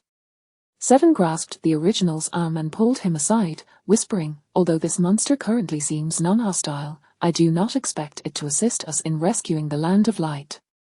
The Land of Light remains frozen, and the plasma spark core is in Belial's possession. Our search for the dreamlike ray Mebius has yet to yield results. We truly cannot afford to waste time with it. I understand your point, but I believe this monster can be trusted, the original Ultraman expressed his opinion. At our current pace, it will take at least 2 more days to reach the Plasma Spark Tower, but if the monsters are willing to assist, we could arrive much sooner. Even though it just helped us deal with Black King, I still feel this situation is precarious, Seven lamented, his face filled with concern. By the way, can you try to contact K-76? That is the last remaining force outside the Land of Light. The original Ultraman shifted the topic, gazing into his brother's eyes. Point 7 shook his head. No, the light energy has been depleted. I cannot emit an Ultra signature. In any case, we must proceed to the Plasma Spark Tower as soon as possible. While speaking, 7 kept a watchful eye on the juvenile Hyper-Jetton, poking his We can set off now. Across from them, having finished his meal, Su-yang stood up, feeling as though he had forgotten something important. Just then, creak, a slight movement appeared in the snowy mist behind them. Whoosh! Without a moment's hesitation, Su-yang controlled his tentacle to stab forward. In the snow, the sharp-ray alien lay motionless in its snow nest. It was the first to launch an attack against 7. Tasked with exterminating the remnants of the Land of Light, the sharp-ray alien had initially set out with several large monsters. While the other monsters dispersed to search for surviving Ultras, it kept Black King by its side. Unexpectedly, luck would have it that it encountered the surviving original and 7. The sharp-ray alien had assumed that with itself, Black King, and the other monsters ready to provide support, it could easily secure victory against the 2 Ultra warriors. Little did it know that a colossal creature measuring 300 meters in length would intervene. As if that were not enough, to its utter disbelief, that giant beast was assisting the Ultras. In one swift motion, it cleaved its bodyguard, Black King, in half, as effortlessly as slicing through melon.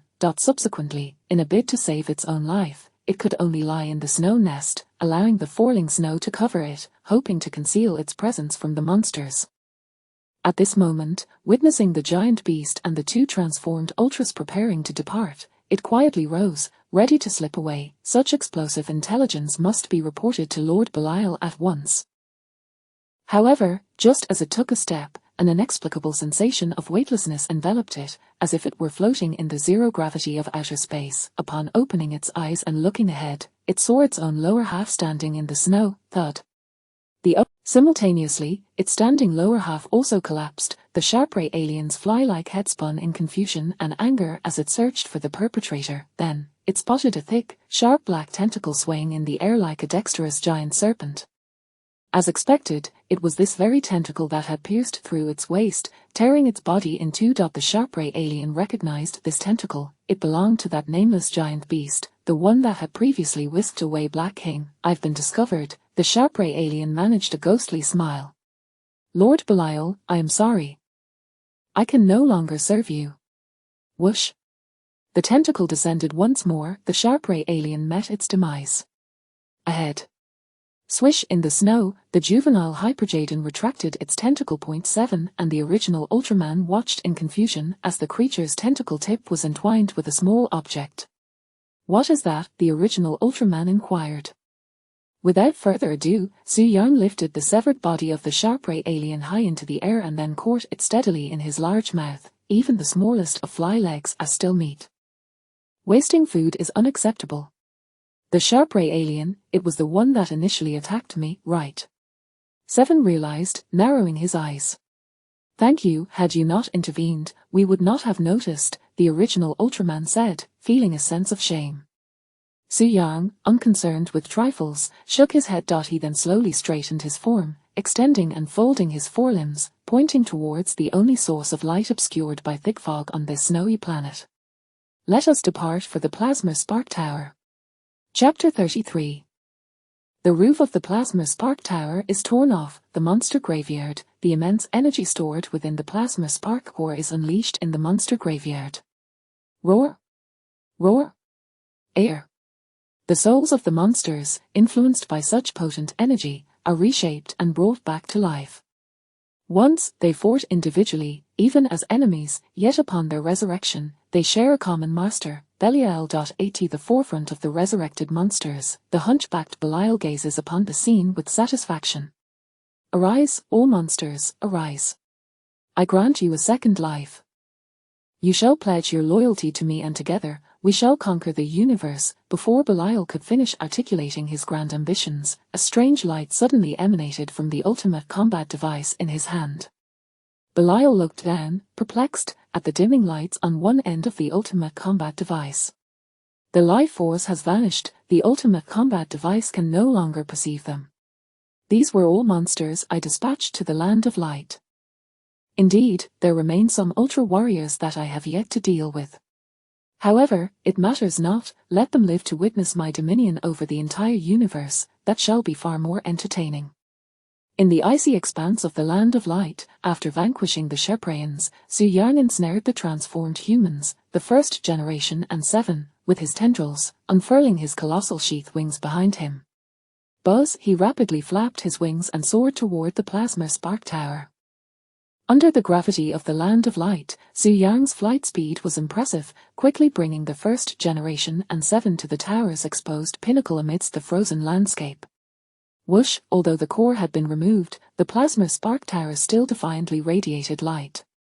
Shall we venture inside to take a look? The first Ultraman extended an invitation, though it was clear his sincerity was lacking, as the entrance at the pinnacle was merely large enough for a human, rendering the 300-meter-tall beast unable to enter. At that moment, whoosh! A massive sphere of light appeared in the sky. Zoom bang! The sphere swiftly descended, transforming into 2 youthful humans. Among them, clad in guise uniforms, was the transformed Mebius Ultraman. The other, dressed in blue work attire, was the human Leonix, Raymond. You have successfully completed the task we entrusted to you, 7 said joyfully upon seeing the 2 young men. At that moment, this monster is mine to confront. Mebius nervously placed his hand on Mebius's energy, preparing to muster the last remnants of his energy to buy time for his brother's retreat. What a terrifying beast, the human youth. He considered summoning the 2 monsters from his device to fight. However, upon reflection, Gamora and Litora stood no chance against the beast before them. At best, they would merely fill its stomach. Mebius, let us explain it to you slowly. Subsequently, the first generation and 7 detailed their encounter with the monsters to Mebius. After listening to his brother's account, Mebius remained skeptical. A super-colossal beast that would assist. Surely there must be a conspiracy at play. Mebius regarded the immense beast with suspicion. Su Yang observed Mebius, sporting an expression of exasperation akin to that he had shown towards 7. Such stereotypes, purely stereotypical, why could Jetton not serve as a formidable beast? You only need to remember that it possesses the ability to kill us, yet it has chosen not to strike and instead offers its assistance. Even if it defies logic, we cannot regard it as an enemy, 7 guided. Very well, I understand, Mebius conceded, lowering his hand, though his expression still bore wariness toward the beast. Su Yang remained unfazed by this, stretching his neck to gaze upon the final glimmer sealed within the plasma spark tower by Taro. Belial had invaded the Land of Light, seizing the core from the plasma spark tower.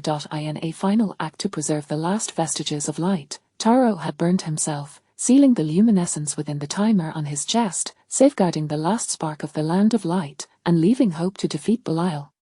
This was precisely why the first generation and 7 had risked their lives to reach the plasma spark tower. At this moment, Su Yang could not help but wonder if he, who feasted upon monsters and various energy forms, could consume the purest essence of the plasma spark energy.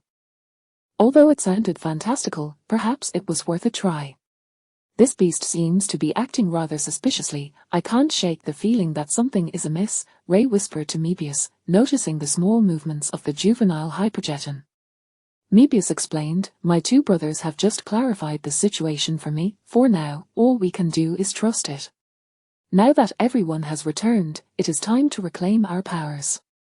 The first Ultraman shouted, capturing the attention of all the warriors.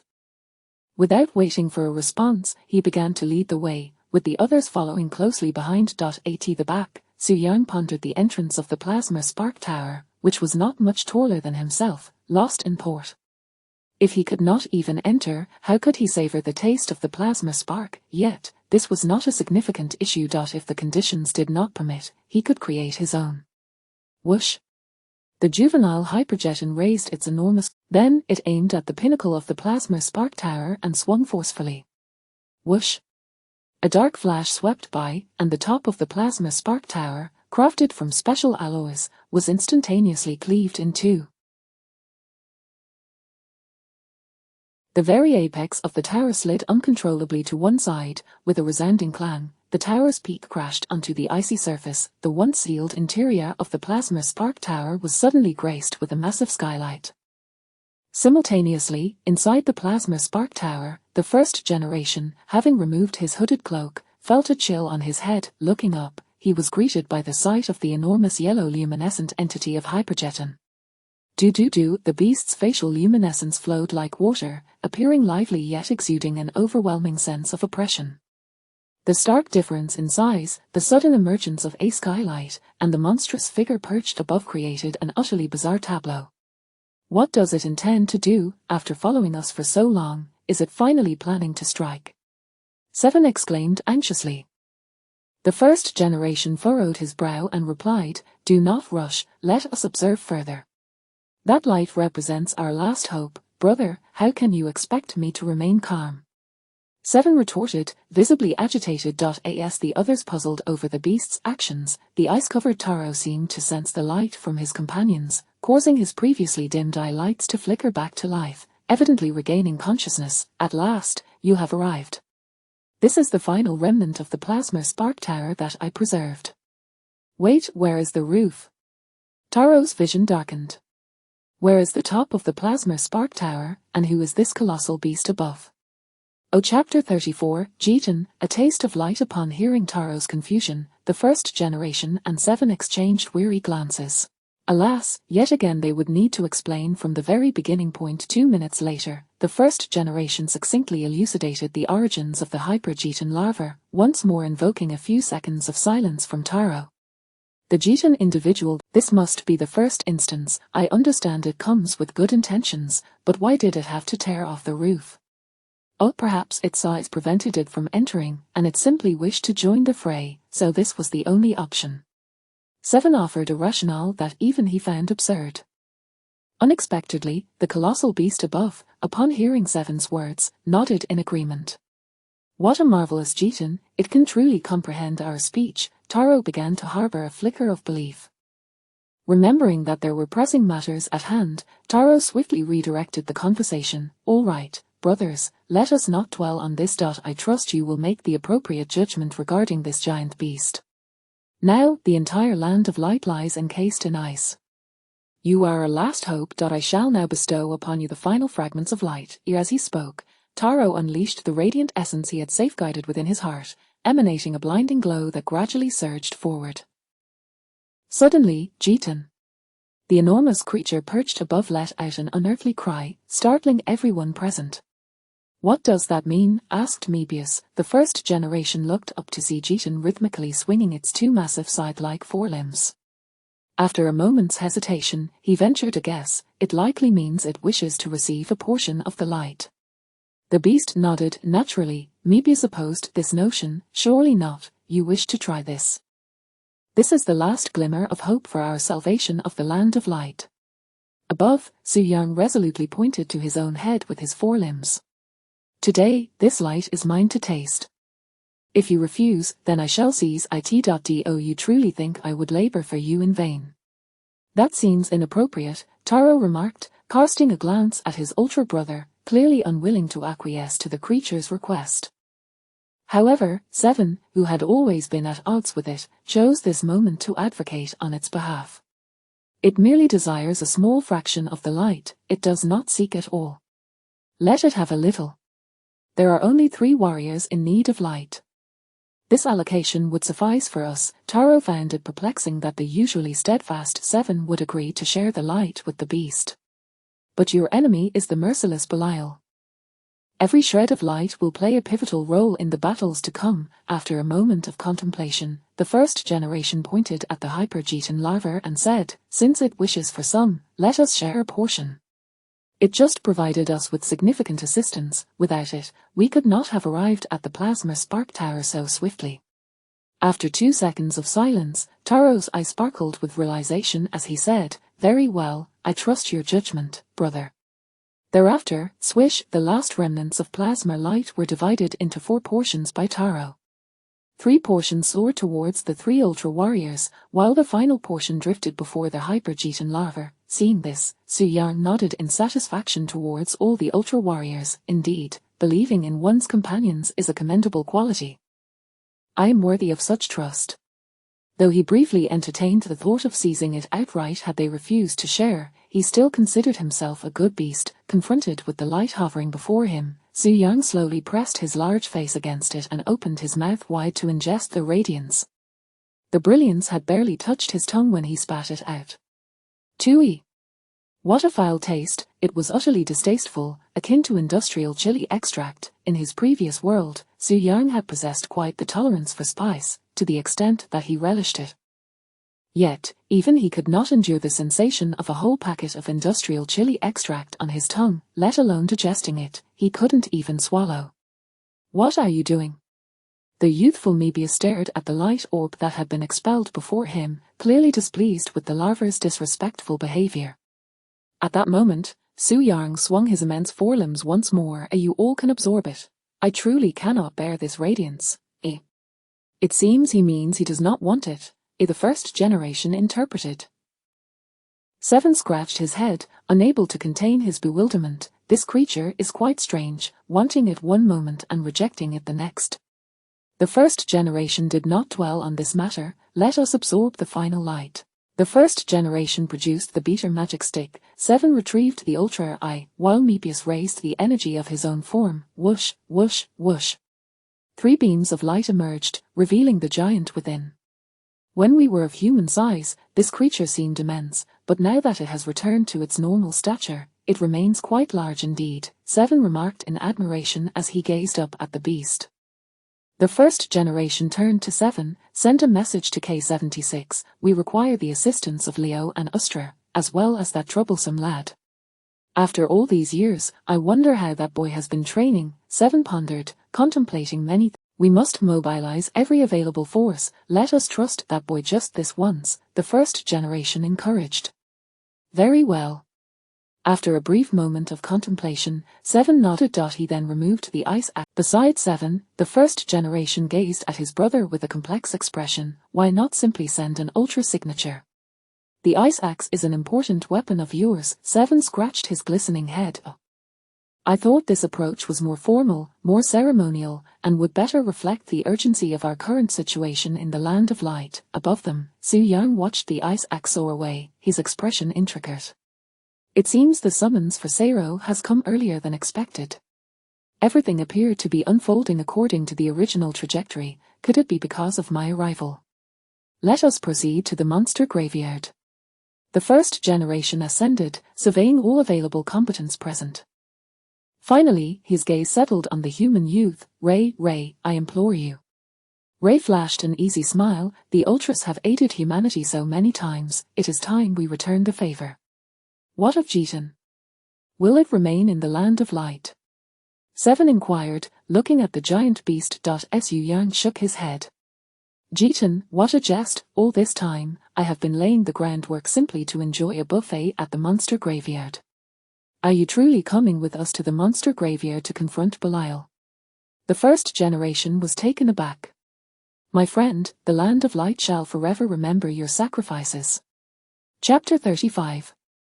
Seiro, my greatest glory during my inaugural mission to Earth, the cosmic dinosaur Jetton inflicted significant suffering upon the original Ultraman. Following that encounter, the original Ultraman returned to the land of light, assuming the role of a professor at Ultraman University, where he dedicated many years to the study of the Jetton clan.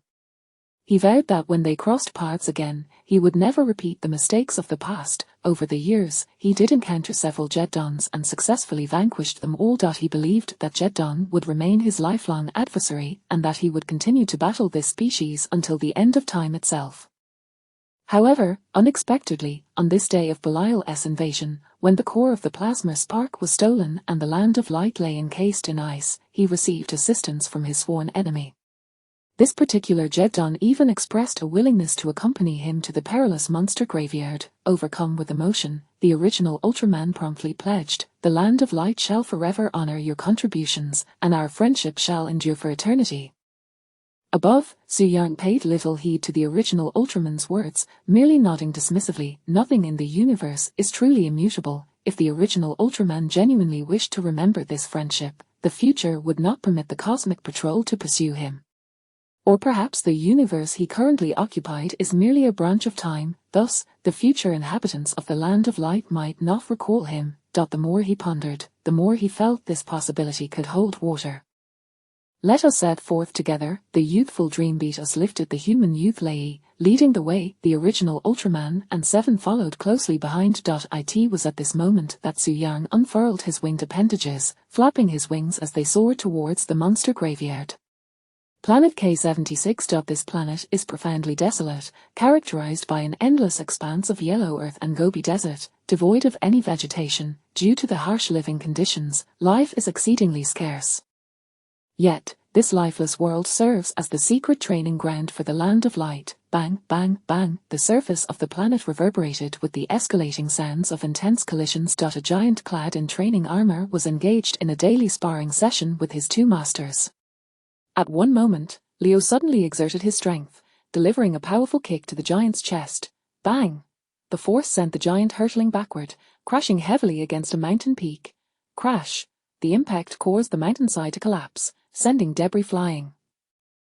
Amidst the rubble, the giant in training armor struggled to rise, muttering, "Master, you truly show no mercy." Chirp chirp, a small red creature nearby expressed its concern with a series of chirps. "Didn't I tell you, the battlefield is dangerous, go play over there." The giant glared down at the tiny Pigman, his tone stern. Pigman blinked its large eyes. "Chirp chirp, worry about me. I don't need your concern, you should focus on yourself." With that, the giant used his finger to gently push Pigman aside. Crash! At that moment, another ominous sound echoed from above. The giant looked up to see a boulder larger than himself tumbling downward. His robust physique could withstand the impact with only minor injuries, but Pigman could very well be crushed into pulp. Thus, the giant sprang into action, bracing himself with both hands.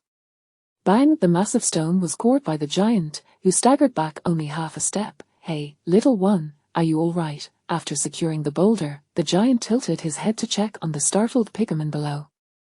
After a considerable pause, Pigman finally managed to respond. "Chirp, all right. No need to thank me at a time like this. Hurry and go play over there." The giant chuckled in disbelief and tossed the stone aside. "What are you doing holding up that rock?" Ustra approached the giant in training armor, puzzled. "Nothing. Just exercising." The giant shrugged, exuding an air of nonchalance. "During practice time, still finding time to play?" "It seems we went too easy on you earlier," Ustra remarked, glancing at Leo, determined to increase the intensity for their disciple. Meanwhile, Leo had remained silent, attentively observing the small creature at the giant's feet. "You held that boulder to protect this Pigman, didn't you?" Leo inquired seriously. "Yes, so what?" The giant nodded, and in a teasing manner continued, "All right, enough chit-chat, let us keep fighting." The giant in training armor assumed a combat stance.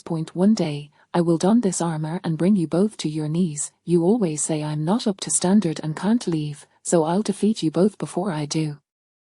Upon hearing the giant's affirmative response, Ustra and Leo exchanged knowing glances. "Seiro, you can return home now. Your training has concluded. Are you trying to distract me with that?" "Not a chance. My resolve is harder than stone." The giant known as Seiro bounced about, flexing his wrists. Then, with a swift motion, he aimed a punch at Ustra's chest. Ustra reacted with lightning speed, stepping back and then clasping Seiro's fist with both hands. "You've completed all your training, you can truly go home now," Ustra patiently reiterated. Seiro finally began to believe. "Really? But why?" Leo explained. "In truth, your combat prowess has long met the standard, it's merely your inner growth that requires some refinement. However, you now understand the value of life." Ustra approached Seiro, jabbing a finger at his chest. "Although you often appear to be carefree and reckless, you possess a tender heart." "I still don't understand," Seiro replied, perplexed. "You just risked yourself to save this little creature, which is proof enough." Leo pointed to the bouncing Pigman. "But I've saved it countless times before," Seiro responded, throwing up his hands. "Why didn't you ever say I graduated then?" "Because we weren't around, or perhaps you stubbornly refused to admit it," Leo replied, having long seen through Seiro's demeanor.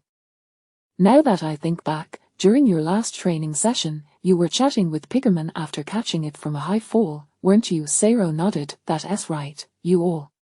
Before he could finish, Leo interrupted. "What did you say to us at that time?" Seiro fell silent, Ustra mimicked Seiro's previous posture, hands on hips, chin raised, exuding an air of superiority. I just enjoy chatting with Piggerman, so what, Seiro? That was a bit exaggerated. I would never be so insufferable. Shouldn't I not be that insufferable? So, I actually had many opportunities to leave before. In response to this question, both Leo and Ustra remained silent. It's your own fault. Should we take the blame? It's as if the masters didn't want to leave early. Just then, whoosh, a flash of cold light descended from the heavens. During this new book phase, I kindly ask all esteemed readers not to neglect the story, but to follow daily to the latest chapters, lest it affects the reading experience. The author humbly thanks you. Chapter 36, The Battle of the Monster Graveyard begins. Clang. A gleaming metallic blade plummeted from the heavens, striking the ochre terrain of planet K-76 and creating a deep crater. Upon witnessing the blade, Seiro instinctively touched his iron helmet-clad head. It's not mine, my headspear won't he even be able to shoot, Seiro remarked in confusion. Leo remained silent, striding forward to retrieve the ice axe from the pit. It belongs to Seven. Oh. I remember him, that old fellow captured me at the Plasma Spark Tower all those years ago. Seiro recalled the past, indignation evident in his voice. If it weren't for him, I might have already joined the Cosmic Patrol and become an exceptional warrior. At the very least, I wouldn't have been trapped here for so many years. Now that I've finally graduated, I shall settle the score with him. Do you recall what you were thinking when you were just protecting Piggyman? Ustra suddenly retorted. What else could I think? Little Piggyman is so fragile. Of course, I instinctively wanted to protect him. Seiro shrugged. Leo solemnly instructed, what Seven did back then to stop you is fundamentally the same as what you just did to protect Piggyman. Before you, the last one who sought to touch the core. He is the greatest traitor in the history of the Land of Light. The misguided desire for extraordinary power can lead to horrific consequences, and your father did not wish for you to stray onto that path. Seiro instinctively began to refute. While that may be true, wait. Master Leo, what did you just say? My father, who is my father? Leo displayed the ice axe in his hand. It is Ultraman 7, your father. No father wishes to witness his son earn face punishment. Your father acted out of necessity back then, do not hold it against him. Now, the information within this ice axe reveals that Belial has escaped from prison, and the plasma spark core of the Land of Light has been seized. We must return to assist them. Seiro, let your father witness your growth. Seiro felt that today had been overwhelmingly exhilarating. The plasma spark core has been stolen. The Seven who sent me here for modification is my biological father. Leo prepared for action. We will discuss this on our way back. Seiro wrapped on his several-ton iron armor, but right now, I'm encased in training armor. I can't unleash my full. Before he could finish, the body of the King of Ultra appeared out of thin air. Go, the Land of Light needs you. At that very moment, clang, clang, clang. Seiro's training armor shattered and fell to the ground with a series of sharp noises. Seiro flexed his body briefly, bent his legs, and leaped. Swish! He soared to a height of 1,000 meters as if his legs were equipped with springs. All right, let us head back so they can witness my prowess.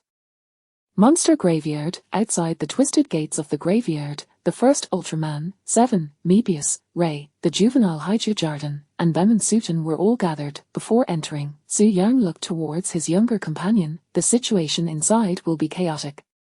You wait for us outside.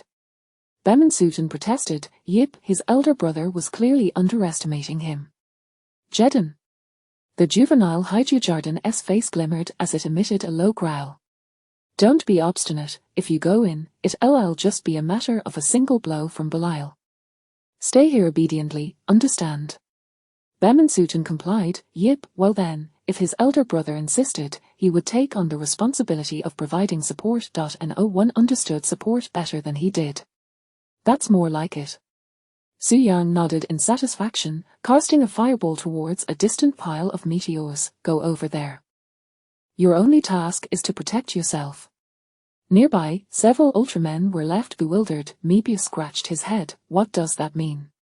He's telling the sidekick to hide nearby while he charges into the monster graveyard. This Jetton really is loyal. The first Ultraman thought even more highly of this monster. Stop dawdling, we must hurry inside.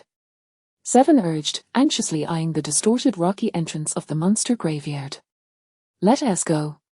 The first Ultraman commanded, leading the Ultramen into the graveyard's gates.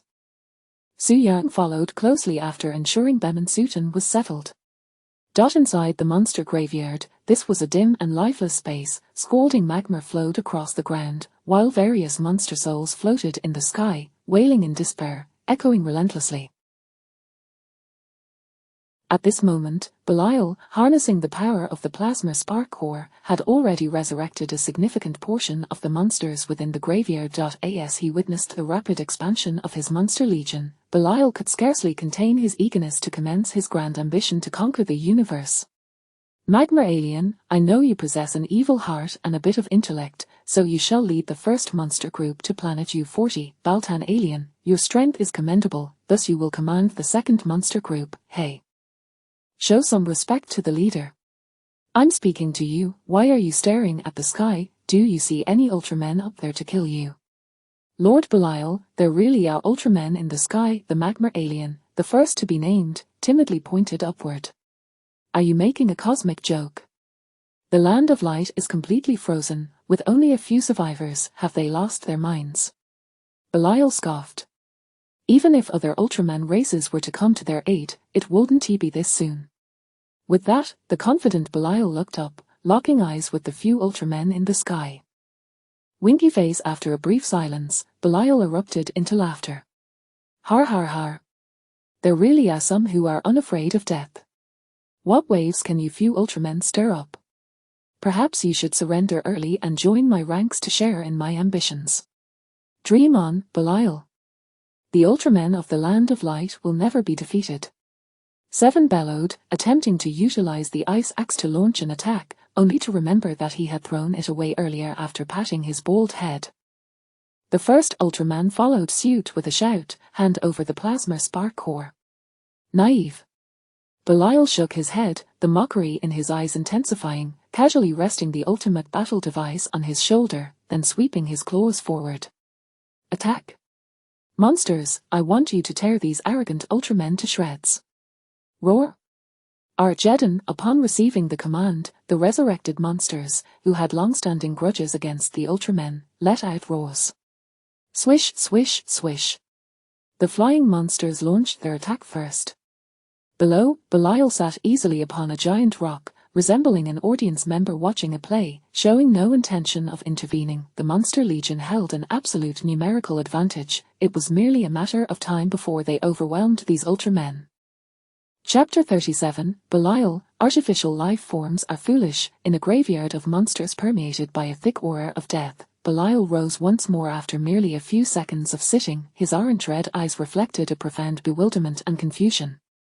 Where did this colossal creature come from? Bewildered, Belial gazed up at the enormous black monster that had appeared in the sky. Did it arise from his own resurrection, such a distinctive entity? If he had indeed been responsible for its creation, he would certainly have remembered. Moreover, it had entered through the graveyard's portal, and he had no recollection of dispatching such a beast on any mission. So, what could possibly bring it here? Pondering this enigma, Belial finally directed his gaze towards one of the Jettas within his monstrous legion. The super-colossal beast that had emerged through the graveyard's portal bore resemblance to Jetto, suggesting a potential connection to its kind. Could it be that the Jetto he had resurrected had sent word to its brethren outside, prompting this gigantic creature to seek him out, drawn by tales of his legendary exploits? The more Belial contemplated, the more plausible this scenario seemed. Otherwise, there would be no rational explanation for an unfamiliar and fearsome giant beast to appear in the monster graveyard. Hey, you appear to possess some capabilities. Belial raised his ultimate battle instrument, pointing the dark rod towards the creature in the sky. Meanwhile, in the heavens, Su Yang, having entered the monster graveyard, was overwhelmed with excitement, delicacies, an abundance of delicacies. The mere thought of devouring all these resurrected monsters filled Su Yang with an uncontainable joy. A feeling of happiness blossomed within the heart of this so-called evil giant. However, before he could take a bite, he heard Belial's loud exclamation.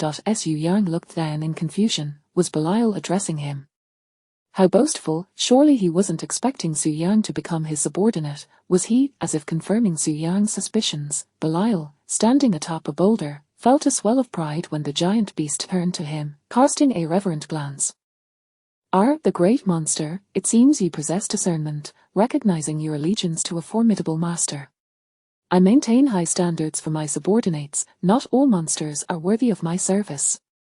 Wishing to join my ranks? First, allow me to assess your capabilities. Now, eliminate the 3 Ultramen before you. In the sky, Su Yang, flapping his wings, regarded Belial with a peculiar gaze. Just how narcissistic could this fellow be? I, the vanquished evil god, the ultimate biological weapon, the destroyer of the cosmos, why on earth would I work for you? Su Yang had thought the Sero brothers from the land of light were insufferable, but now, this demanding Belial was even more detestable. A true villain indeed. Had he possessed even a modicum of rational thought, he likely wouldn't have betrayed the land of light. The enormous Hyperjeton larva's yellow crystal face shimmered with a brilliance akin to flowing water.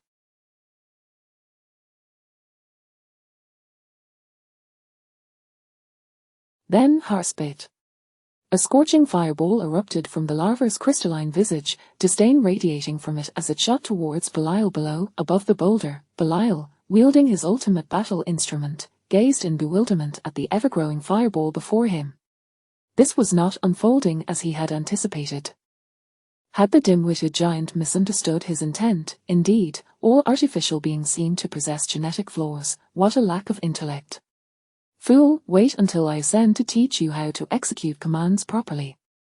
After uttering a curse, Belial swung his ultimate battle instrument, preparing to send the fireball hurtling back into the sky. Whoosh! The rapidly approaching fireball drew nearer to Belial. The blinding light cast his dark visage into an orange hue. The intense heat brought forth a searing sensation upon his face, as if the very skin were about to be scorched. Upon sensing the immense energy contained within the fireball, Belial was taken aback. He had not anticipated that the creature's size would correlate with its offensive capabilities. Soon after, this astonishment transformed into delight. This creature possessed formidable power. Should it choose to join his ranks, it would undoubtedly become a significant asset in the future. While Belial contemplated, the fireball had already neared within 100 meters of him. Drawing on his vast combat experience, Belial seized the opportunity and swung his ultimate battle instrument like a baseball bat. Swish!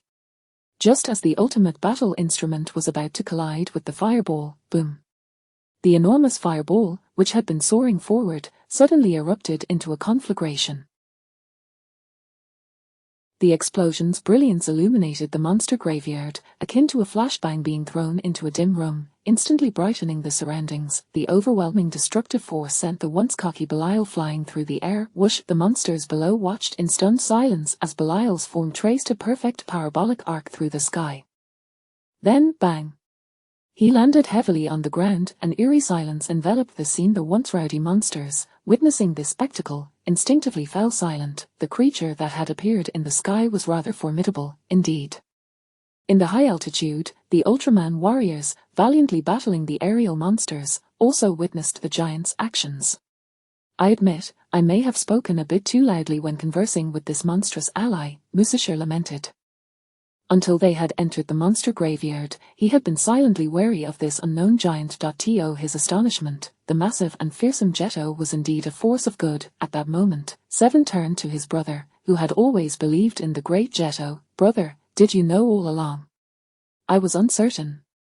I was merely taking a gamble, the first Ultraman replied with a wry smile. He chuckled at the irony of fate, for Belial, his own kin, was the architect of the calamity that befell the land of light, while Jetton, once perceived as his arch-nemesis, now stood firmly on the side of righteousness.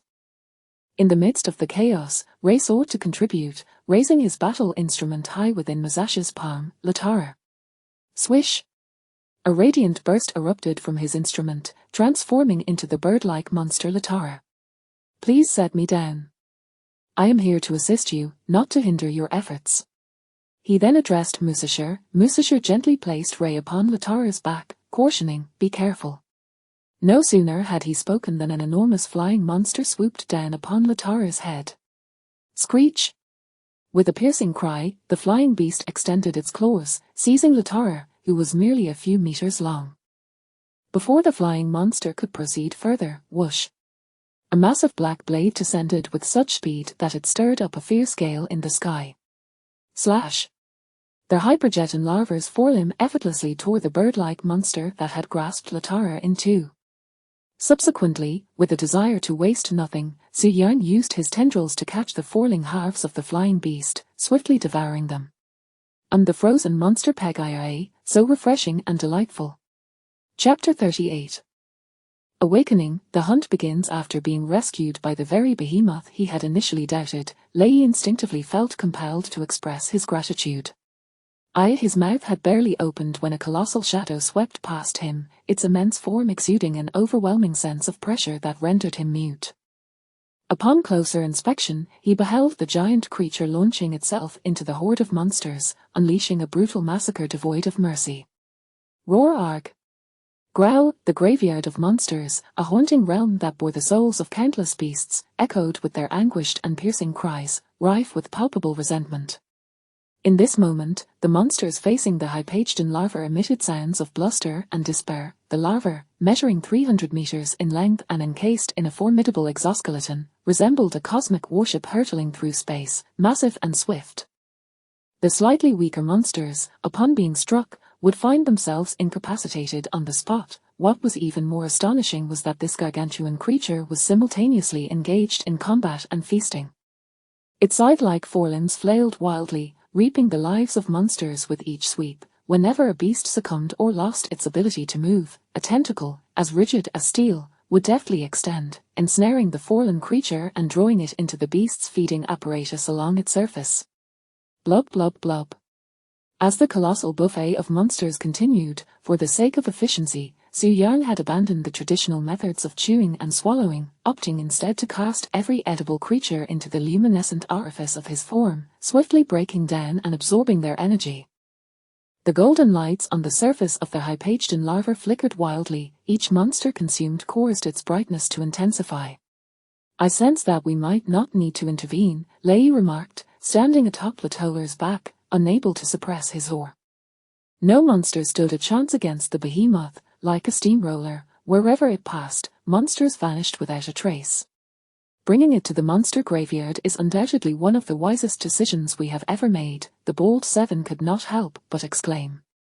If we win this battle, it will undoubtedly be the primary contributor, the original Ultraman concurred.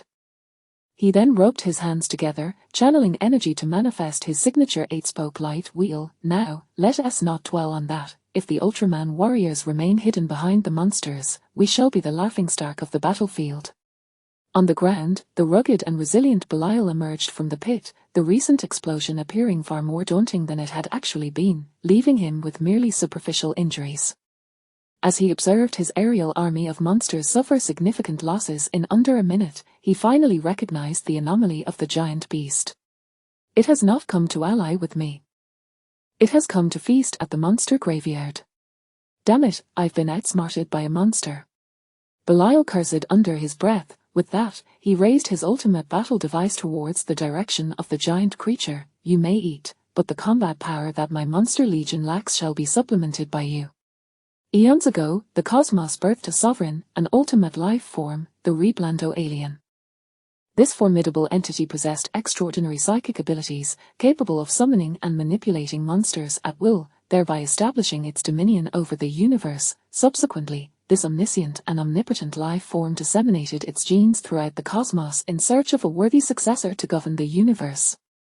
Those who inherited this genetic lineage or were spiritually tainted by the Reblando alien became known as Leonix.to enable its heirs to adapt, store, release, and control monsters. The Reblando alien equipped each Leonix with a specialized battle device.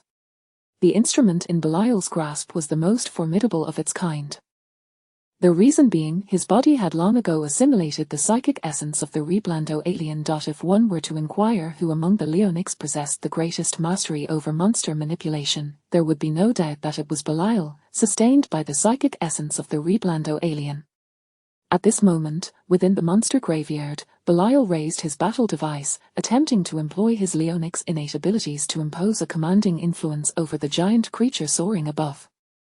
In the sky, as the Hypageddon larva reveled in its feast, its body suddenly convulsed violently. Soon after, an overwhelming sensation of dizziness washed over it. At that moment, Xu Yang felt as though someone were wielding a massive hammer, mercilessly pounding his skull while chanting, 80, 80. This sensation was unfamiliar to Xu Yang, yet he could surmise its origin. Belial had exerted a form of mental control over him. Jetton, as expected, it has come to this. Xu Yang, having traversed into this world, harbored but two aspirations, to consume monsters infinitely and to revel in freedom. The notion of being controlled by another was utterly intolerable to him, thus, he temporarily ceased his offensive, focusing intently on the psychic struggle against the intruding force within his mind. Simultaneously, before completely halting his actions, he cast a glance towards Lei in the distance, uncertain if he could comprehend the silent message. It has fallen asleep on the battlefield. Driambeus, who was currently fending off the volcanic bird Batten's assault, rushed over to offer support upon noticing the giant creature's cessation of activity. Meanwhile, the monsters, previously terrified by the Hypageddon larva, exchanged bewildered glances upon witnessing its sudden stillness. After a moment of hesitation, the leading Batten let out a roar. Yip! The colossal beast has claws, and so do I. Now is the time for it to fear us. Come forth, Driambeus declared, unleashing a luminous sword from the essence of his being, the blade hovering elegantly in midair, poised and radiant. In the next instant, whoosh, the sound of numerous wings flapping resonated as the entire aerial monster legion surged forth. Though Driambeus had garnered strength through his experiences on Earth, even the mightiest warrior, this inevitably led to an inability to sustain himself for long, and ultimately, he fell prey to Batten's sharp beak, which pierced his chest with a swift thrust. Whoosh, particles of light spilled from the wound in Driambeus's chest, swiftly dissipating into the dim expanse. Feeling the pain coursing through his body, Driambeus turned to the giant creature beside him. Great beast, could you possibly awaken? There are too many monsters besieging me, I am struggling to hold my ground, Driambeus. Seeing his younger comrade grievously injured, Seven rushed forward to support Driambeus's faltering form. Brother, I have protected our friends. Driambeus's eyes flickered weakly, his voice feeble. To this, Seven could only remark, foolish. This larva possesses formidable defensive capabilities, not even an entire legion of flying monsters can inflict significant harm. Can't you see that? Chapter 39, The ultimate lifeform's taste is mediocre in the desolate graveyard of monsters, suffused with an aura of death. The dark brown soil and the molten lava coursing across the surface rendered this place akin to a hellish landscape. In the aerial battleground, the larval form of Hypageddon flapped its wings, hovering midair. Beside it, Driambeus fell into silence after receiving his brother's critique. Upon reflection, it seems that way. The situation was urgent, and I had no time to deliberate. You should withdraw from the battlefield to recuperate. We shall take it from here, Seven advised. What about our monstrous friend? Driambeus inquired. Even if the monster legion cannot harm it, we cannot simply abandon it. After all, it is our friend, right? I did not say we would neglect it. Ray is attempting to awaken its consciousness. Seven gestured toward the humans behind him. The colossal beast suddenly fell into a stupor, likely influenced by Belial. Leonix can control monsters. I trust that requires no further explanation. The astute Driambeus grasped the situation. Belial controls the giant beast, and then Ray wrests back control from Belial. A gleam of pride crossed Seven's face. That is precisely why I instructed you to locate this human Leonix. Did you already foresee that we would gain the assistance of this super monster, Brother Seven? Driambeus exclaimed in astonishment. One must always prepare for a rainy day, you know. Youngster, you still have much to learn. Seven patted Driambeus on the shoulder and, to ensure his safety, gently nudged the young one away from the battlefield. In the mental realm of the Hypageddon larva, after a prolonged struggle against control, Xu Yang experienced a fleeting moment of disorientation.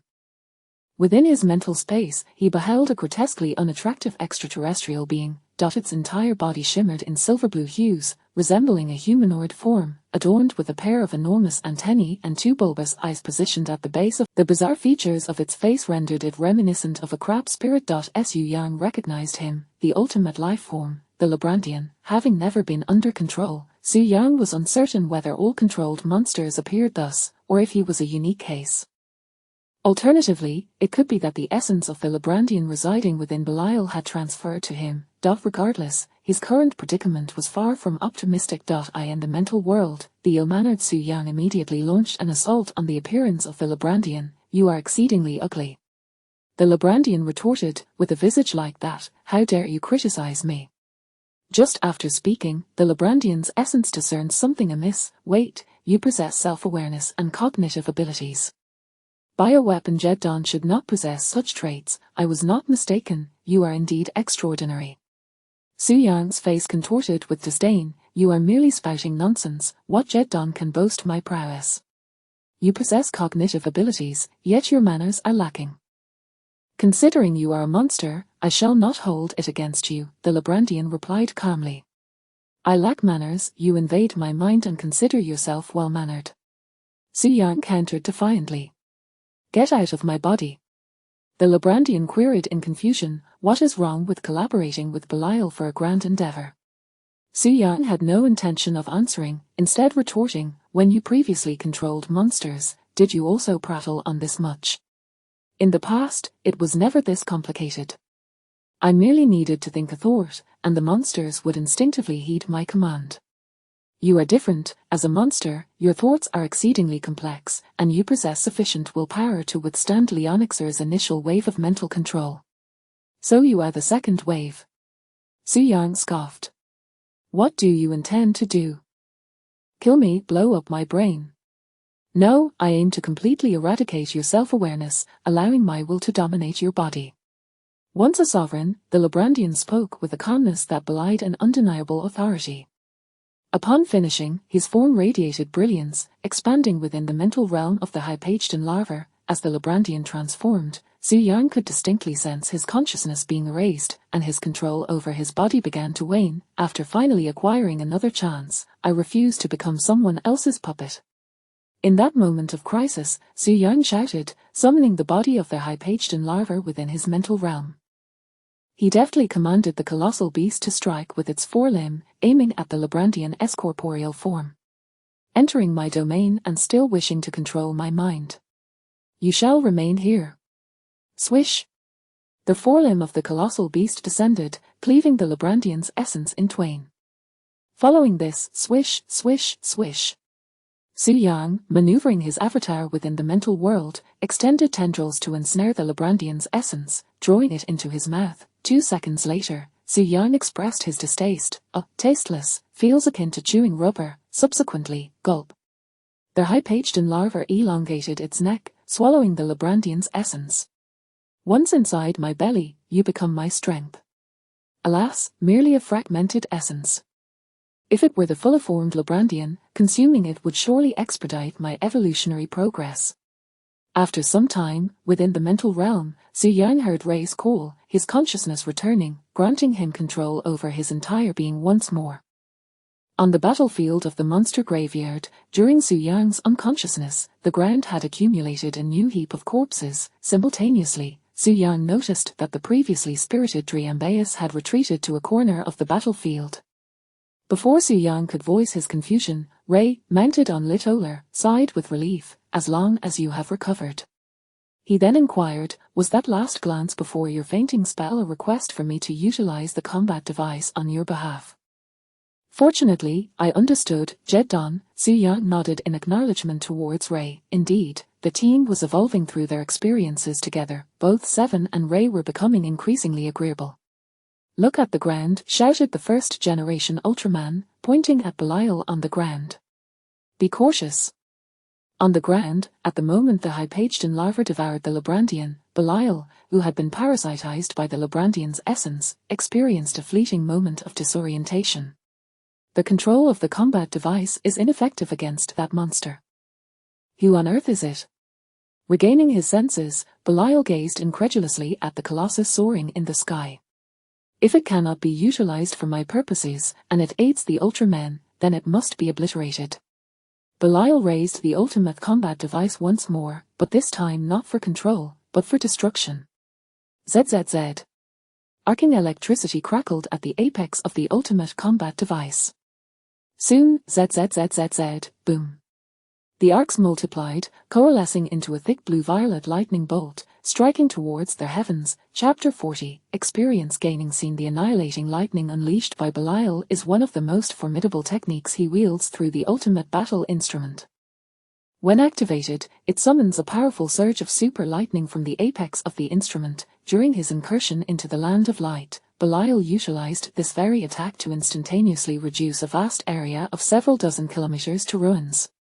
At this moment, the originally broad-range attack of super lightning coalesced into a singular beam, striking towards the colossal black beast hovering in the sky. The blue-violet lightning carried with it a terrifying destructive force, warping the very fabric of space as it passed.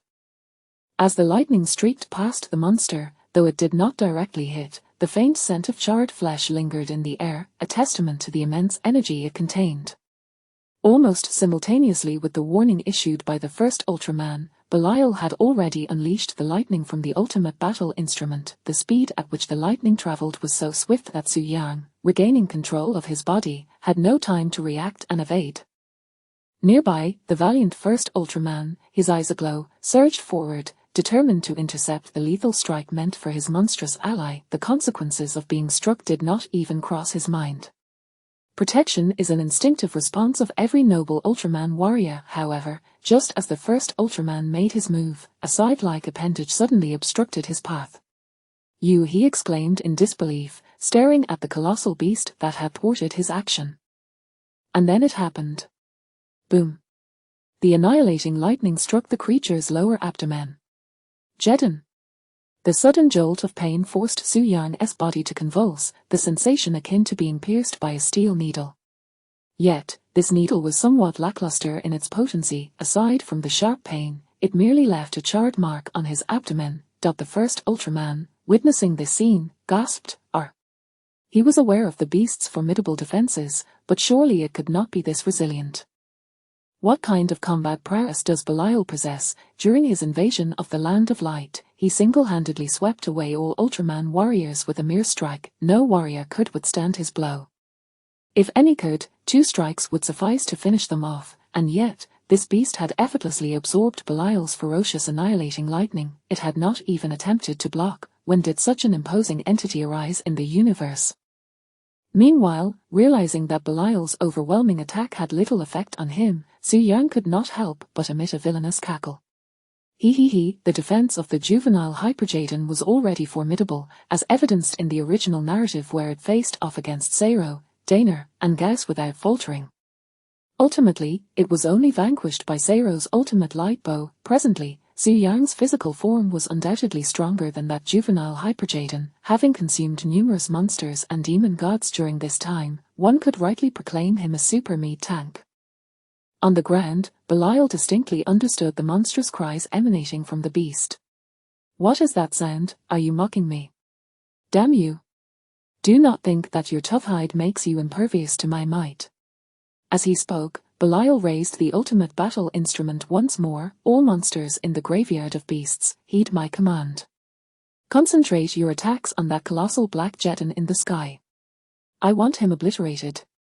As soon as these words left his mouth, hundreds of beasts roared in response. The monsters harbored deep-seated hatred for Ultraman, yet they feared powerful foes even more, especially one that regarded them as sustenance.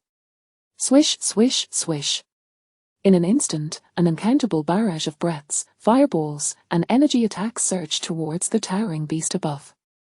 Belial understood that even his annihilating lightning could not breach the defenses of this super Jetton, thus, the monster's attacks were even less likely to succeed. Nonetheless, he firmly believed that no matter how potent biological weapons may be, they could not transcend the realm of biology. His legion of monsters held an absolute numerical advantage. Just as water can erode stone, there was no reason that such a multitude of monsters could not eventually crack the exterior of another beast. In the sky, confronted by the rain of attacks descending upon him, Su Yang found amusement. Did Belial truly believe that sheer firepower could vanquish him? did he take him for one of those foolish monsters, merely enduring blows with his body? Swish, swish, swish. The deluge of light projectiles drew ever closer. ZZZ, at that moment, Su Yang opened his own temporal magnetic field. The distorted space would serve as his finest shield. As for where these attacks would be redirected or whom they might harm, Su Yang had pondered such matters, yet they did not greatly concern him. He set aside the quality of the monsters and revelled in his wicked existence. Swish, swish, swish, countless energy orbs surged into the golden temporal magnetic field, vanishing without a trace. Beside him, Stephen's eyes flickered. What is this? What kind of ability is this? How much more remains unknown about this monster? The first Ultraman calmly replied, temporal domain. No wonder it always appears so self-assured. It has this fallback. Stephen grasped the situation and, filled with curiosity, asked, opening a temporal magnetic field is a unique ability of indigenous monsters dwelling in the temporal domain, right? Why does this Jetton possess it as well? The first Ultraman raised two fingers, two hypotheses. First, it was granted this ability by its creators.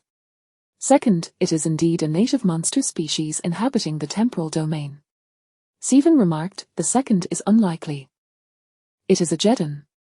The first Ultraman shook his head. To assert that so definitively is rather imprecise. We know so little about the monster species within the temporal domain. What if Jetton was created based on its appearance? This is a topic worth examining in greater detail after this battle. It certainly holds potential for discovery. Stephen acknowledged, what you say makes sense. On the ground, Belial was left perplexed. What manner of creature was this, with such tough skin and immunity to fire and water? The mysterious magnetic field absorbed all the monster's attacks. How could he possibly fight back? Shall we resort to close combat? After a brief contemplation, Belial commanded, monsters, do not cease your assault.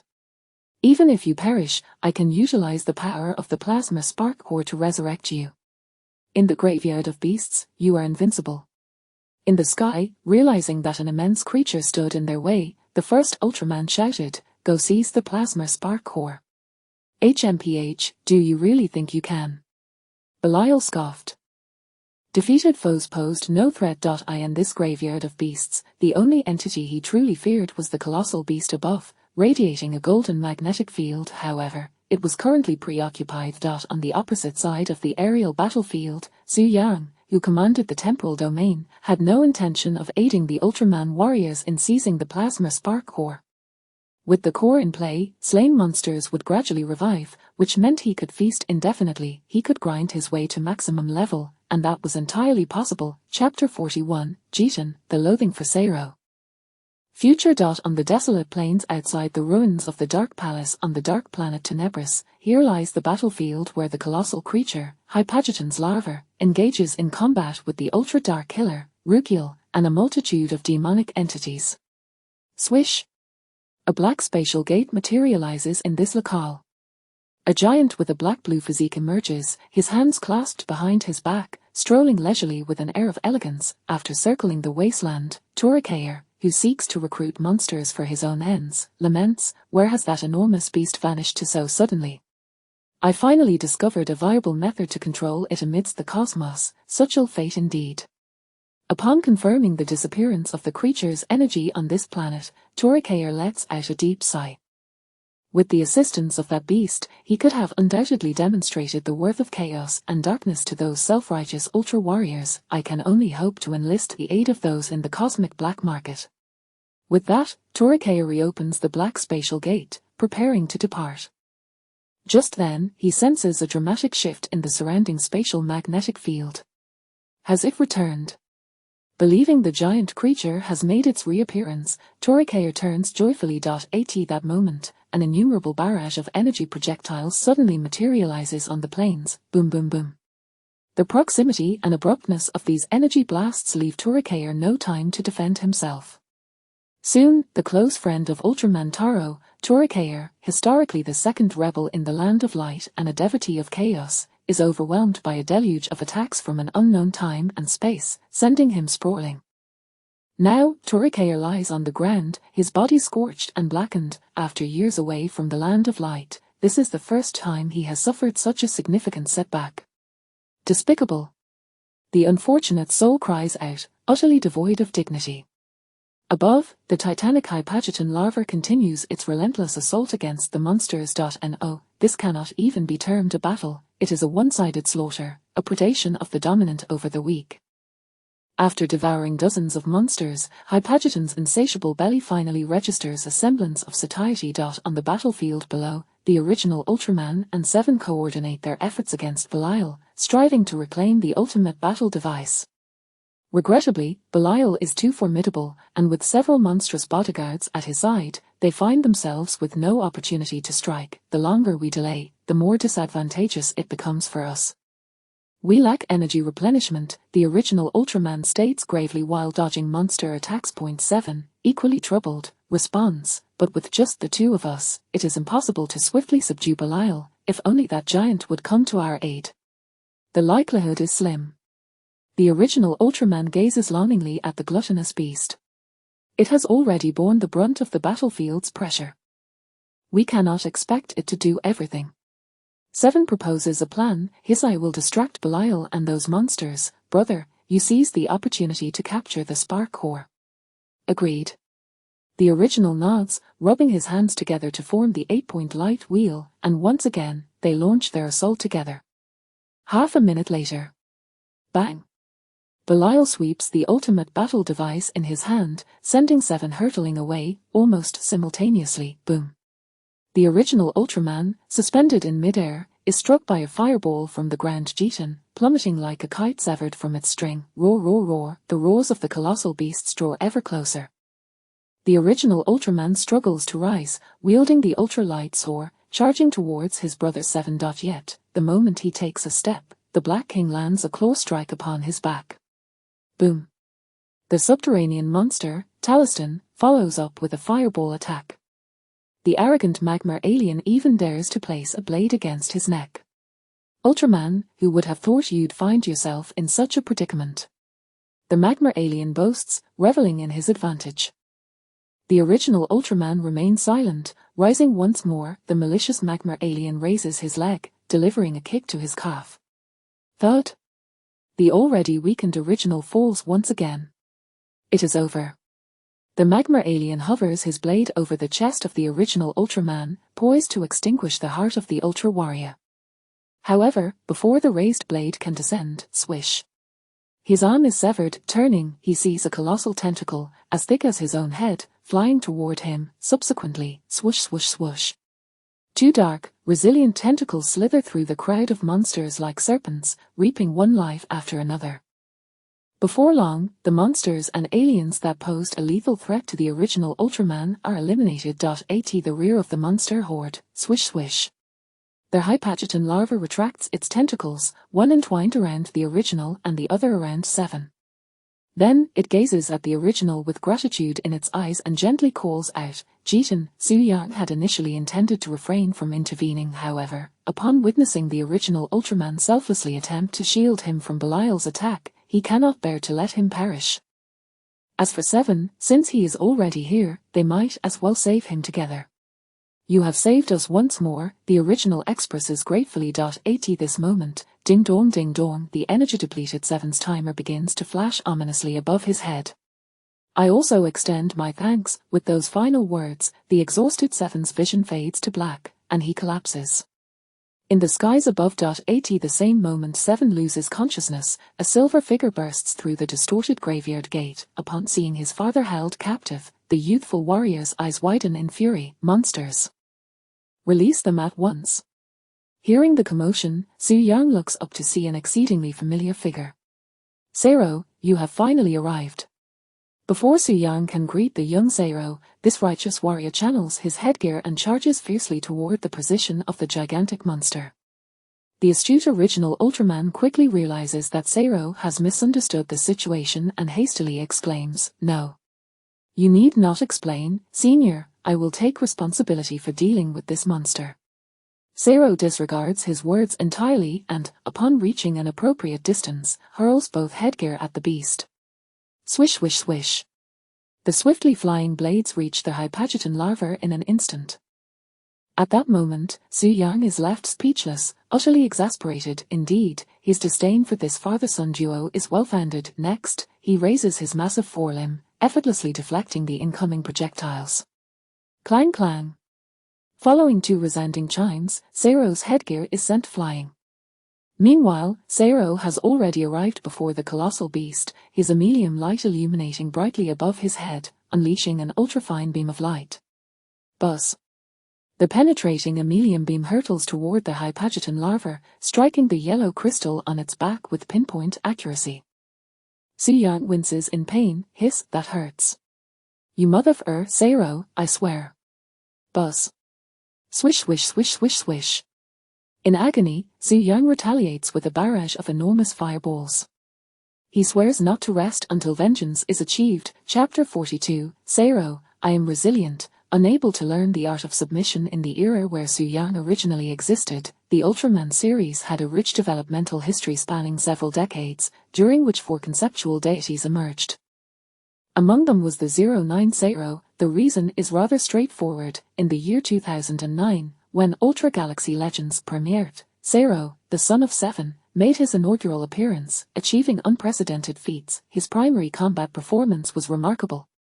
He single-handedly confronted hundreds of monsters, displaying an overwhelming dominance. It is noteworthy that each of those 100 monsters had previously ensnared his predecessors in arduous battles. His secondary combat performance showcased his ability to stand his ground against Belial, relying solely on his innate power, at a time when Belial wielded the ultimate battle apparatus and had recently swept through the land of light.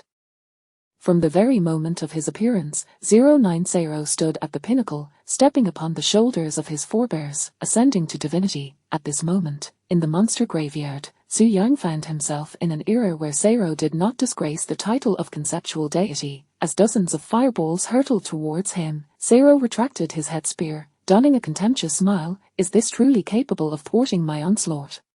He then accelerated abruptly. Whoosh, whoosh.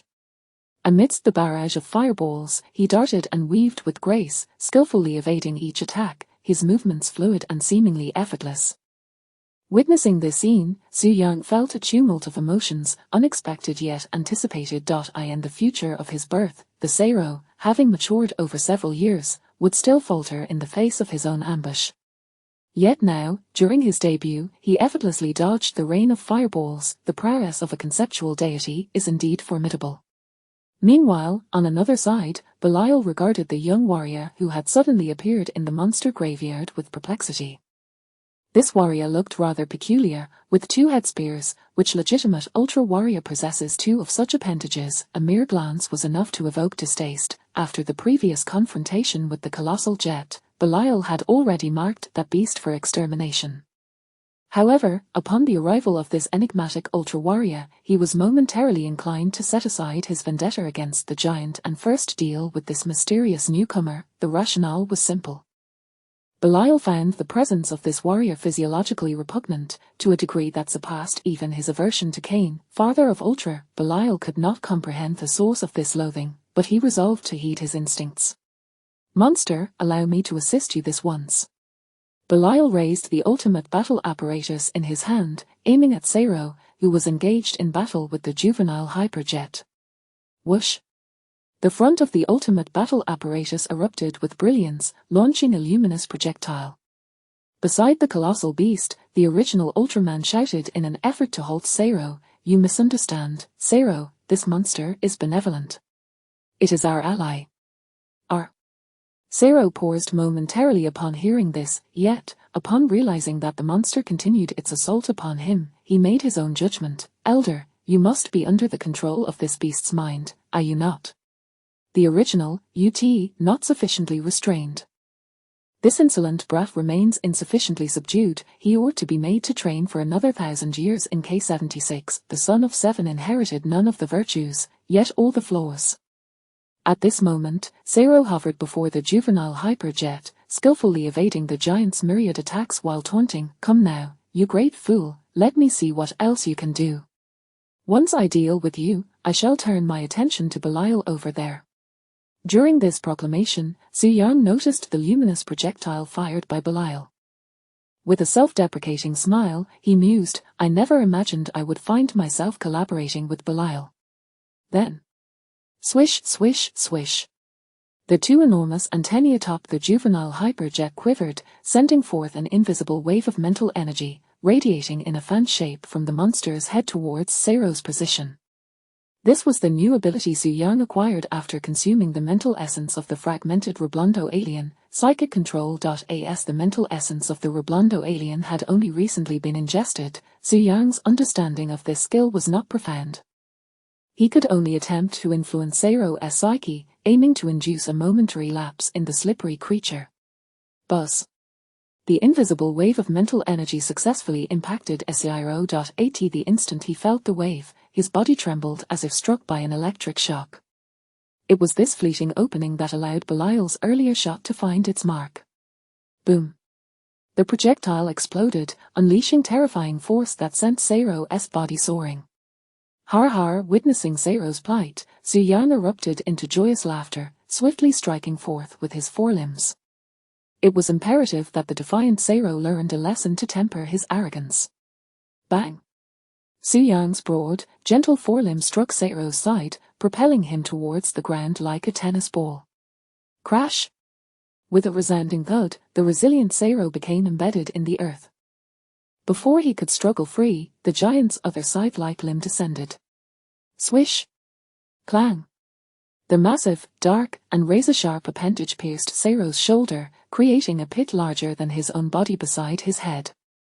Su Yang held back. Out of respect for the original Ultraman and for the sake of his own childhood memories, he recalled the awe he felt as he watched Seiro burst onto the scene on television. With this filter, as long as Seiro refrained from provoking him, he was willing to avoid confrontation. The original Ultraman, bound by tentacles on the back of the juvenile hyperjet, gazed with a complex expression at the dazed Seiro. Now you must surely understand. Youngsters never heed advice. They must first suffer before they learn. On the ground, Seiro's peripheral vision caught sight of the giant limb embedded beside him, and he found himself engulfed in turmoil. In that fleeting moment, he pondered many things. However, regrettably, Belial and the monsters would not afford him ample time for reflection. Shortly after the juvenile hyperjet's limb descended, the monsters and Belial unleashed their energy projectiles towards Seiro's position. Whoosh, whoosh, whoosh. Boom, boom, boom. This time, devoid of the spatial electromagnetic field's interference, the various energy projectiles detonated successfully. The cacophony resonated as if igniting an enormous firecracker throughout the monster graveyard, causing the earth to tremble, sand and debris scattering in all directions. The explosive flames illuminated a corner of the monster graveyard. Amidst this towering inferno, whoosh! A silver-blue figure emerged from the chaos, still brimming with vigor, youthful exuberance, and defiance. Attempt to ambush me, you monsters, are still 2 millennia too early. As he spoke, Seiro extended 2 fingers. Having freed himself, he turned back to the juvenile hyperjet, and your previous strike was far off, you'll need to practice more. Chapter 43, How great will the psychological damage be? You need to practice more, was Seiro's assessment of the hyper-agent larva. Upon hearing this, Su Yang couldn't help but feel a mixture of anger and amusement. Was this insufferable brat truly oblivious to the situation, or was he simply unwilling to concede defeat to his own monstrous counterpart? It was a travesty. He had accompanied the Ultraman forces to the monster graveyard with the intent of indulging in a feast, yet, the moment Seiro arrived, his appetite was utterly disrupted, leaving him with an overwhelming desire to give him a good thrashing. The hyper-agent larva emitted a cry, Kier, just as it began to wail. The first generation, ensnared by its tendrils, quickly pleaded, this brat doesn't know better, please be lenient. Once the battle concludes, I will ensure he apologizes to you in person. Let him off this time, friend. Done, Su Yang shouted the remaining half as a massive forelimb rose and fell, precisely cleaving a recently resurrected monster in 2. Meanwhile, witnessing this scene, Seiro wore a complex expression. I too need to practice more, I was simply outmatched. But next time, I won't let you win so easily. The first generation Ultraman corrected him, what are you saying? It is our friend, and you have inadvertently harmed it, hurry and apologize. Seiro remained silent, taking a few seconds before managing to utter, "We'll talk about it after." This child has grown up without a father by his side. His stubbornness is excessive. The first generation attempted to mediate. Suyang chose not to respond further. Instead, he entangled the monster's corpse with his tendrils and resumed his frenzied feast. He decided to refrain from stooping to the level of a child. He would deal with him after finishing his meal. In the monster graveyard battlefield, the hyper-agent Larva and Sero unleashed their power simultaneously. Buzz, boom boom boom, beams of light and fireballs surged forth, fists and blades clashed. Roar, roar, roar, the resurrected monsters were decimated at a visibly rapid rate under the relentless assault of these two. As a young warrior charged toward him, Belial grasped the plasma spark core in one hand and the ultimate combat device in the other, accusing, "Great monster, you traitor, whose side are you truly on?" Unfortunately, the only response was a fireball from the great monster. In truth, Suyang's stance had always been clear. He stood only on his side, indifferent to notions of good or evil, prioritizing his meal. Of course, it was entirely normal to occasionally lend a hand to friends, to return favors, and such. Half a minute later, Sero, wielding two head darts, cut his way through the front lines of the monster army to stand before Belial. "So, you are Belial. Has no one in the land of light taught you to speak respectfully to your elders?" Belial's voice was frigid. The young warrior possessed some skill, but Belial was unperturbed. After years of fame, defeating a mere fledgling was hardly a challenge. "Do you even deserve to be called my elder? Have you not looked in the mirror?" Sero mocked. Belial attempted to maintain his composure. "Your arrogance is notable. It has been many years since such a brazen junior has emerged from the land of light. And here I am." Sero raised his hand, pointing to himself with his thumb. "I forgot to introduce myself. I am Sero Ultraman, the son of 7 Ultraman." Upon finishing, Sero charged forth, launching an assault on Belial, who held the plasma spark core. Meanwhile, Suyang continued his meal in the background. Swish, swish, swish, swish. At this point, he had already set aside the first generation and 7, using both his forelimbs and tendrils to sweep across the battlefield, eliminating monsters at an astonishing speed. Within a few minutes, over 100 monsters had been dispatched. The few remaining had been terrified into fleeing. At this moment in the monster graveyard, the battlefield was divided into 4 sections. In one corner, Sero and Belial engaged in their fateful duel. In the center, the hyper-agent Larva was preying upon the last remnants of monsters. Not far from the hyper-agent Larva, the first generation tended to the unconscious 7, occasionally battling monsters that attempted ambushes. Above, the injured Mephilers was intercepting 2 flying monsters. Soon, both the monsters faced by Mephilers and the first generation were effortlessly dealt with by the tendrils of the hyper-agent Larva. Thus, all remaining monsters in the entire graveyard met their demise. They were dead, and not even their corpses remained. Just then, the twisted gates of the graveyard stirred once more. The tardy Leo and Ustra made their entrance. Upon entering the monster graveyard, Ustra remarked, "That brat Sero is something else, flying so fast, he doesn't even think to wait for us." Enough talk. What awaits us within the monster graveyard is a fierce battle, no doubt. The message conveyed through the head dart thrown by Brother 7 indicated that Belial might use the power of the plasma spark to resurrect all the monsters in the graveyard. But where have all the monsters gone? Upon hearing the Leo brothers' inquiry, all warriors turned their gaze towards the rotund form of the massive Jetton. Only one monster was resurrected. Leo misunderstood, positioning his body midair as if preparing for a flying kick. Having learned from Sero's prior experience, the first generation quickly clarified, misunderstanding, this Jetton is our friend." Seconds later, Leo and Ustra nodded. Oh, who would have thought that in the time of crisis for the land of light, it would be this monster stepping forward. It's truly astonishing. Mephilers added, "We share the same sentiment." After a brief exchange, the Leo brothers finally sensed something amiss. It was too leisurely. In a moment when the survival of the land of light hung in the balance, they had come to offer support, yet here they were, allowing Sero and Belial to engage in a fierce battle while they stood idly chatting. Leo exclaimed, "Sero is still fighting Belial, we must hurry to support him." "No need, leave everything to me." The stubborn Sero, currently engaged with Belial, shouted shortly thereafter, a sound akin to iron striking echoed throughout the monster graveyard. Clang, clang, clang, clang, clang, clang, clang, clang. The sound reverberated from one side of the monster graveyard to the other, then back again, indicating a fierce stalemate. Finally, Su Yang could no longer watch and extended his nefarious little tendril. In the rocky area of the monster graveyard, Zero wielded his head darts with both hands, forcing Belial to retreat step by step. Despite the evident signs of defeat, Belial maintained an air of inscrutable depth. So, you are Zero, little warrior, I shall remember you. Zero retorted, what are you pretending for? You are about to die at my hands. Before he could finish his sentence, swish. A dark tendril, flying from an unknown source, pierced through Belial's chest, appearing before Zero. The ease of the action made Zero feel as though his prior stalemate with Belial was but a farce. Just as Zero pondered this, the tendril moved again, with a sharp pop. Zero was sent flying over 1,000 meters. The first-generation Ultraman instantly understood, it seems it still remembers its grudge. Leo supported his disciple, what is this, is it truly a friend? Ultraman brother, do you have any idea what kind of psychological trauma this big bully can inflict on a 5,000-year-old child? Chapter 44.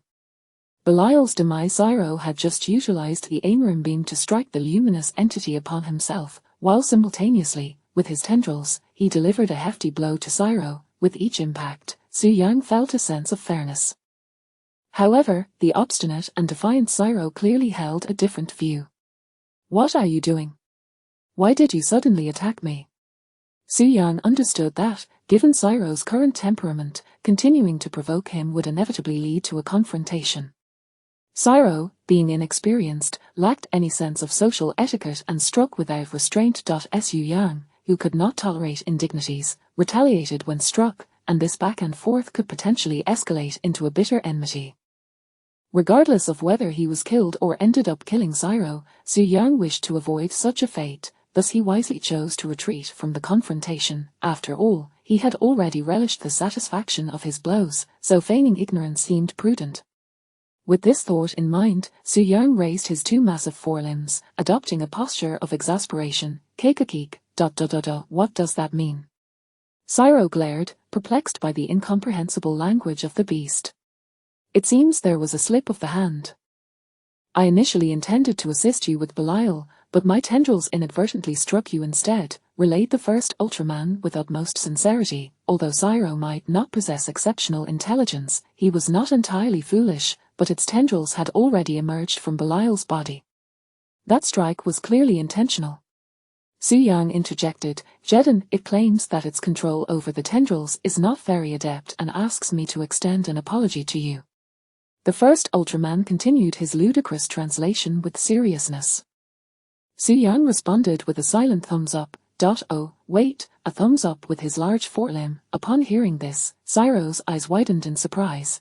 A colossal beast, apologizing to me. His astonishment gradually morphed into a naive delight. Well, it is rather polite then. All right, since it was unintentional, I can reluctantly forgive it. The onlookers were left speechless. Zero, you are both easygoing and difficult at the same time. Witnessing the rift between his nephew and the colossal beast dissolve, the first Ultraman nodded in satisfaction, his gaze inadvertently drifting towards the prostrate Belial, whose chest had been pierced. Now that the matters of the monster graveyard have been satisfactorily resolved, we should return the plasma spark core to the land of light. What shall we do with Belial? Lei inquired, perched atop the head of the summoned Gamora. Isn't he already deceased? As for the corpse, we can simply discard it into the adjacent Valley of Flames, Mebius remarked disdainfully, glancing at the lifeless Belial. As long as the body remains intact, this fellow still has the potential for resurrection. Hey, what are you doing? Mebius was in the midst of explaining his proposed method for handling Belial when a dark tendril reached towards him, seizing Belial's corpse before the eyes of the gathered assembly. You intend to use Belial's body for what? Just as the first Ultraman was about to inquire, he instantly grasped the situation. To consume. Mebius realized belatedly, his bulbous eyes blinking twice. Although Belial was dead, the thought of him becoming sustenance for a monster was somewhat difficult to accept. Among the gathered, Su Yang was unconcerned, as the tendrils wrapped around Belial's body, without a hint of hesitation, delivered it towards the gaping maw.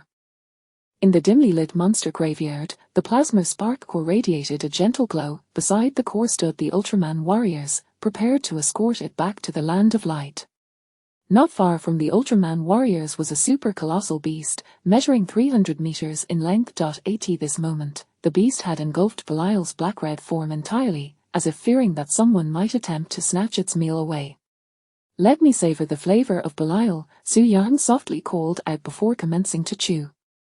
The face of the juvenile Hyperjaden shimmered with brilliance, its large head adorned with a look of profound confusion. "Can't chew."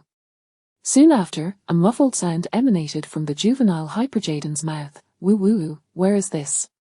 You wretched Ultraman warriors, do you think this signifies your victory? Don't delude yourselves. I am Belial, the embodiment of supreme power." At this proclamation, several Ultraman warriors exchanged bewildered glances. Mebius remarked, "Belial is speaking while in the mouth of a giant monster." Cyro added, "His vitality is truly tenacious. He hasn't completely perished. Look at the ultimate battle instrument nearby." Lei, atop Gamora's head, suddenly pointed with a look of alarm towards a glowing black rod. "It's emitting light." As soon as the words left his lips, whoosh! Arc! In an instant, the wails of the spirits haunting the monster graveyard grew increasingly mournful. Moreover, at this moment, the spirits of these monsters appeared to be gathering. Hundreds of monster souls converged, transforming into a swirling storm of dark grey spiritual essence, and this storm of spiritual essence surged towards the mouth of Hyperjaden, or rather, towards the Belial it was currently consuming. The first Ultraman gazed at the scene in disbelief. What kind of ability is this? I didn't get to unleash my full power earlier. I hope Belial won't disappoint me this time. Cyro removed the two silver head spikes atop his head, striking them together with a clang and brimming with anticipation. As the cacophony of the monster spirits intensified, Jetton, a piercing roar resonated throughout the monster graveyard. Then, crack! A sharp sound of bones fracturing echoed from the mouth of the juvenile Hyperjaden. The chilling sound sent shivers down the spines of all the warriors present, causing their pupils to quiver. Subsequently, the restless spirits of the monsters fell eerily silent.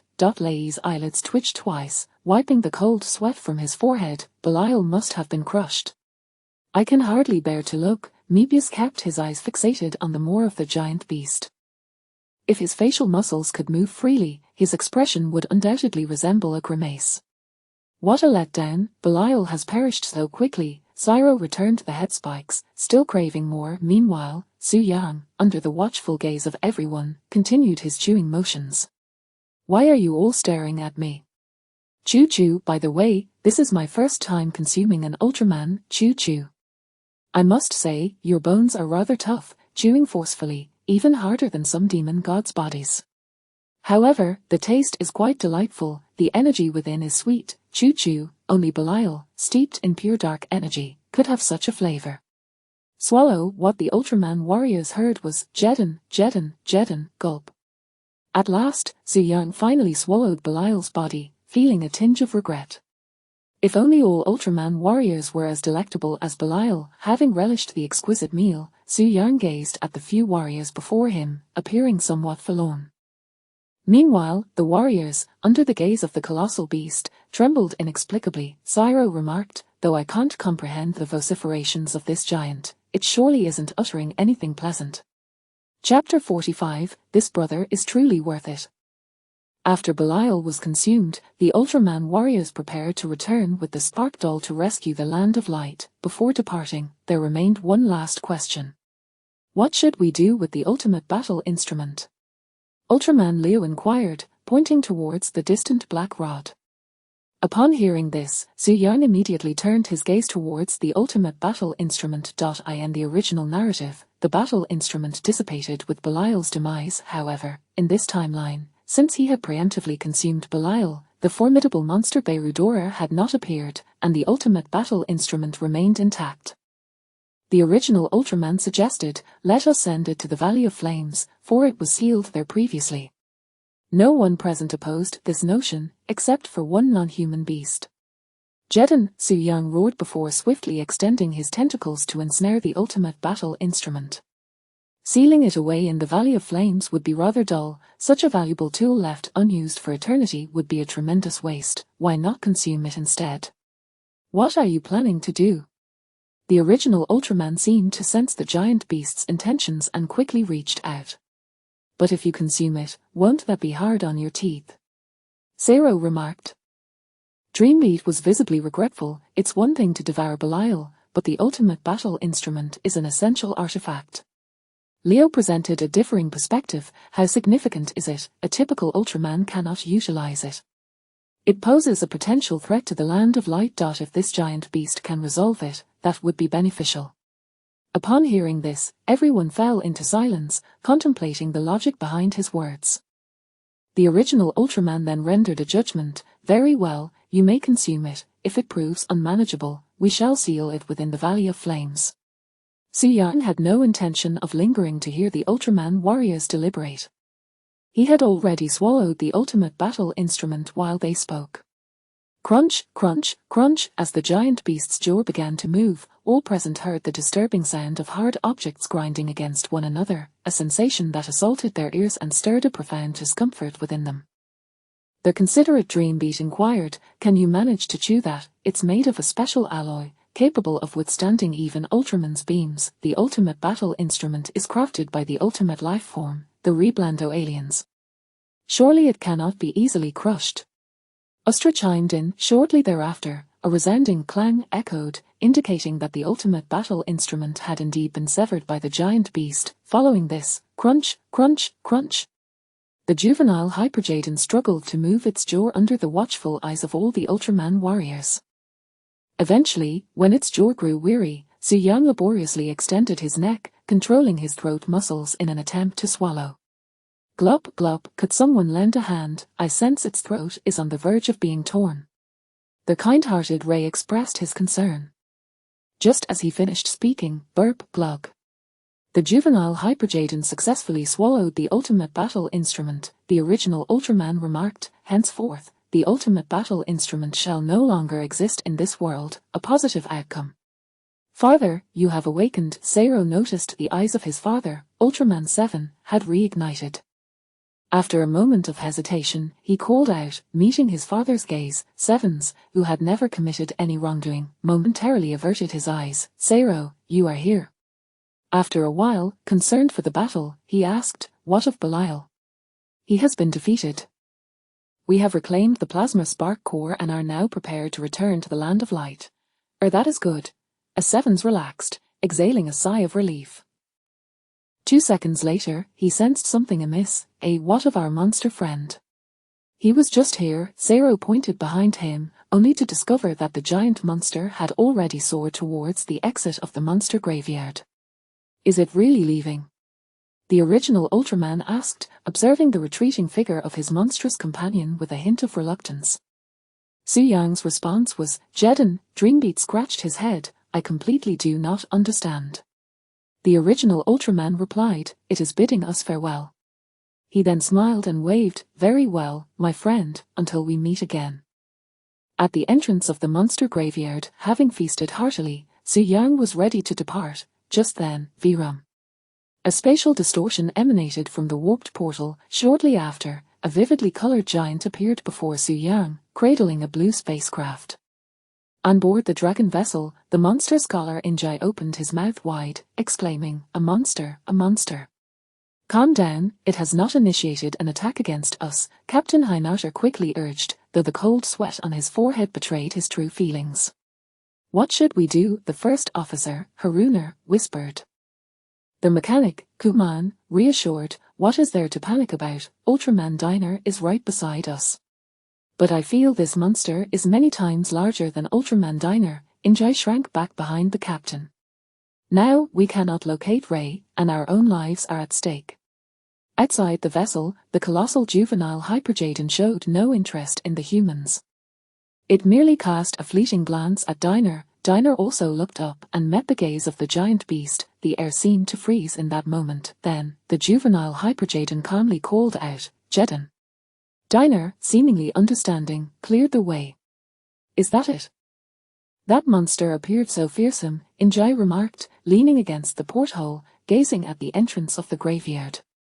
Aren't you a monster expert? You don't know its name? Kuman inquired with curiosity. Now that you mention it, I actually do not, Injai admitted, shaking his head in confusion. However, it resembles Jetton, so they might belong to the same species. I spotted Gamora and Ray. They are down below. Captain Hinauter exclaimed excitedly from the side. Outside the monster graveyard, having feasted to his heart's content, Su Yang emerged from within. Yip, seeing this, Baemonston, who had been hiding behind the meteor belt, excitedly flew over. You're still here. It was incredibly perilous inside, let me tell you. But no worries, I, your elder brother, resolved everything. After this meal, I have become exceptionally powerful. Baemonston enthusiastically cheered. Yip yip, the little Baemonston's flattery had greatly pleased Su Yang, who laughed heartily. Indeed, I am a wise and formidable monster, standing tall and astute, full of ingenuity. Even with treasures in hand, one must not forget their brethren. If I have a morsel of meat, you shall have a sip of broth. With that, Su Yang began to gather energy within his luminescent form. Soon, whoosh, whoosh, whoosh. A colossal fireball, spanning 100 meters in diameter, appeared before Baemonston.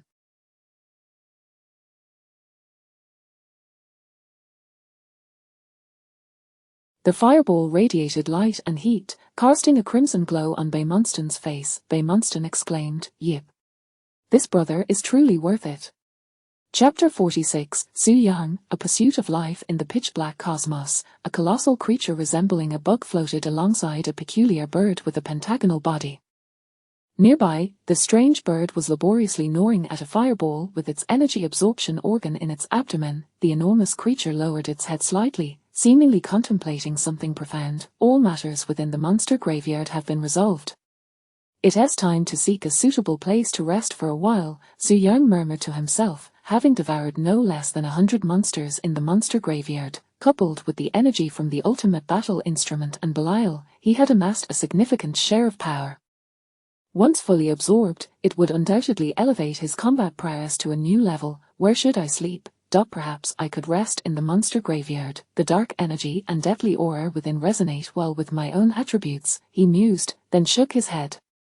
What suits me may not necessarily be the best choice. The environment in the monster graveyard is so harsh, it consists solely of black stones and magma. If one day I were to fail in my hunt and return to such a dismal habitat, lying on the ground would make me feel as though my life had come to an end.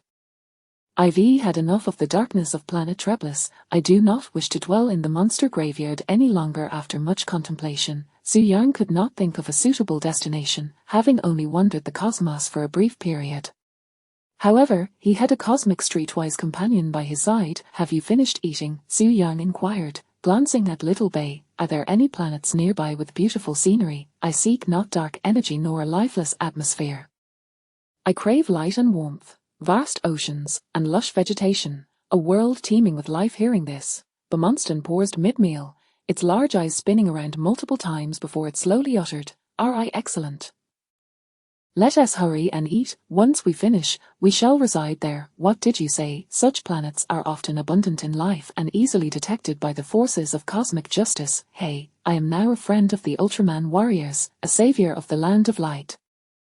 Who would dare oppose me in this universe? Keep your heart at ease. A few days later, after a brief journey through the cosmos, Su Yang, guided by Baemonston, arrived at a verdant and vibrant planet.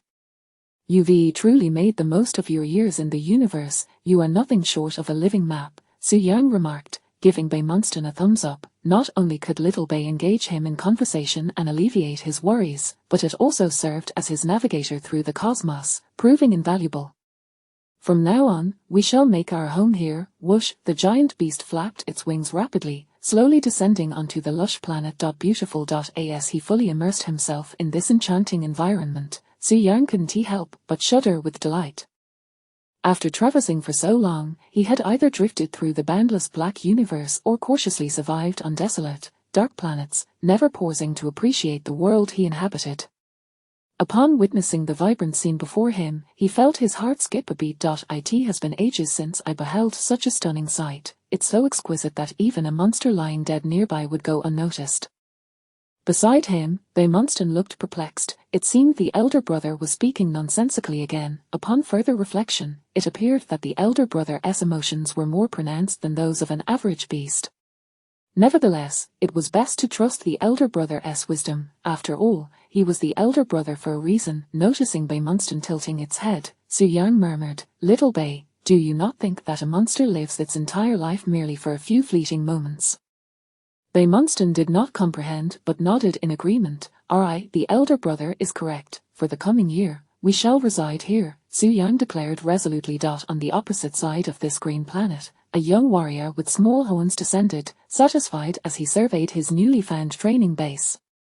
Planet Meki is indeed as beautiful as described. From now on, this shall be my exclusive training ground. Recently, the land of light was frozen, and as the son of Taro, I was unable to assist in any capacity.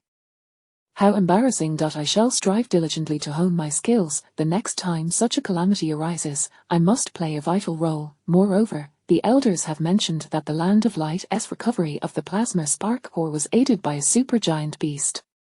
Can monsters truly assist Ultramen? Surely, the elders are weaving tales to deceive children. No matter how I ponder, it seems improbable. I shall inquire with Philes upon my return after today's training. The brilliance of the stars waxed and waned, and the flora of the vibrant planet appeared eternally evergreen.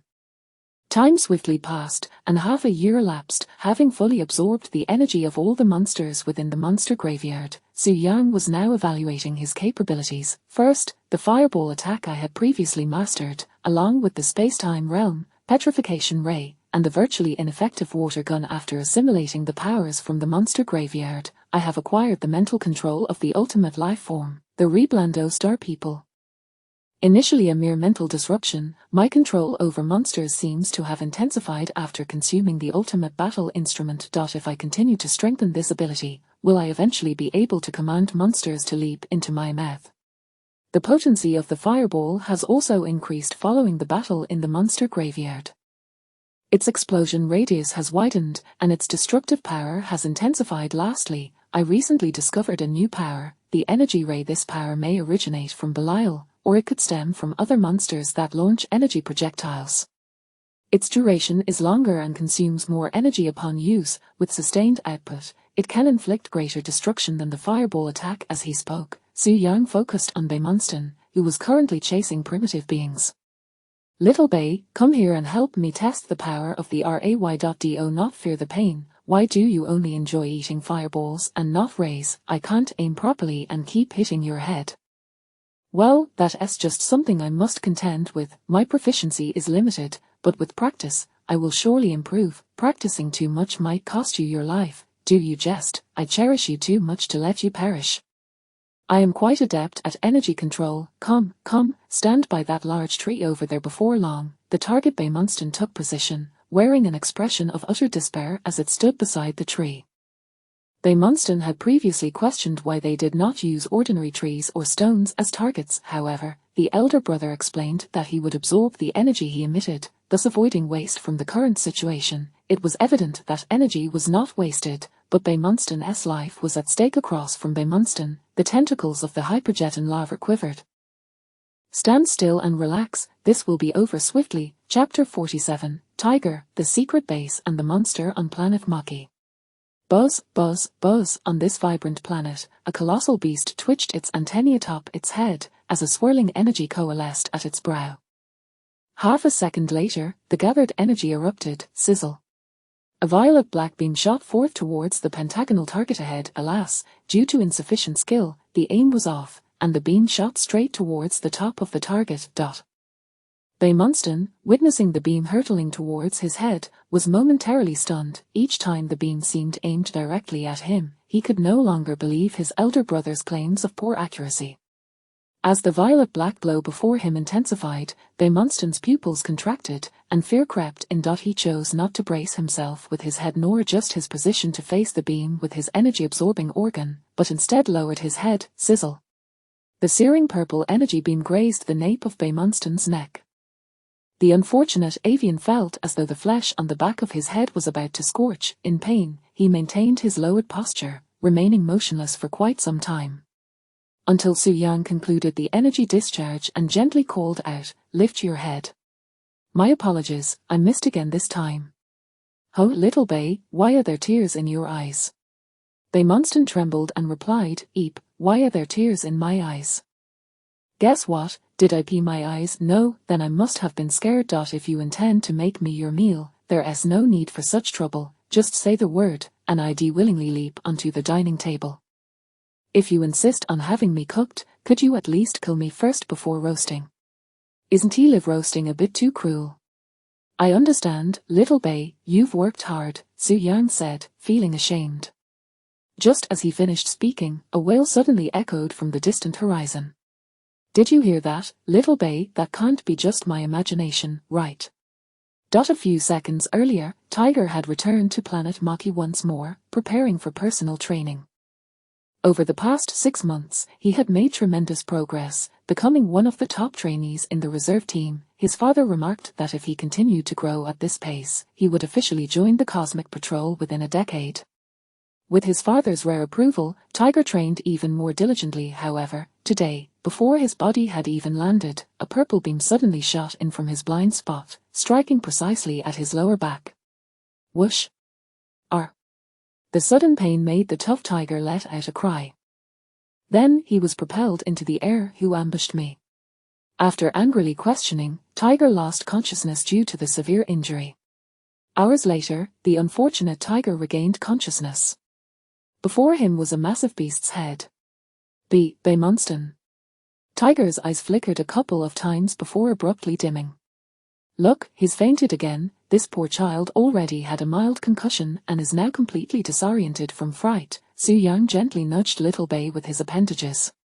"I told you, your appearance is too fearsome, but you wouldn't believe me." As he spoke, Su Yang leaned forward. "Social interactions are best left to me. I am a friend of the Ultramen, and little Tiger must know me." The chastised Bay Monston clearly disagreed. "Eep, no matter how you look at it, brother, you're much scarier than I am." Su Yang shook his head. "Appearance does not tell the whole story. One must consider the essence of the being. I radiate approachability." 2 minutes later, Tiger's extinguished eye lights flickered back to life. "Where's Bay Monston? I knew that was just an illusion. How could Bay Monston appear on planet Maki?" Har har, just as the words left his mouth. "Jetton!" A tremendous, penetrating roar erupted overhead. The sound was booming, with an overwhelming sense of pressure, making it hard to breathe just by listening. Upon hearing the sound, Tiger froze in place. This must be another illusion, right? The biological weapon Jetton could never appear on planet Maki. In the next moment, a gigantic beast's head abruptly entered his line of sight. Gulp! Tiger's gaze followed the massive head down to its body, which was several times larger than his own, and he noticed its glistening forelimbs. An illusion. He murmured, extending his hand, seemingly attempting to touch the enormous beast to affirm its reality. However, at that instant, the beast also extended its sickle-like forelimb. The hard, cold limb touched Tiger's soft, warm hand. In the next moment, Tiger recoiled as if electrocuted, his expression filled with alarm. "It's real. Help. Father, I will never utter another word about venturing out alone." Beside him, Su Yang wore a look of disappointment. "Does that little brat not sense the goodwill I'm radiating?" A few minutes later, Tiger, who had not been attacked by the monster, gradually calmed down. "You're not going to attack me." Tiger pointed at himself. Su Yang shook his head. "Jetton. Why would I attack you when your father and I are buddies? Moreover, the light of the Ultraman is not palatable." You shook your head. "How fascinating, you can actually understand me." Tiger's eyes lit up, his expression one of delight. Once he confirmed that the fearsome-looking giant beast would not attack him, Tiger got to his feet and circled around the super monster several times. "Wait a moment, you resemble the monster model exhibited by the Science and Technology Bureau. Could it be that you are the great monster that saved the Land of Light?" Unexpectedly, as soon as he finished speaking, the monster nodded. Tiger was astonished. "Is it really you? What a coincidence." In response, Su Yang waved his 2 forelimbs and appendages, explaining to Tiger. Fortunately, Tiger was as sharp-minded as his Ultraman uncle and deduced, "So you've been living here since the monster graveyard war." No wonder I kept feeling that planet Maki was trembling. Thinking back, it must be due to your movements, so incredible. We've been on the same planet for so long and have only just met. You asked me about the recent happenings in the Land of Light. Rest assured, the Land of Light is doing well. After returning, Brother Zero officially joined the Cosmic Patrol due to his outstanding contributions during the Great Battle and was even honored. And your three-dimensional model was exhibited by the Science and Technology Bureau for several days to ensure that all citizens of the Land of Light remember you, the benefactor. Su-yang, Jetton, not bad. It seems the people of the Land of Light truly understand gratitude. It appears I've been positioned as a partner of justice. I wish I could live in this timeline forever, so I would no longer be disturbed by the Ultramen. Across from him, Tiger continued to share known information. By the way, it seems Belial is not dead. Chapter 48. Tiger, no, it doesn't. He hurt. After hearing Tiger's latest news, Su-yang. Not dead? What on earth was that thing I chewed on in the monster graveyard? How resilient is Belial's life force to survive that? Jetton, explain in detail.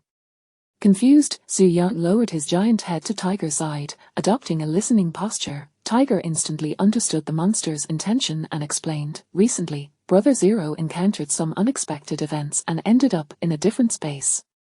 There he met the mechanical Ultraman Legion and the Salomines. Of course, those are minor details. The important part is that he encountered a one-eyed giant identical to him, Dark Lopus. According to the deceased Salomines, Dark Lopus was not created by them but was picked up as it drifted through dimensions. Others in the Land of Light speculate that the one who created Dark Lopus is very likely the already defeated Belial. Jetton, Su-yang exclaimed, lost in thought. In the original story, Dark Lopus was indeed created by Belial, so does that mean the Belial I swallowed is still alive? How is that possible? Su-yang was filled with questions. After all, his body was chewed to bits and swallowed.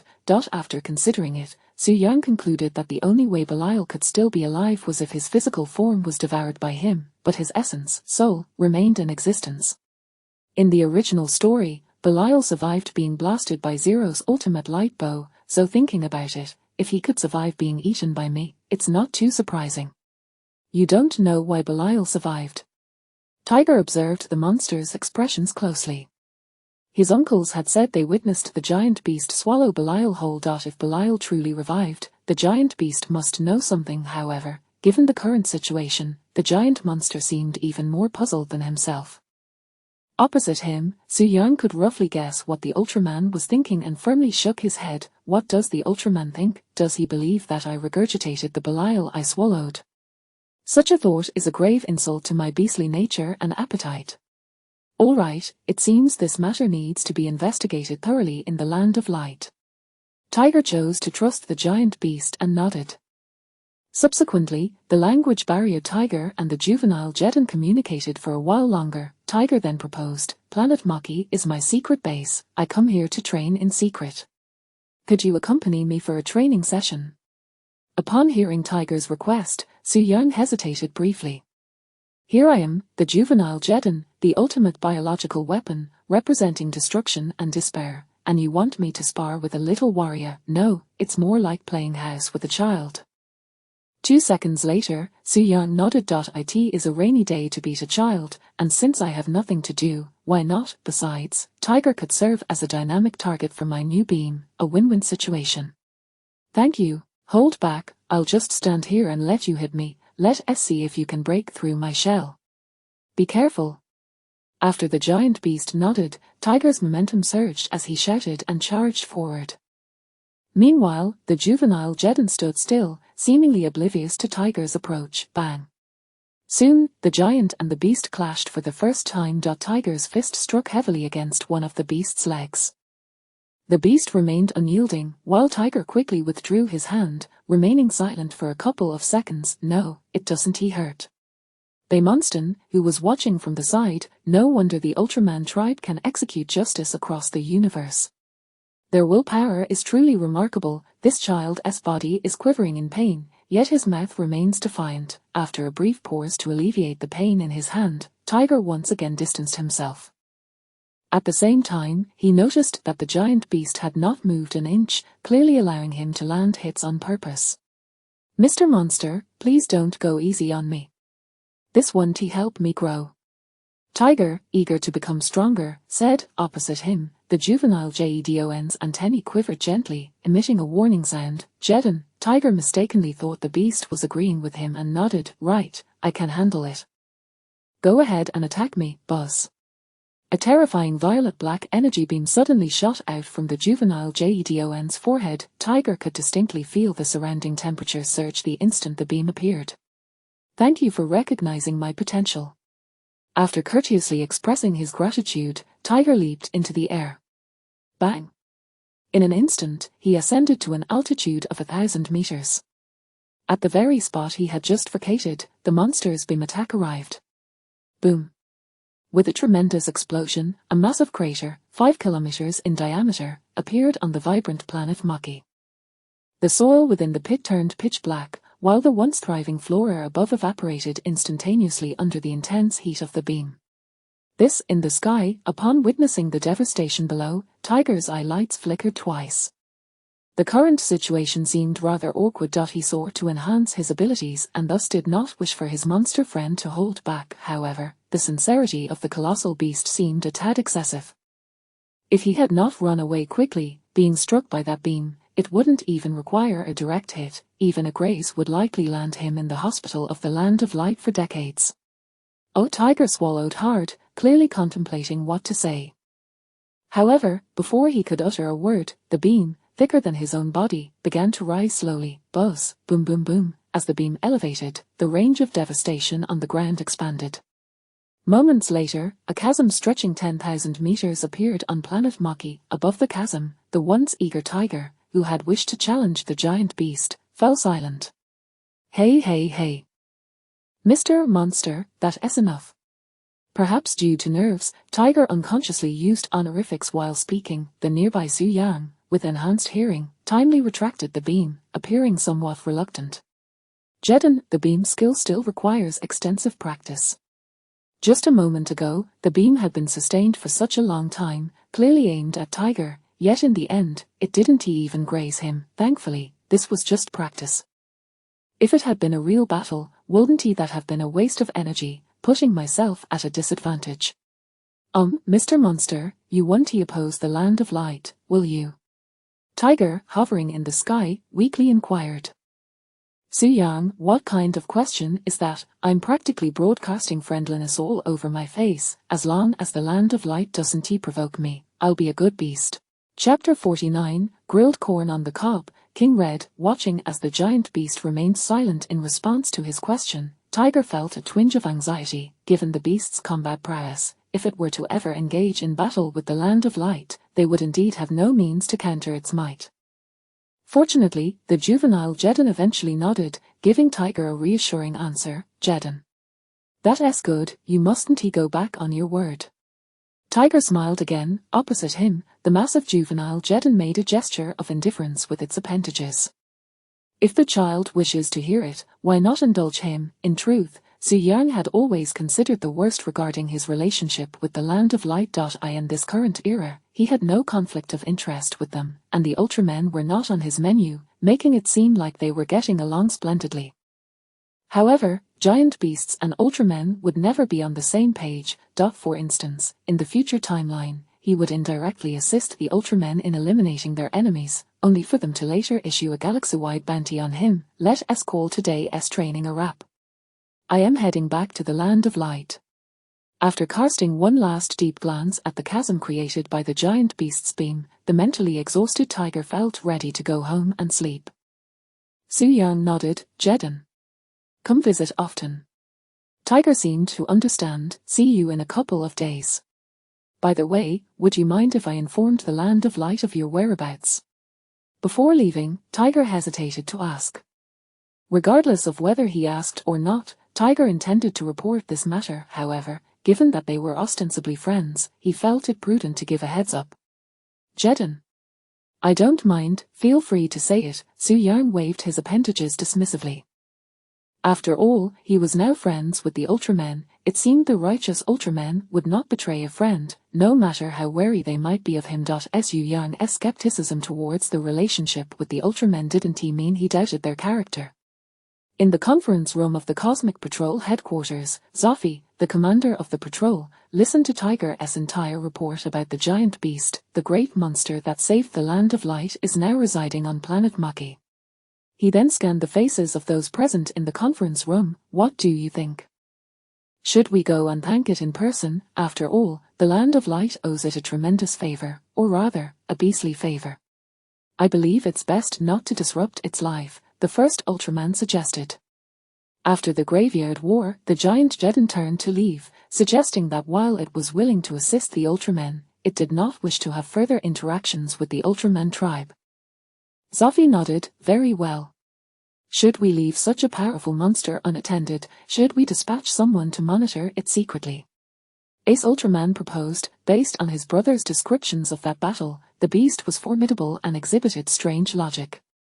Ace feared that today's friend might become tomorrow's enemy. 7, however, interjected, that's not what friends should do. Ace retorted, I'm not doing anything, I'm merely taking precautions, let us leave it be. According to your descriptions, that beast is undoubtedly intelligent, and our actions might only exacerbate any potential conflict. Zoffy, the meeting's presiding officer, shook his head.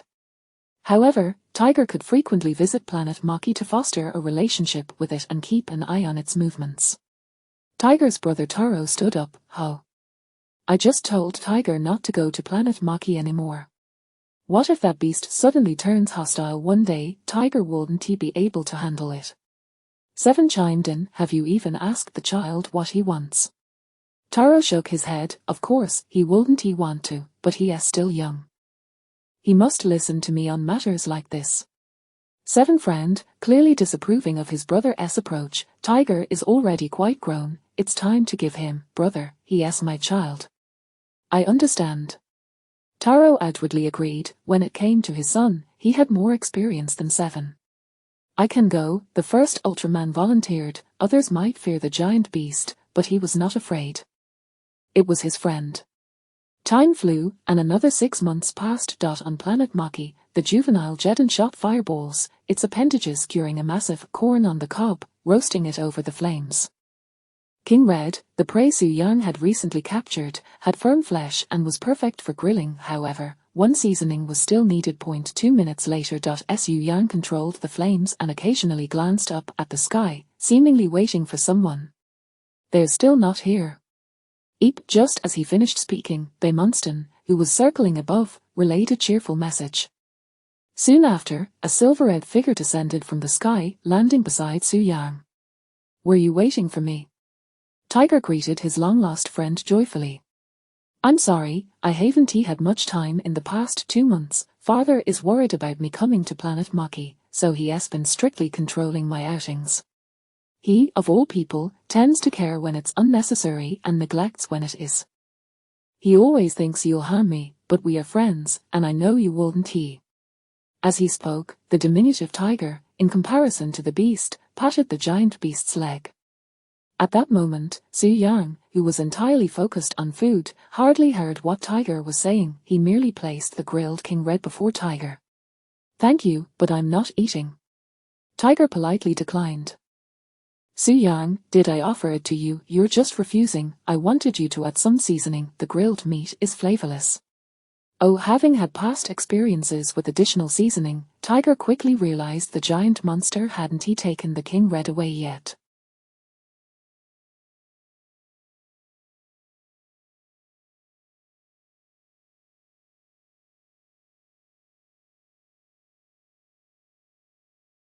He then approached the King Red, gathering pure light in his hand, carefully raising his arm and positioning his wrist.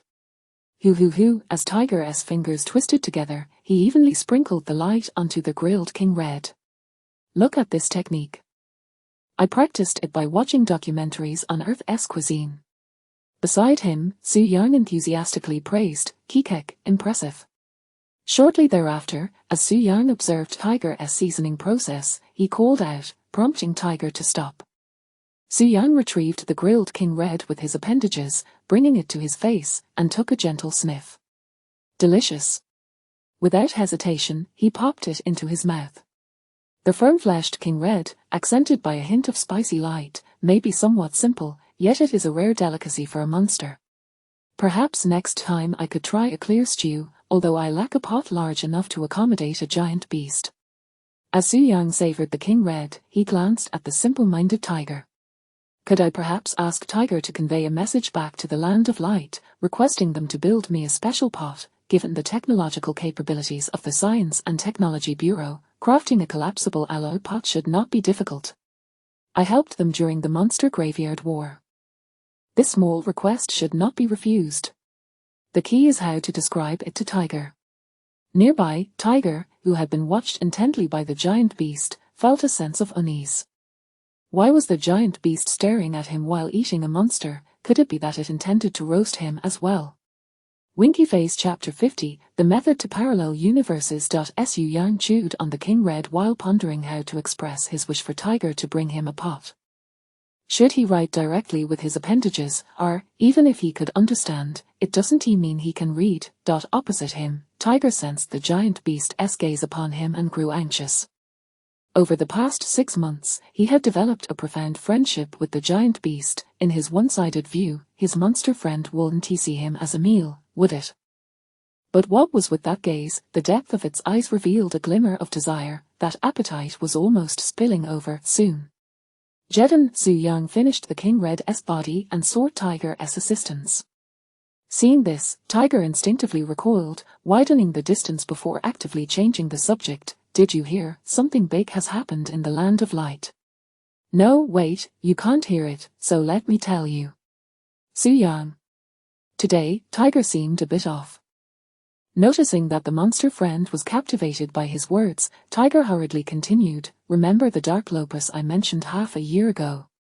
A day ago, 3 Dark Lopus arrived in the Land of Light via a time-traveling vessel and attacked the cities. Opposite him, the juvenile Jetton's crystalline face lit up, its glow like flowing water. Jetton, Dark Lopus attacking the Land of Light. The juvenile Jetton lowered its head, seemingly deep in thought. Belial must still be alive, without a doubt. This implies that the upcoming story arc would lead to the Belial Galactic Empire. With the support of all the Ultramen, Zero would transcend dimensions to the parallel universe, obtain the Paragi Shield, and defeat Belial, who had established a vast force in the parallel universe. Su Yang was busy piecing together all the information that favored him. Speaking of which, it seems Belial created 1 million mass-produced Dark Lopus to exact revenge on the Land of Light, and with Belial's establishment of the Galactic Empire, hoarding so many Amaralium ores, if I could consume them all, evolution might be within reach. Although robots are not particularly palatable and the taste of Amaralium ore is unknown, it must surely be faster than hunting for food every day. Jetton. An excited Su Yang called out. It was decided, next, he would follow Zero to the Amaralium parallel universe. Across from him, Tiger, seeing that the monster friend was intrigued by the matter, proceeded to share all the information he knew. Later, all 3 Dark Lopus were defeated by Brother Zero, and after our elders investigated the remains of Dark Lopus, they confirmed that the one who created it was Belial. Subsequently, Uncle Eddie, who was in charge of investigating negative energy, pinpointed the manufacturing location of Dark Lopus in the parallel universe. With the enemy's position confirmed, now there's one problem facing the people of the Land of Light. We lack effective methods to traverse parallel dimensions.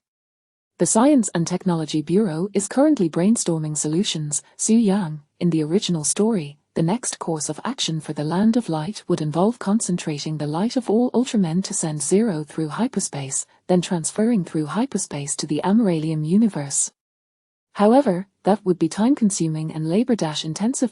As for traversing parallel universes, he could manage that in his current timeline. However, tracking negative energy would likely become ineffective once entering the time-space realm.